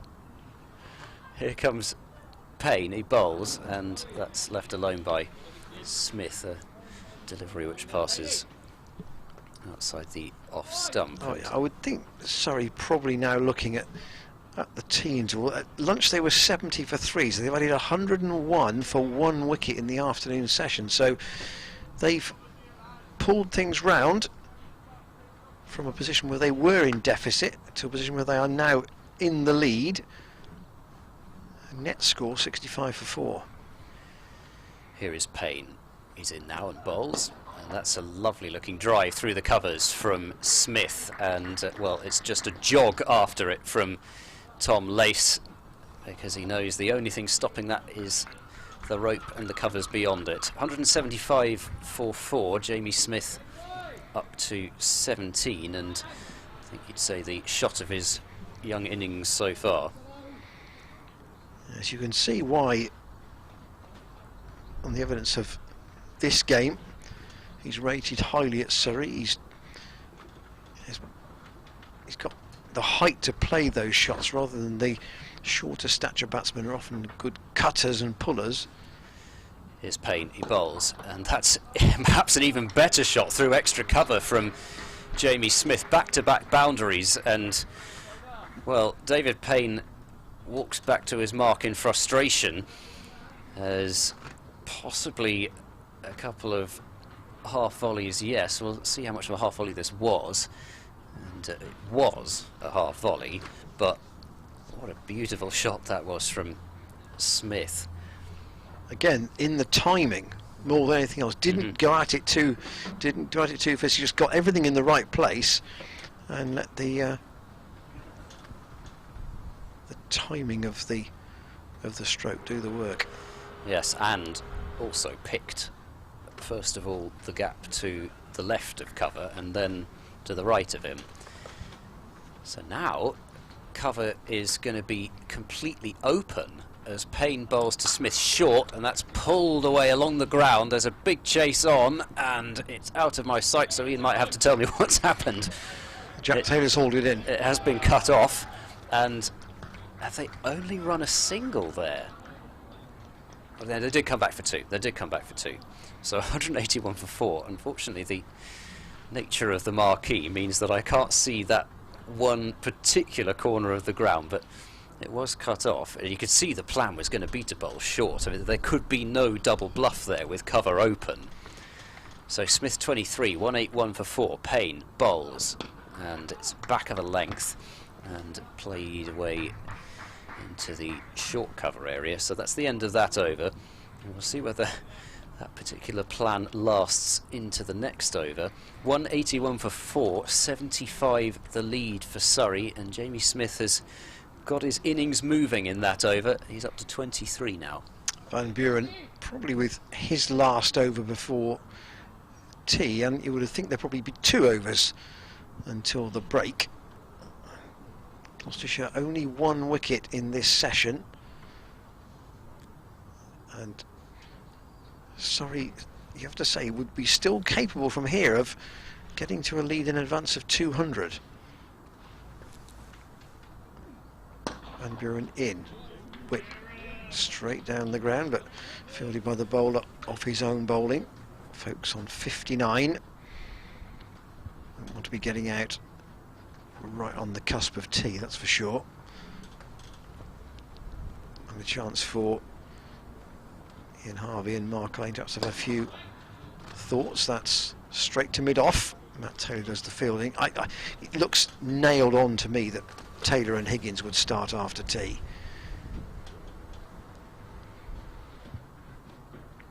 Van Buren passed on umpire Blackwell. I think if you were to ask me in terms of the pairings, I would say Higgins and Matt Taylor would probably be one of the pairings, just because you wouldn't want Higgins and Payne necessarily to bowl at once. Tossed up a little bit further by Van Buren, but folks not interested in the big drive at this stage. Other than the new ball, of course. Yeah. Van Buren trots in again. That's steered away. They might look for 2 here. Jack Taylor's got some ground to make up, and they'll come back reasonably comfortably for it. 183 for 4.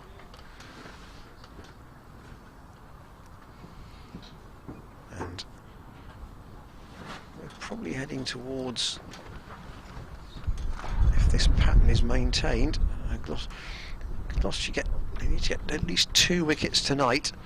You would have thought, at least 2 more wickets tonight to give themselves a sporting chance of chasing whatever Surrey might set them. So bearing in mind the overs position, and we will have 40 overs at tea to go, although if the sun stays out, we'll play till 6:30. If the sun goes in, then the light may be an issue, so we might lose some of those. We might get to 30, which would mean that the question would be, what does Chris Dent do about a new ball very late in the day with tired bowlers?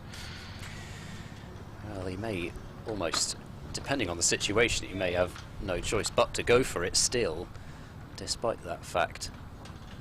And Payne to bowl what will be the last over before tea, and the weather has really cleared up. There's plenty of blue sky about here as Payne bowls to Smith, who drives that one hard, and that's going to go straight down the ground towards the mid-off rope and make it. So Smith is driving with some freedom here against David Payne, and he moves to 27. We'll have a look at the shot again, and it was another half volley, I'm afraid, from Payne. It was put away in some style, but the ball just really a little bit too full. So I'm not a bowling coach. I wouldn't profess to be one, but I just wonder whether I'll come back to that after this ball. Payne in now, delivers, and Smith plays off the back foot. So David's coming round the wicket. Because of his action, he's having to try and turn his body, and therefore the temptation or the result seems to be, because his natural shape is slightly against what you would expect, he's having to turn his body a bit further, and the result is the ball is being pushed further up. Payne bowls, and that's a better length from Payne. Therefore the greater temptation is it becomes a half volley, where you wouldn't find that if he's bowling over the wicket. Well, there you go. Ian Randall, bowling coach. Brackets Bookings not. available. Brackets not. That's just how it looks to me. I'm looking for Neil to just give me a view whether that's complete tosh or not. He doesn't. He wasn't even listening. Here comes Payne. He bowls. Oh, and that is much better from Payne. It's still forcing Smith to play off the front foot, but it is not a drive ball, and it passes his outside edge through to the wicketkeeper Bracey. I don't know, did that just about get through? Well, maybe it actually did just bounce before it got to Bracey.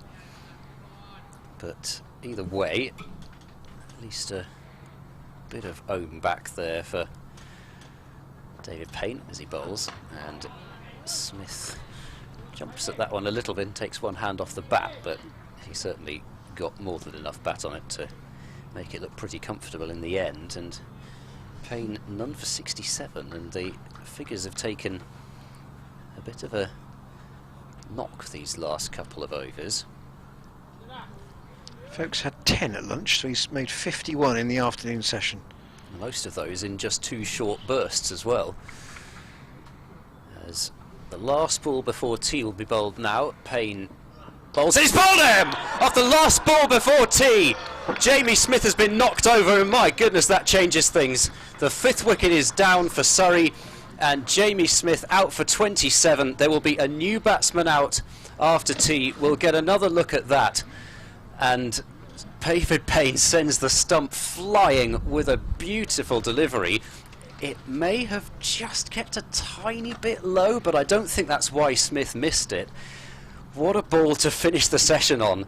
187 for 5 is Surrey's total, and that rather changes the conversation that we might be about to have, Ian. Yeah, well, 117 for 2 is the net score for Surrey in the session, but the 2 is a big difference from 1 when you've got a new man to come out and you're now into the all-rounders, and that I'm sure will lift the morale in the Gloucestershire dressing room, who have gone through the afternoon session a bowler short with Josh Shaw not on the field after bowling only 1 over this morning. And then I was talking about David Payne and his body shape, and actually that was quite full, that delivery. I'm not sure whether we can have another look at that last wicket, because the roar of celebration from Payne when the off stump was knocked out will tell you how big a wicket that might be. We'll resume here at 20 past 4, but Gloucestershire now have Surrey 81 for 5 net,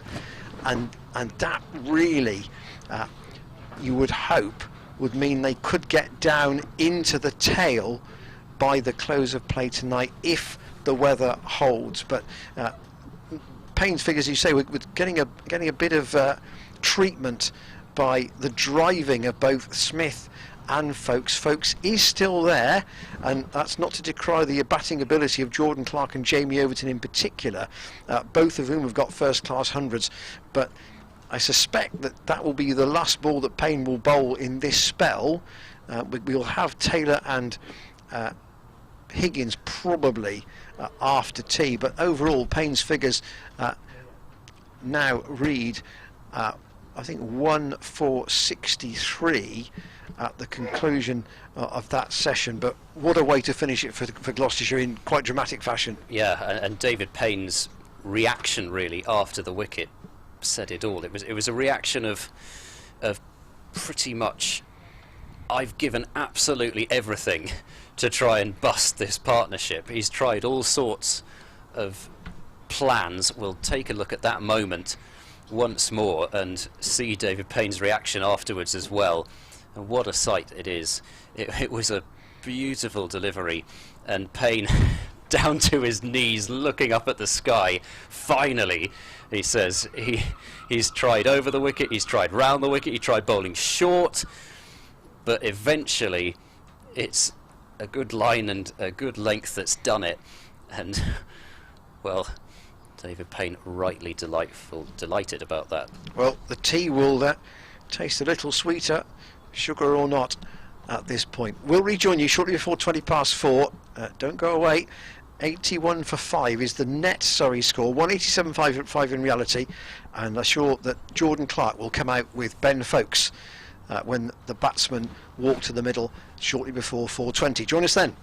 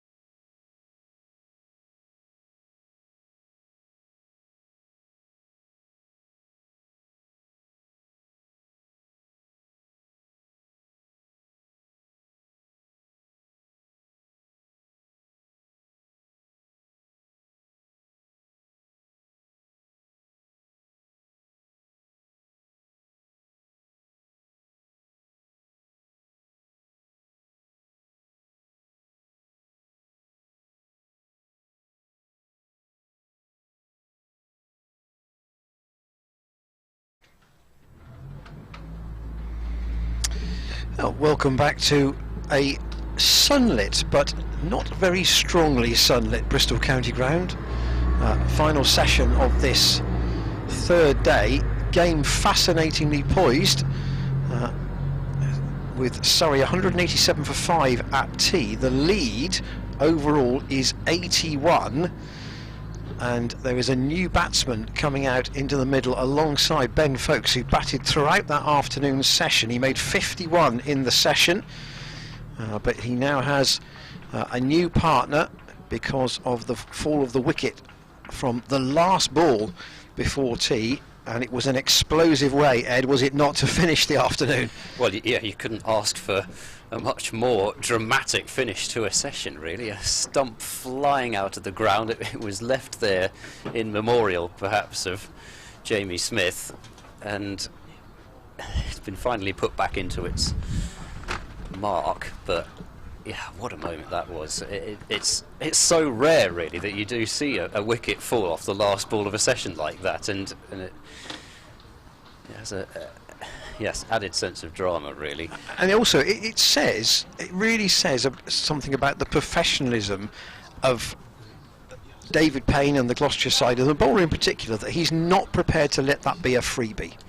No, and he really threw himself at that spell, I think, and he had to really push himself to bowl the number of overs that he's done. Jordan Clark has come out, but he's not facing, and Graham Van Buren is to continue from the pavilion end after tea.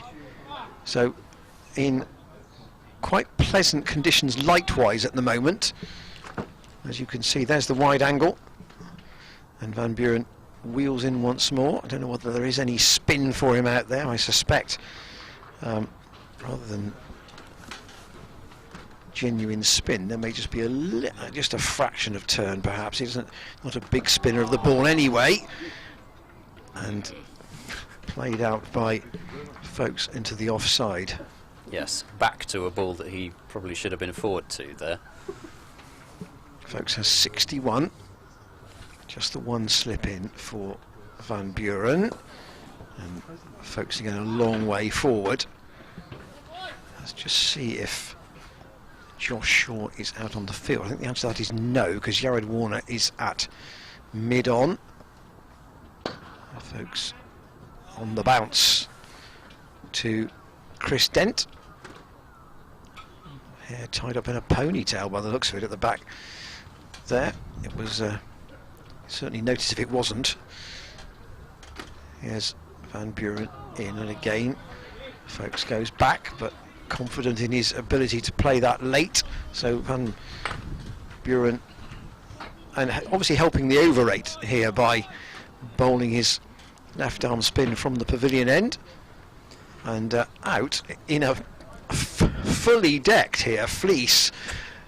Somewhere under that kit, I think, is Miles Hammond, and he's come out to take the jumpers off, but that just probably proves that it is a bit chilly, sat in the shade in that dressing room area. There will be a change though at the Ashley Down Road end. Bobble hat and mask. Yeah, so it will be Matt Taylor. So left armour for left armour either side of the tea break, and Matt Taylor, who really set things rolling earlier on today by getting rid of both Hashim Amla and Ollie Pope for ducks, looking to inflict further damage on Surrey. And here's Jordan Clark to face his first delivery. He was dismissed for 8 in the first innings as Taylor bowls and Clark comes forward, and well, that was inside half of the bat. It wasn't inside edge, but it was inside half of the bat, and it was heading straight for the stumps. So Gloucestershire rightly interested there, I think. I think Payne's figures 17 overs, 2 maidens, 1 for 67. But the 1 is the important bit after what happened in the last over before tea. Matt Taylor in bowls to Clark, who cuts, and he's not timed that at all, really. It's going to be a single as backward point moves across, and George Scott completes the fielding. Now, the impression I get about Jordan Clark and Jamie Overton to some degree is that if they're going to bat for any length of time, they would get the scoreboard ticking. The scoreboard would not be just bogged down with those two trying to survive if they're going to partner folks for any length of time here. Well, Jordan Clark was out cutting in the first innings. He feathered one through to James Bracey, who was standing up at the time, to Ryan Higgins. So an indication there of yeah, they may play their shots, they may come off, they may not. Payne, or rather Taylor bowls, and that's a drive up towards mid-off. Single is taken as Van Buren fakes a shy at the stumps. And I suppose with 5 down, the added argument might be you haven't quite got one end open yet, but could you isolate folks, if you like, so that he has to change what he is doing currently? They're certainly setting the field back for folks already. There was a deep square leg out, as well as mid-off and mid-on set fairly deep. They've come up now as Matt Taylor bowls outside off stump, and Jordan Clark leaves. The ball was quite tight to him, but the angle was such that he felt he could leave it pretty easily. Just a reminder about the hours of play today. We're in theory going through till 6:30 if the light allows, because we're making up time for the loss on the first 2 days. So up to 97 overs would be the total for this Surrey innings today, potentially. Matt Taylor in bowls, and Clark is comfortably forward and playing up to mid-on. And we actually had more play last night than I thought we were going to get. I did not think that we were going to be playing until after 6 o'clock, which we were. I mean, admittedly, we lost about a quarter of an hour or so in the end, but the light was better than I thought it would be, and it was not an evening like this one is so far, which there's plenty of sunshine about. As Jordan Clark readies himself, and Matt Taylor bowls to him, and that's left alone by Clark, and that, even though he's left that is probably around about where Matt Taylor wants to be living. It's where he got his 2 wickets to 2 fine edges, one of which Hashim Amla walked for, the other of which Ollie Pope was eventually given out by Ian Blackwell, and both of them done for without scoring. Van Buren just doing a holding job here, you feel, for Chris Dent, and also just seeing if there is any spin out of the footholds. Van Buren round the wicket, and folks will quite like to, I won't say dominate the strike, but if he can take in natural form the majority of it, that won't bother him too much. Steered away again to Lace this time. Well, they were 1 behind on the over rate, but that's now gone from the scoreboard, so already just in a few overs of Van Buren, Gloucestershire's over rate is fine. He's going to make that an even greater advantage by just chipping out one more of this Surrey batting order. This is the 60th over of the innings. He doesn't, if he bowls wicket to wicket, Graham, which he often does, you don't give the batsman too much room to work your way on the offside. That's what he doesn't want. If he works way on the onside with a little dab or a cut, that's kind of fair enough, because you're playing with any turn there might be, but as a right-hander. But what he doesn't want is to give him the opportunity to paddle, sweep, or really attack on the onside. That's gone straight at a mid-on, but it's gone straight to Warner, and they've set off quickly, so there was always a run there because Warner was quite deep. The end of Van Buren's over, and more ferrying for the 12th and 13th men, who now both Tom Smith and Miles Hammond have got sweaters and various other gadgets. No other Matt Taylor was brought a drink there, but I wonder if he was brought something to... He wasn't perhaps given a tablet to take with it. Certainly after the session this morning, where he bowled 7 overs in one spell, he didn't look to be moving all that freely. It looks a little bit better now, and maybe that's as a result of some work from the medics during the tea interval. Yep, could well be. It's hard work, really, in these cold conditions. As Matt Taylor continues, he bowls, and that's an edgy looking, I would say, guide from Folkes down to the third man boundary. Theatrical attempt at a piece of fielding from Hammond beyond the rope, and I think the ball may have gone beyond the advertising boardings and underneath the stairs to the dressing rooms. But it was very full from Matt Taylor, and Folkes really just pretty much opening the face and allowing it to run down to the third man boundary for 4 runs. 194 for 5. Folkes up to 67, and that's 11 boundaries that Folkes has hit now. Yes. We talk about isolating folks in the order. What Gloucestershire wants to do before that actually is to isolate Clark on strike if they can. Here is Taylor, bowls full and pushed away to cover by Folkes, who's happy to play the ball on the move a little bit there. And if everything's all timed up, as it seems to be for Folkes, that's not really much of a bother to him. Even though the sun is out, the temperature is not warm. Here is Matt Taylor. He bowls, and Folkes had a little think about playing at that one, and that is the line and length for Matt Taylor. Interesting though, where Bracey took that ball was almost at boot height. It didn't bounce a great deal. Yeah, there have been a few, possibly including the wicket ball, which haven't got up too much.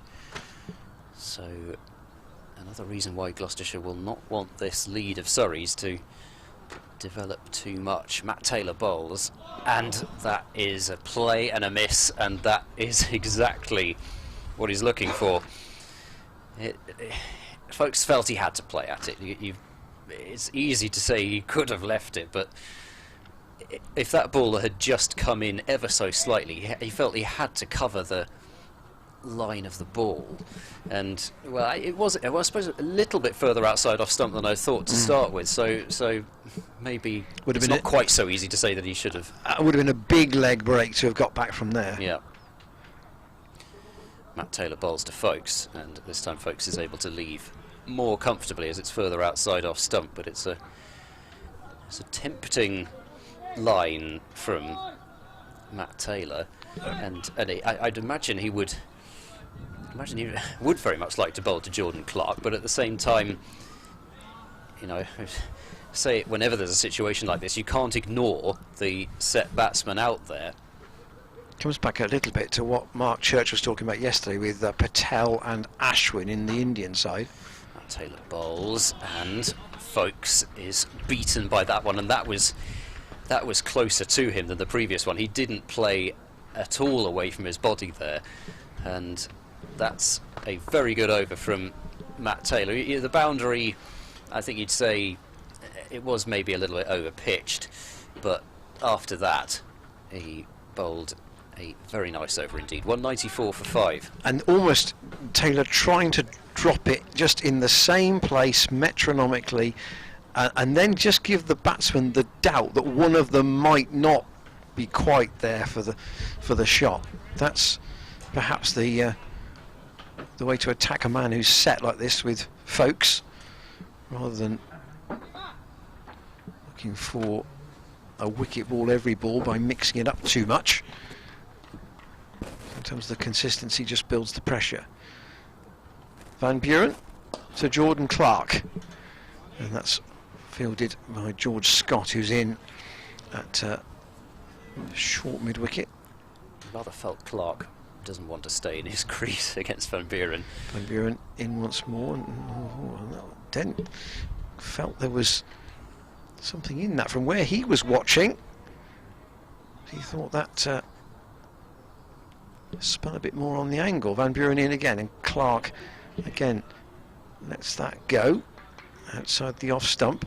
I don't think Clark's going to be content to allow Van Buren just to bowl and tick things along at around about 1 3/4 and over like he's been doing. Oh, he's coming down the pitch now and trying to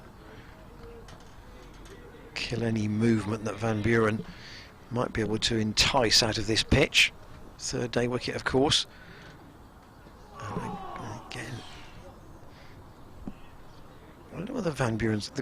it's the arm ball that he's trying to get Clark to be indecisive about.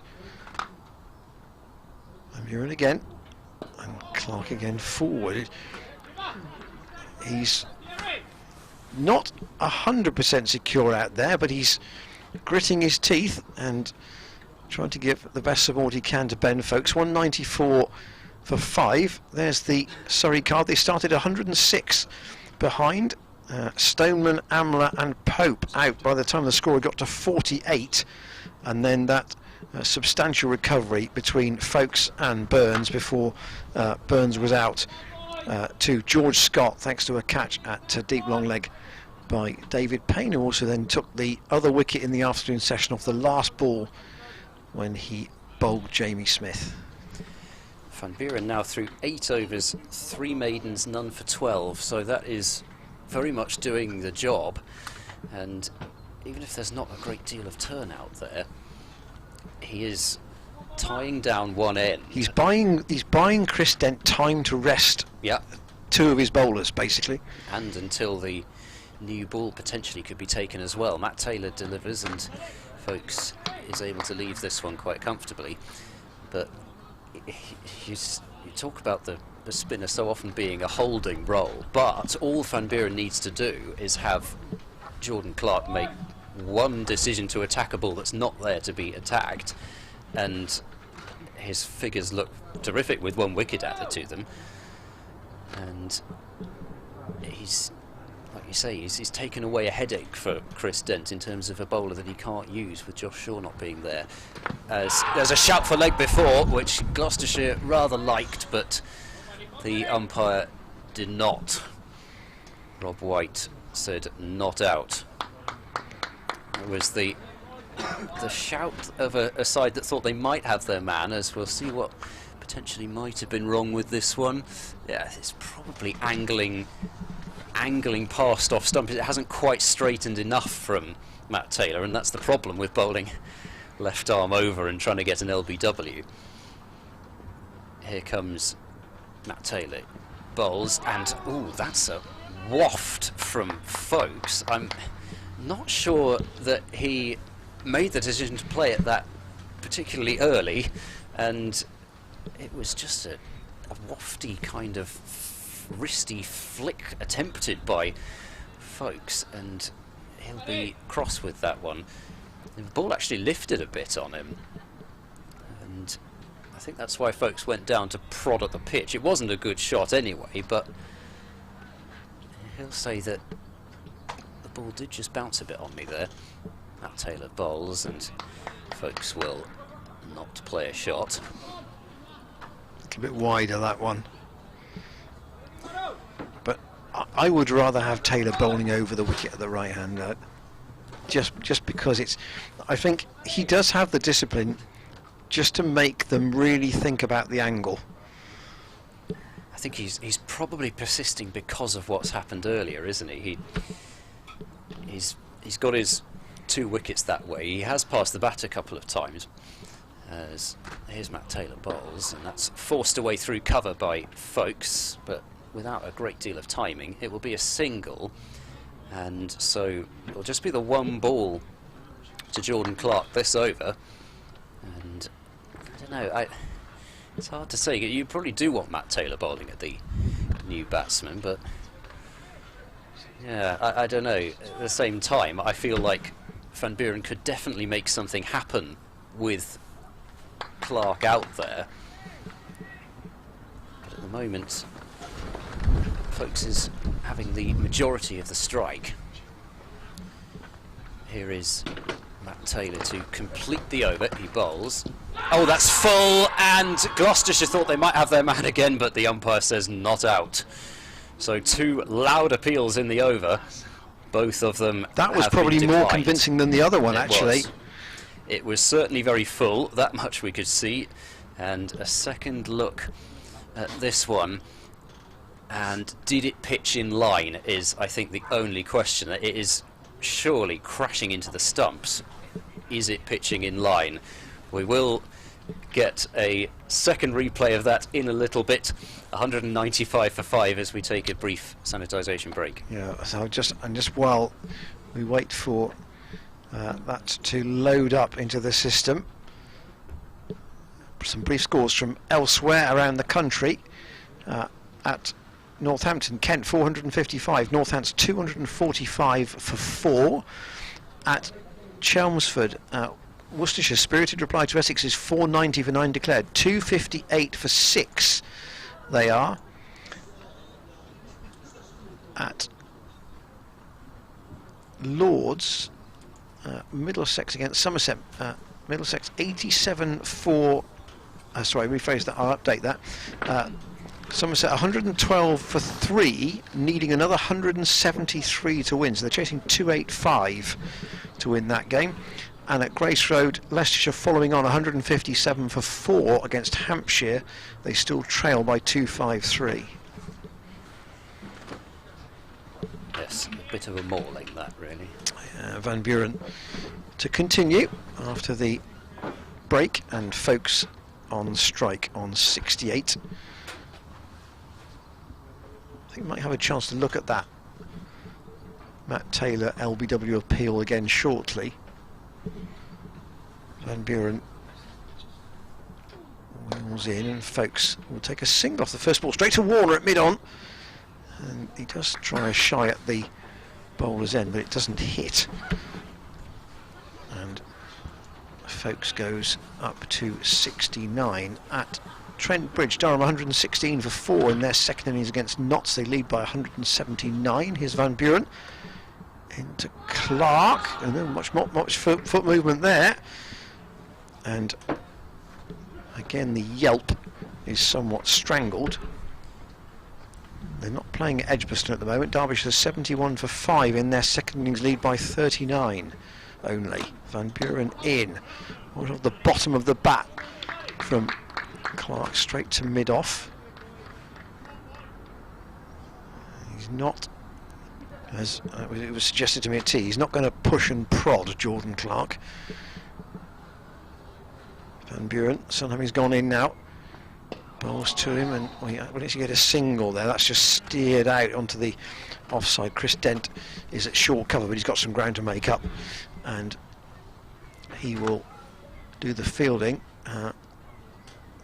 Glamorgan lead by 298 at Headingley, but the play is over for the day there because they had some snow during the lunch interval.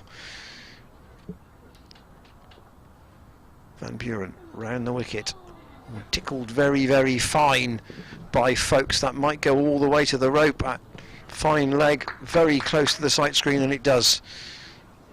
Van Buren will be annoyed about that because he's by and large kept a very good line here. How far across was Folks? The answer is actually not very far, but it was just a bit too straight.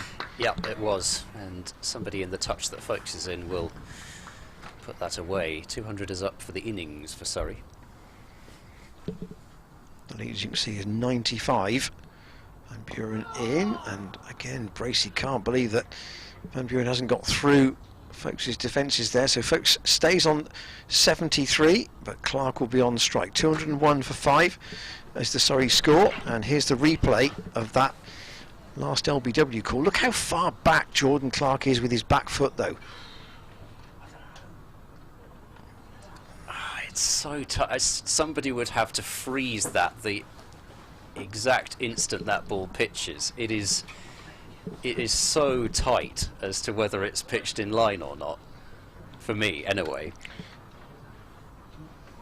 Here's another look.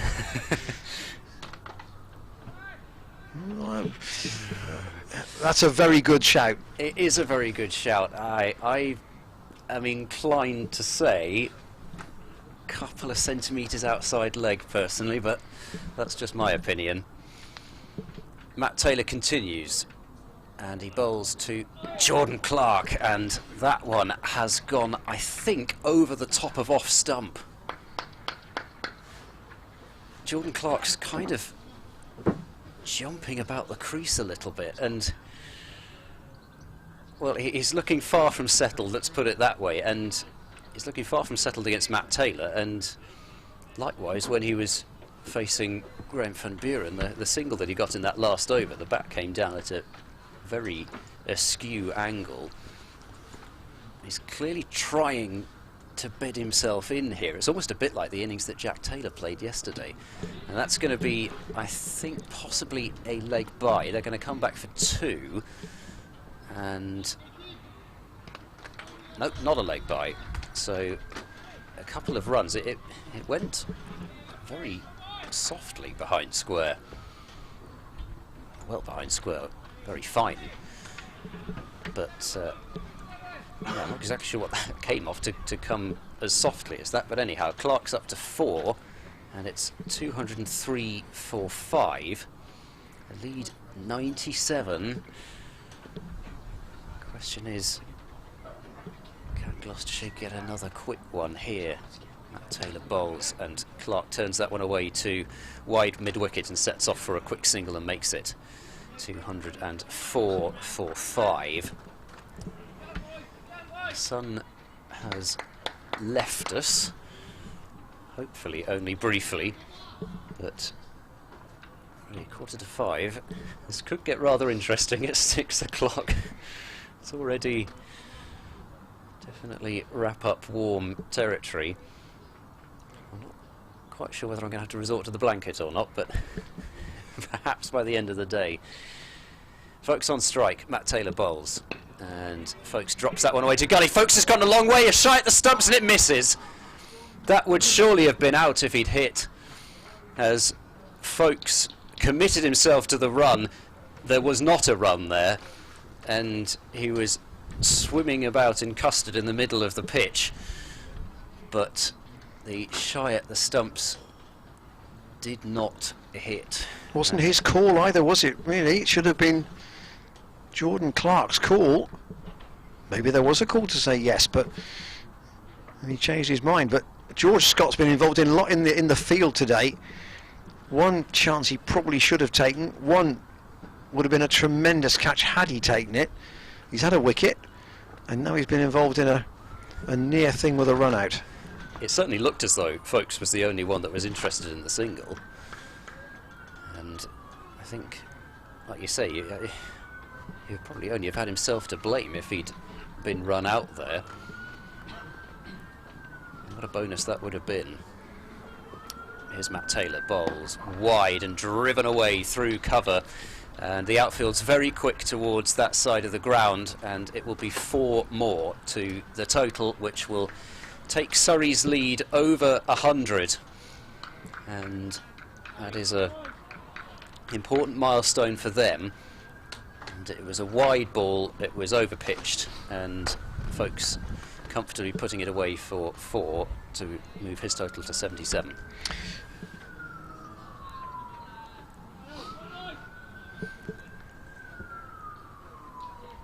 Folks made 10 first-class hundreds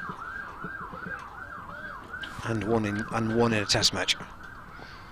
So that tells you he is fully capable of playing the long, patient game. Taylor bowls, and Folks driving but unable this time to beat the man at cover. So 208 for 5. Folks 77, Clark 5, and well, Clark will be on strike. He's just got to try and find a way to get him before he gets set, because it feels as if eventually Clark might just find his feet here, but at the moment he doesn't have them. No, Van Buren to continue. I'm going to see a slow motion, I think, of that LBW appeal against Jordan Clark. Let's see if we can see where this pitch is. Maybe it is just outside. Van Buren to Clark, who's got 5. An unconvincing attempt to play the ball off the back foot there from Jordan Clark, and Van Buren is very much interested here. Clark goes down the ground this time. That's what he was trying to set himself for, and that's gone all the way, I think, 2 bounces into the area where the Surrey players are, outside the pavilion. And Clark certainly here had it set. He's almost predetermined this. Yeah. He wasn't prepared to play defensively any longer. Exactly. He was very much done poking and prodding, and he really felt it was only a matter of time until he decided to come down the pitch and attack Van Buren. The sun is back out. Van Buren stays over the wicket. Sorry, stays round the wicket, I should say. So the question is, how long do you leave it before bringing somebody else back? I think you've got to keep Van Buren going for now. Clark, and just prod this time. If there is enough out there, you've got mid-on and mid-off reasonably deep now. Giving Clark the single if he wants it.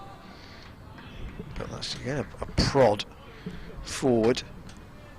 He's looking uncomfortable enough in defence of Van Buren that you feel the wicket is possible, and I would like to see him continue personally. Van Buren around the wicket and Clark forward.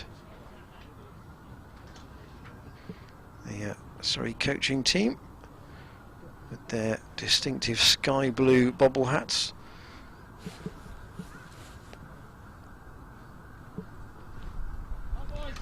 And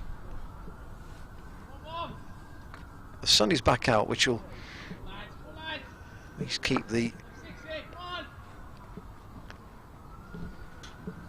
Gloucestershire bowlers a little warmer.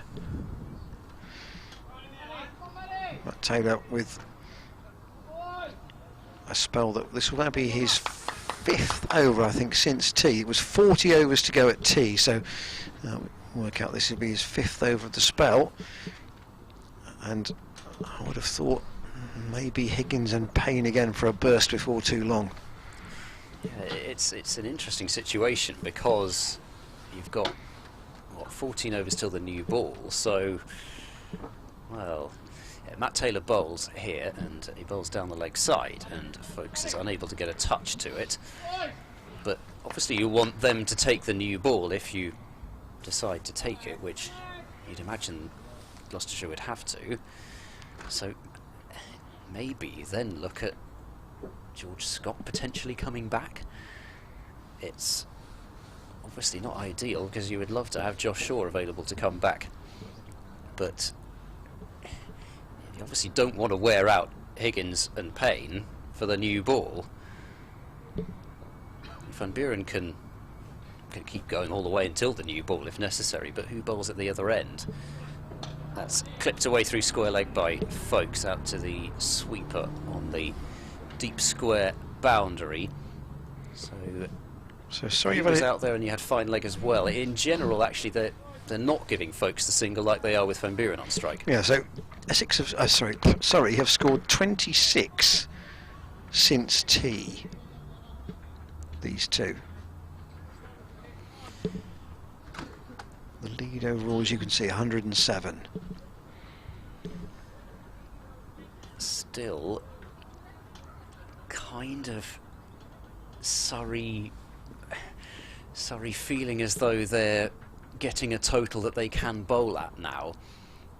Matt Taylor bowls to Jordan Clark, and Clark leaves outside the off stump. I won't counteract that. I think they're they feel that they could get a total. Well, that's what I mean. I don't Yeah. mean they've got it already. No. But they would hope, You I know, think, that they would 180, get some runs from Overton. If they could get to a lead of 180, fourth innings chase, that's always an awkward sort of target. You know, if you're defending 280, you tend to think the bowling side have got the upper hand. But 180, both teams are in the game. So deep square is coming out to the rope for Jordan Clark as well. And will it be the bluff?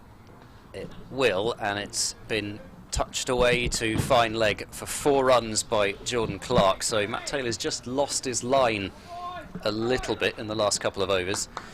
And Jordan Clark into double figures now with 13 to his name, 217 for 5.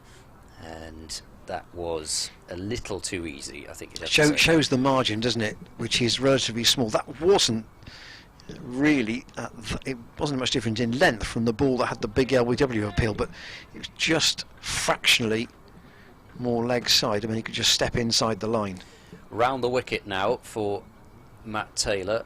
111 is the lead as Matt Taylor bowls a short ball, and Clark is well underneath it. But you know, you don't mind seeing that. The deep square was put out there, and there's, as I say, fine leg as well. There's nobody else on the leg side other than mid-on.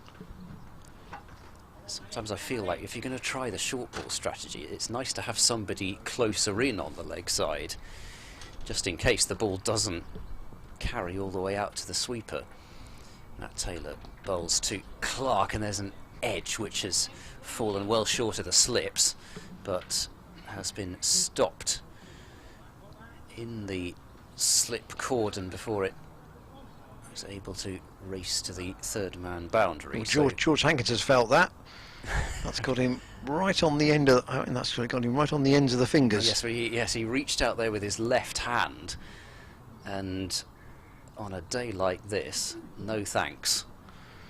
217 for 5 at the end of the over. I think it's going to need only. No, I think it's just. That's really hurt. On the basis that it's a cold day, and somebody said something as he's walked past the 2 batsmen there in that sort of cricket banter kind of way. I think Hankins might see the funny side later, but not at the moment. Still to be Van Buren into his 11th over. Folks on 78. And looking increasingly confident. When you've faced almost 150 balls, you would think he's probably seeing it pretty well by now. Van Buren with the sun just having gone in, and folks, his first movement here is forward. Yeah, just trying to vary that length enough. Van Buren, maybe he'll drag the next one back a bit. Okay, pushed a bit further up, in fact. Perfectly legit. The view. Van Buren presented the opposite one. Only about 4 strides Van Buren's run, and again forward comes folks.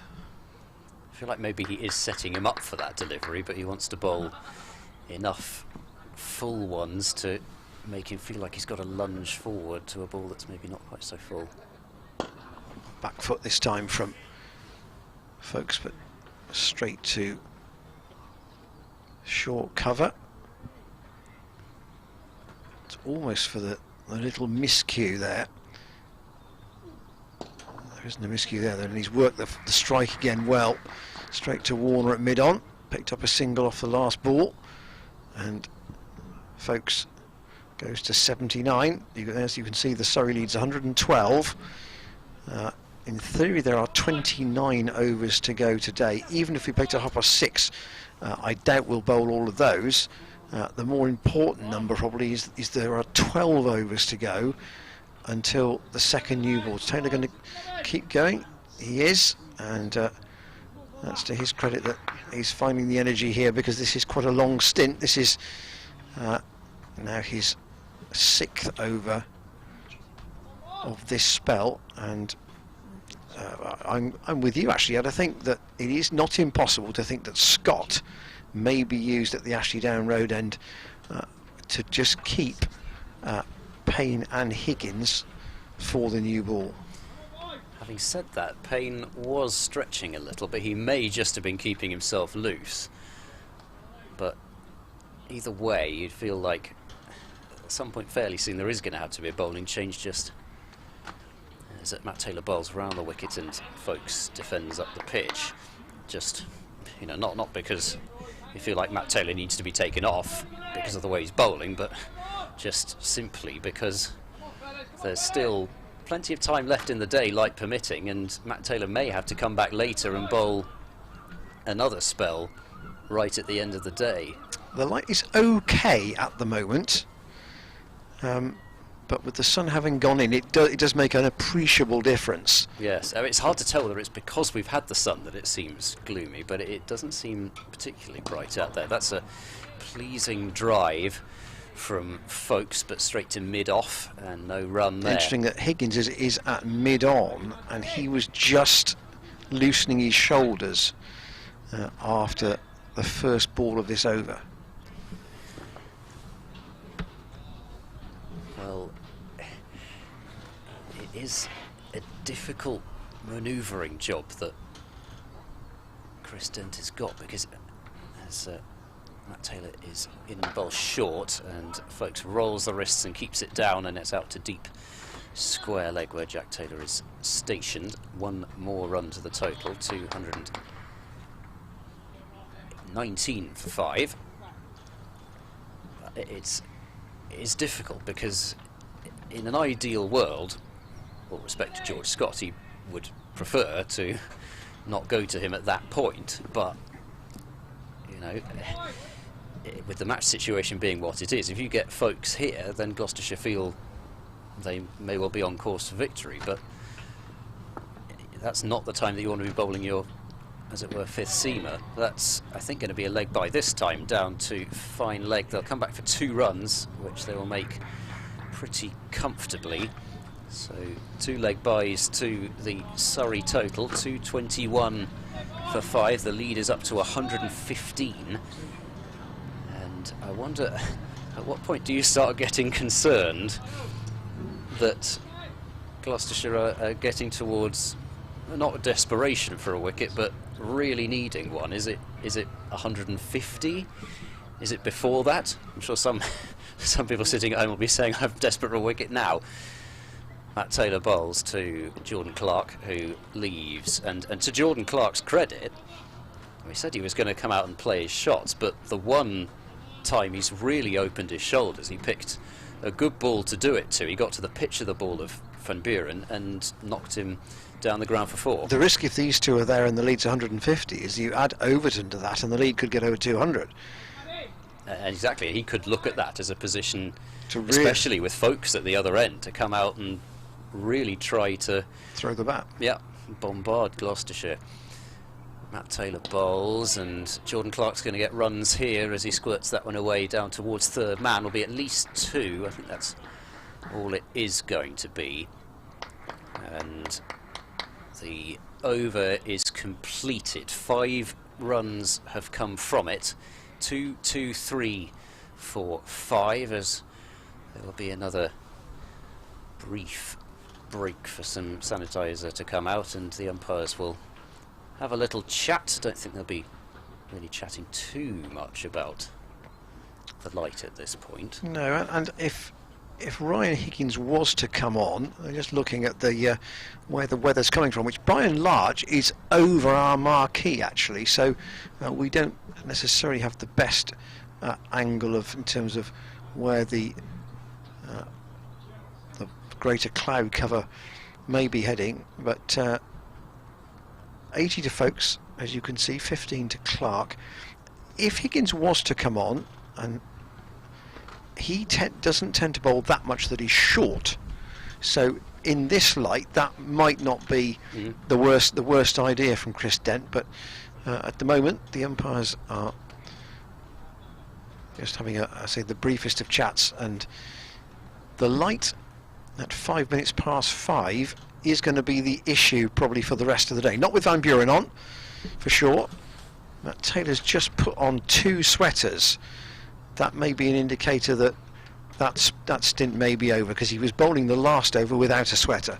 So the fact he's put on 2 might mean that he is to be taken out of the attack, and that possibly Higgins is to return. But anyway, it's going to be Van Buren from the pavilion end.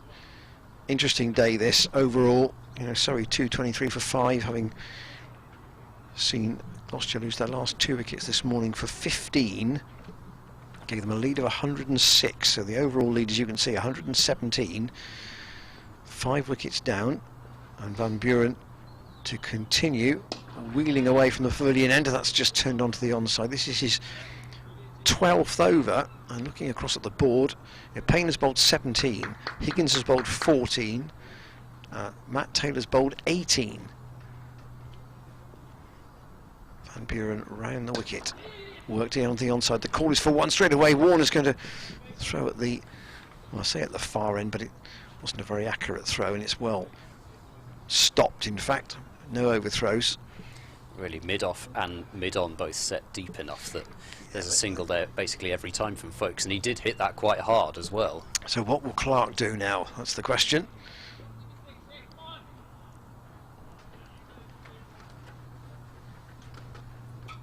Van Buren round the wicket, and Clark, first movement is forward. He's decided that actually playing back is not the best strategy. You know, he's making better decisions, really, isn't he, with his footwork? He's got 15, and under quite gloomy skies now. Van Buren in. Well, that's always worked off his pad. That's going to go down towards the boundary at fine leg. Hankins is on the chase. He's going to go all the way. He's just stopped it, and they've come back for 2. Did he get a touch on that? I think he did. Ian Blackwell says there was a little tickle on that. It's an excellent pick-up and throw, all in one motion from Hankins to stop them coming back for a 3rd. Van Buren around the wicket, and Clark thought about going through with the shot there, but in the end just checked it.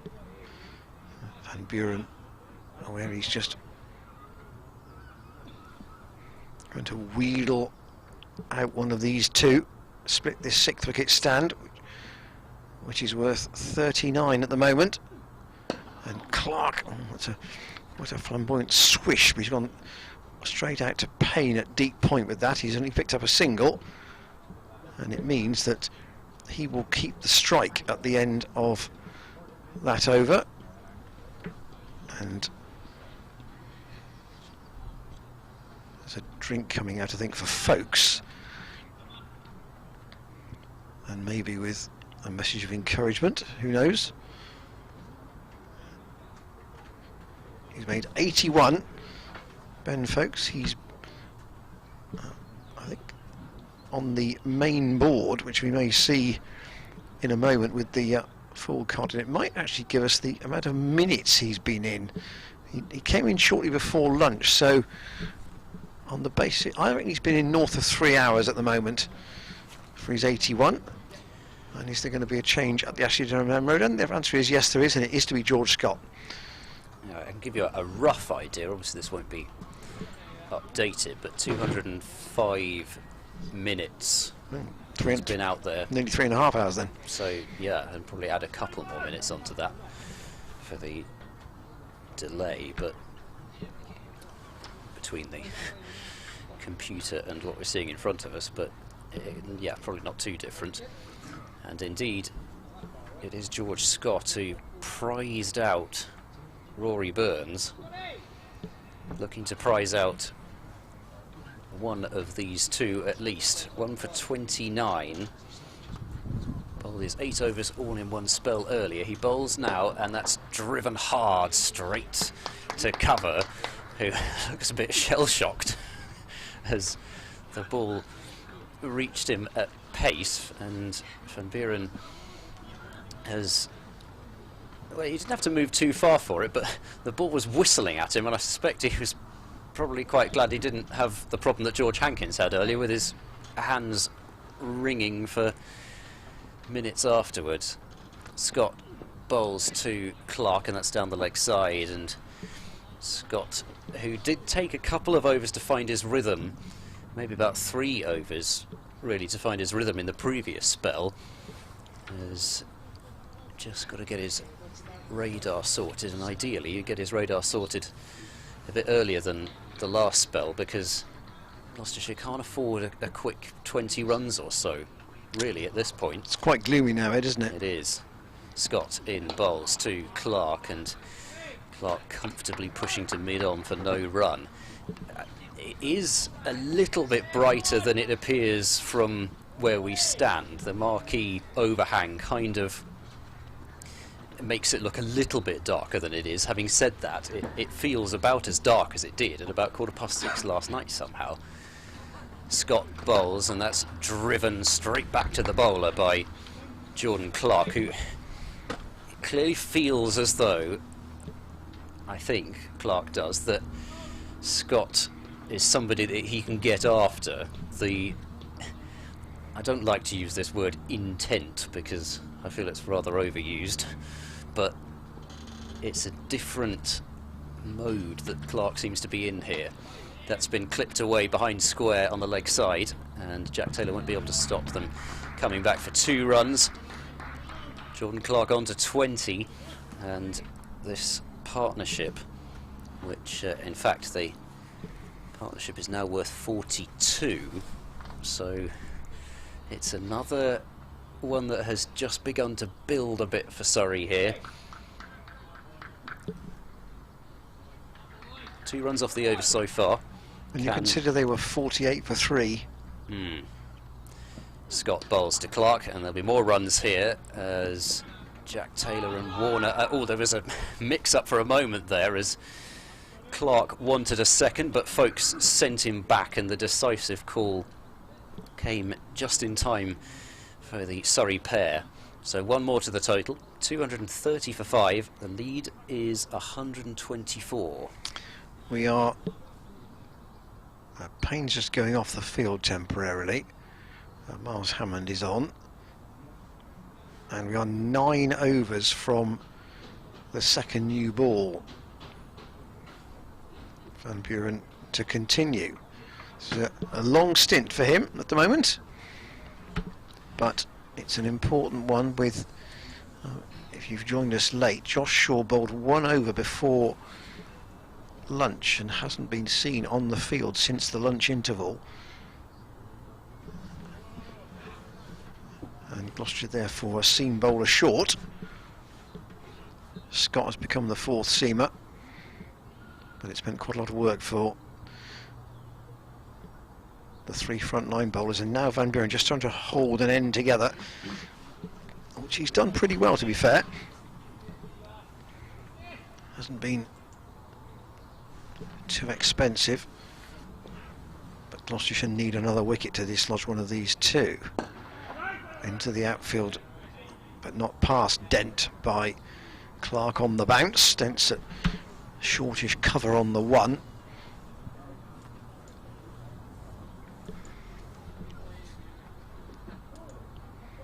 Van Buren gets through his overs very quickly, and again Clark forward, just a little, got half a stride and then a real dead bat defensive shot. I've been surprised at how few times he's really gone after Van Buren. He's got folks in his ear all the time. Possibly. Van Buren around the wicket. Clark does have a bit of a swish at that. That's gone out to Hammond at deep point. They'll get 1. I think the light might be becoming an issue before too long here. Not that Gloucestershire would wish it to be the case, but they've had quite a long day in the field. They've got 2 men reasonably well set. They're a bowler short. They mightn't hurt. Oh, and Bracey's are bidding for the stumping. Not given by umpire White.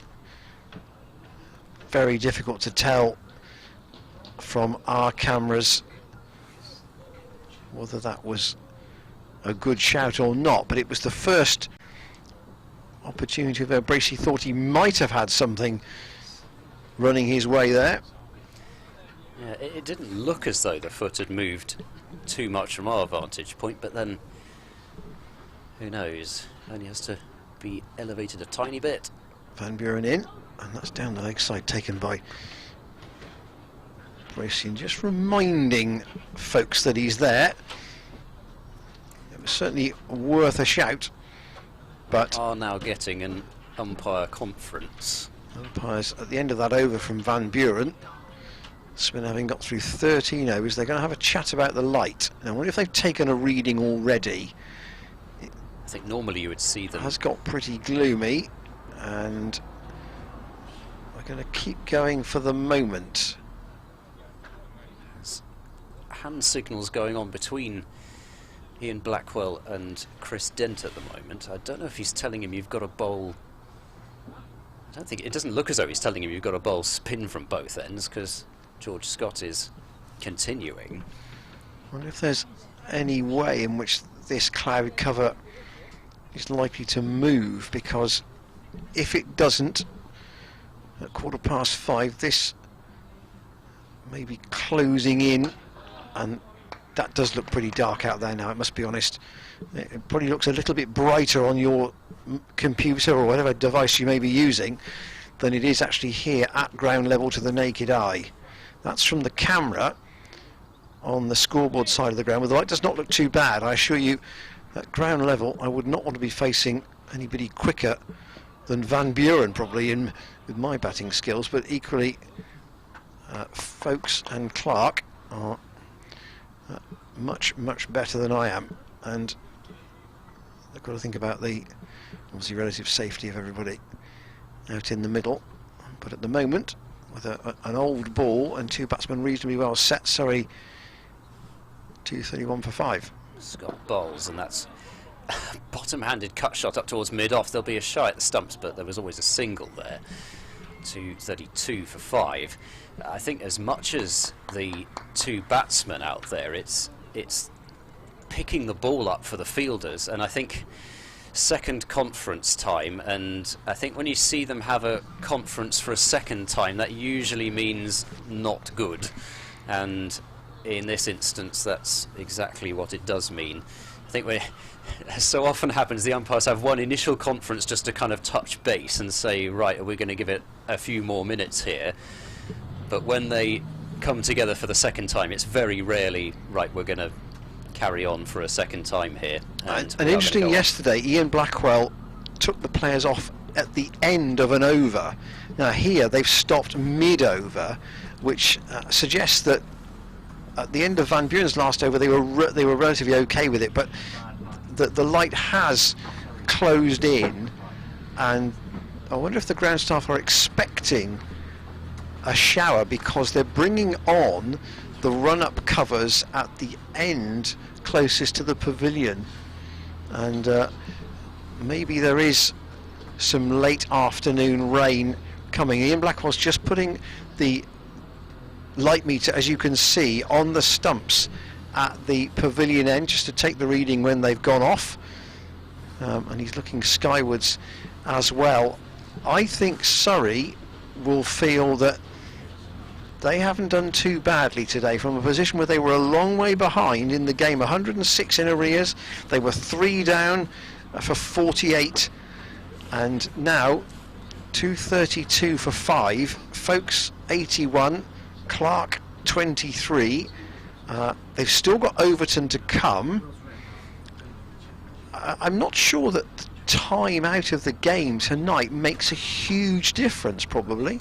Well, there's going to be the case that probably all 3 results will be possible tomorrow, rather than looking like a definite result. But at the same time, you'd think probably that balance of probabilities are that a draw is still not that likely. So yeah, and I mean, Surrey bat all morning tomorrow. Let's just assume for a moment that this light prevents any further play tonight.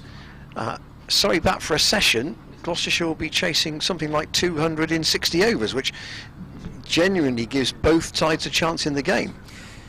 Yeah, the question is whether Gloucestershire are going to be able to get rid of Folkes, Clark, Overton in quick time, and whether they're going to add a large number more runs, because I guess it's come at a good time in terms of Folkes and Clark starting to look set, and maybe they'll have to reset again. So from that perspective, I don't think Gloucestershire will mind too much. And they needed something, I think, to disrupt Ben Folkes, because he's looked pretty much in no trouble, at least for the last sort of 45 minutes or so. And it shows you really how important those players are to Surrey's lineup. When they're gone, they really miss them, because it's been their England players, with the exception of Pope, who hasn't scored too many this game, but it's been Burns and Folkes who've rescued them in this innings. Hashim Amla proved his quality in the first, but I feel like Rory Burns is the most important player for Surrey personally, just because he is that rock at the top of the order, and he is an absolute run machine in county cricket. 81 for Ben Folkes off 161 balls. Jordan Clark's kept him company for just about an hour since tea, and he's made 23. The Gloucestershire bowling figures from the two bowlers that are currently in action: Van Buren 13 overs 3 maidens 0 for 28, really just has held an end together for Chris Dent. And George Scott 9 overs 3 maiden 9 overs and 3 balls, 2 maidens 1 for 33. The full card, I don't know whether Shane can put the full card up for us in terms of the Surrey second innings. There it is. Burns and Stoneman put on 41 for the first wicket, but there were probably 4 chances to dismiss one of those two before Stoneman was LBW to Higgins, and then Amla and Pope going in quick succession to Matt Taylor, both caught behind, and then the stand between Folkes and Burns that really pulled the Surrey innings round until Burns was caught by David Payne off Scott at fine leg for 74, trying to pull a ball which he got a top edge to, and then on the last ball before tea, David Payne, who'd been striving for an extra wicket, bowled Jamie Smith from around the wicket for 27. Overall, I'd say, given that they've been a bowler short, Gloucestershire, they will feel that they're right in the game. They're not out of it by any means, but the way Surrey have batted today has clawed their way back into it, so that as if they're a bit like a boxer. They've taken a blow on the chin, they've tottered a bit, but they've recovered their composure. Yep, and it shows you that it's that kind of game where, yes, Gloucestershire have controlled the majority of it, but they never were in an unassailable position. The lead that they got was not completely unassailable, and it was only going to take a couple of sessions of really good batting from Surrey to get themselves back into it, and they've had, I guess you'd probably say, a session and a half. And I have to say, I just did nip out to have a look at the weather, and it is looking very ugly from the direction that the weather is coming from. And looking at the rain radar, we're in a sort of corridor at the moment between two sort of bands of rain, and the corridor is closing. So I must say, at the moment, I'm not too optimistic about there being much more play today, but the light is very bad out there. There's no question that I think the umpires made the right decision to take the players off, and as I say, behind us the weather is not looking good, and it is quite slow moving as well. So the ground staff are battening down the hatches and looking at the clouds that are over our shoulders in the marquee. I can see why. Yeah, the just to tell you really how dark it is, the lights on the scoreboard are now very bright opposite us. So thank you for being with us today, especially those of you who are in touch on the email and the Twitter earlier on. That was great to know where you were watching the game from, whether you were in Ashley Down Road or whether you were in Morton in Marsh or Slovenia, or all points around the globe, particularly welcome on this Saturday, on this third day of the game. And actually, hope as many of you as possible can be with us tomorrow as well. The day has not been called off for the day, we should stress that. But at the moment, as you can see the scene with the ground staff making sure that not only the pitch is covered, but the run-ups and most of the square are covered. And in fact, there are some extra covers coming out now from the Kennington Avenue side of the ground right across to, I'm sure, be hitched onto the pitch cover. That may give you a strong indication about the ground staff's impressions of the further chances of play.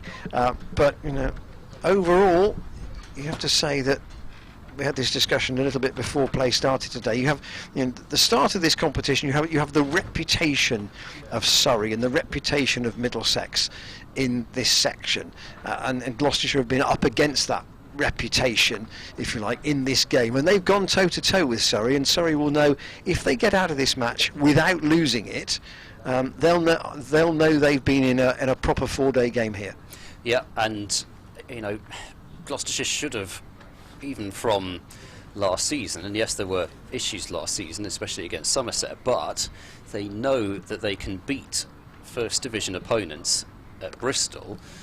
That Warwickshire game will have given them a huge amount of confidence, and they should be feeling like these are winnable games. And Gloucestershire have had a good history in the last few years of winning games away from home as well. So yeah, as you say, it's a sort of a reputation thing. You think of Middlesex, you think of Surrey, and you think, well, they should be stronger counties than Gloucestershire, but, well, it's not that easy to come to Bristol from really rather different surfaces on those two grounds in London. And certainly Gloucestershire have, I think you said it yesterday, that they may have stolen a march a bit on Surrey in terms of the conditions, where to bowl, how exactly to go about batting on this surface.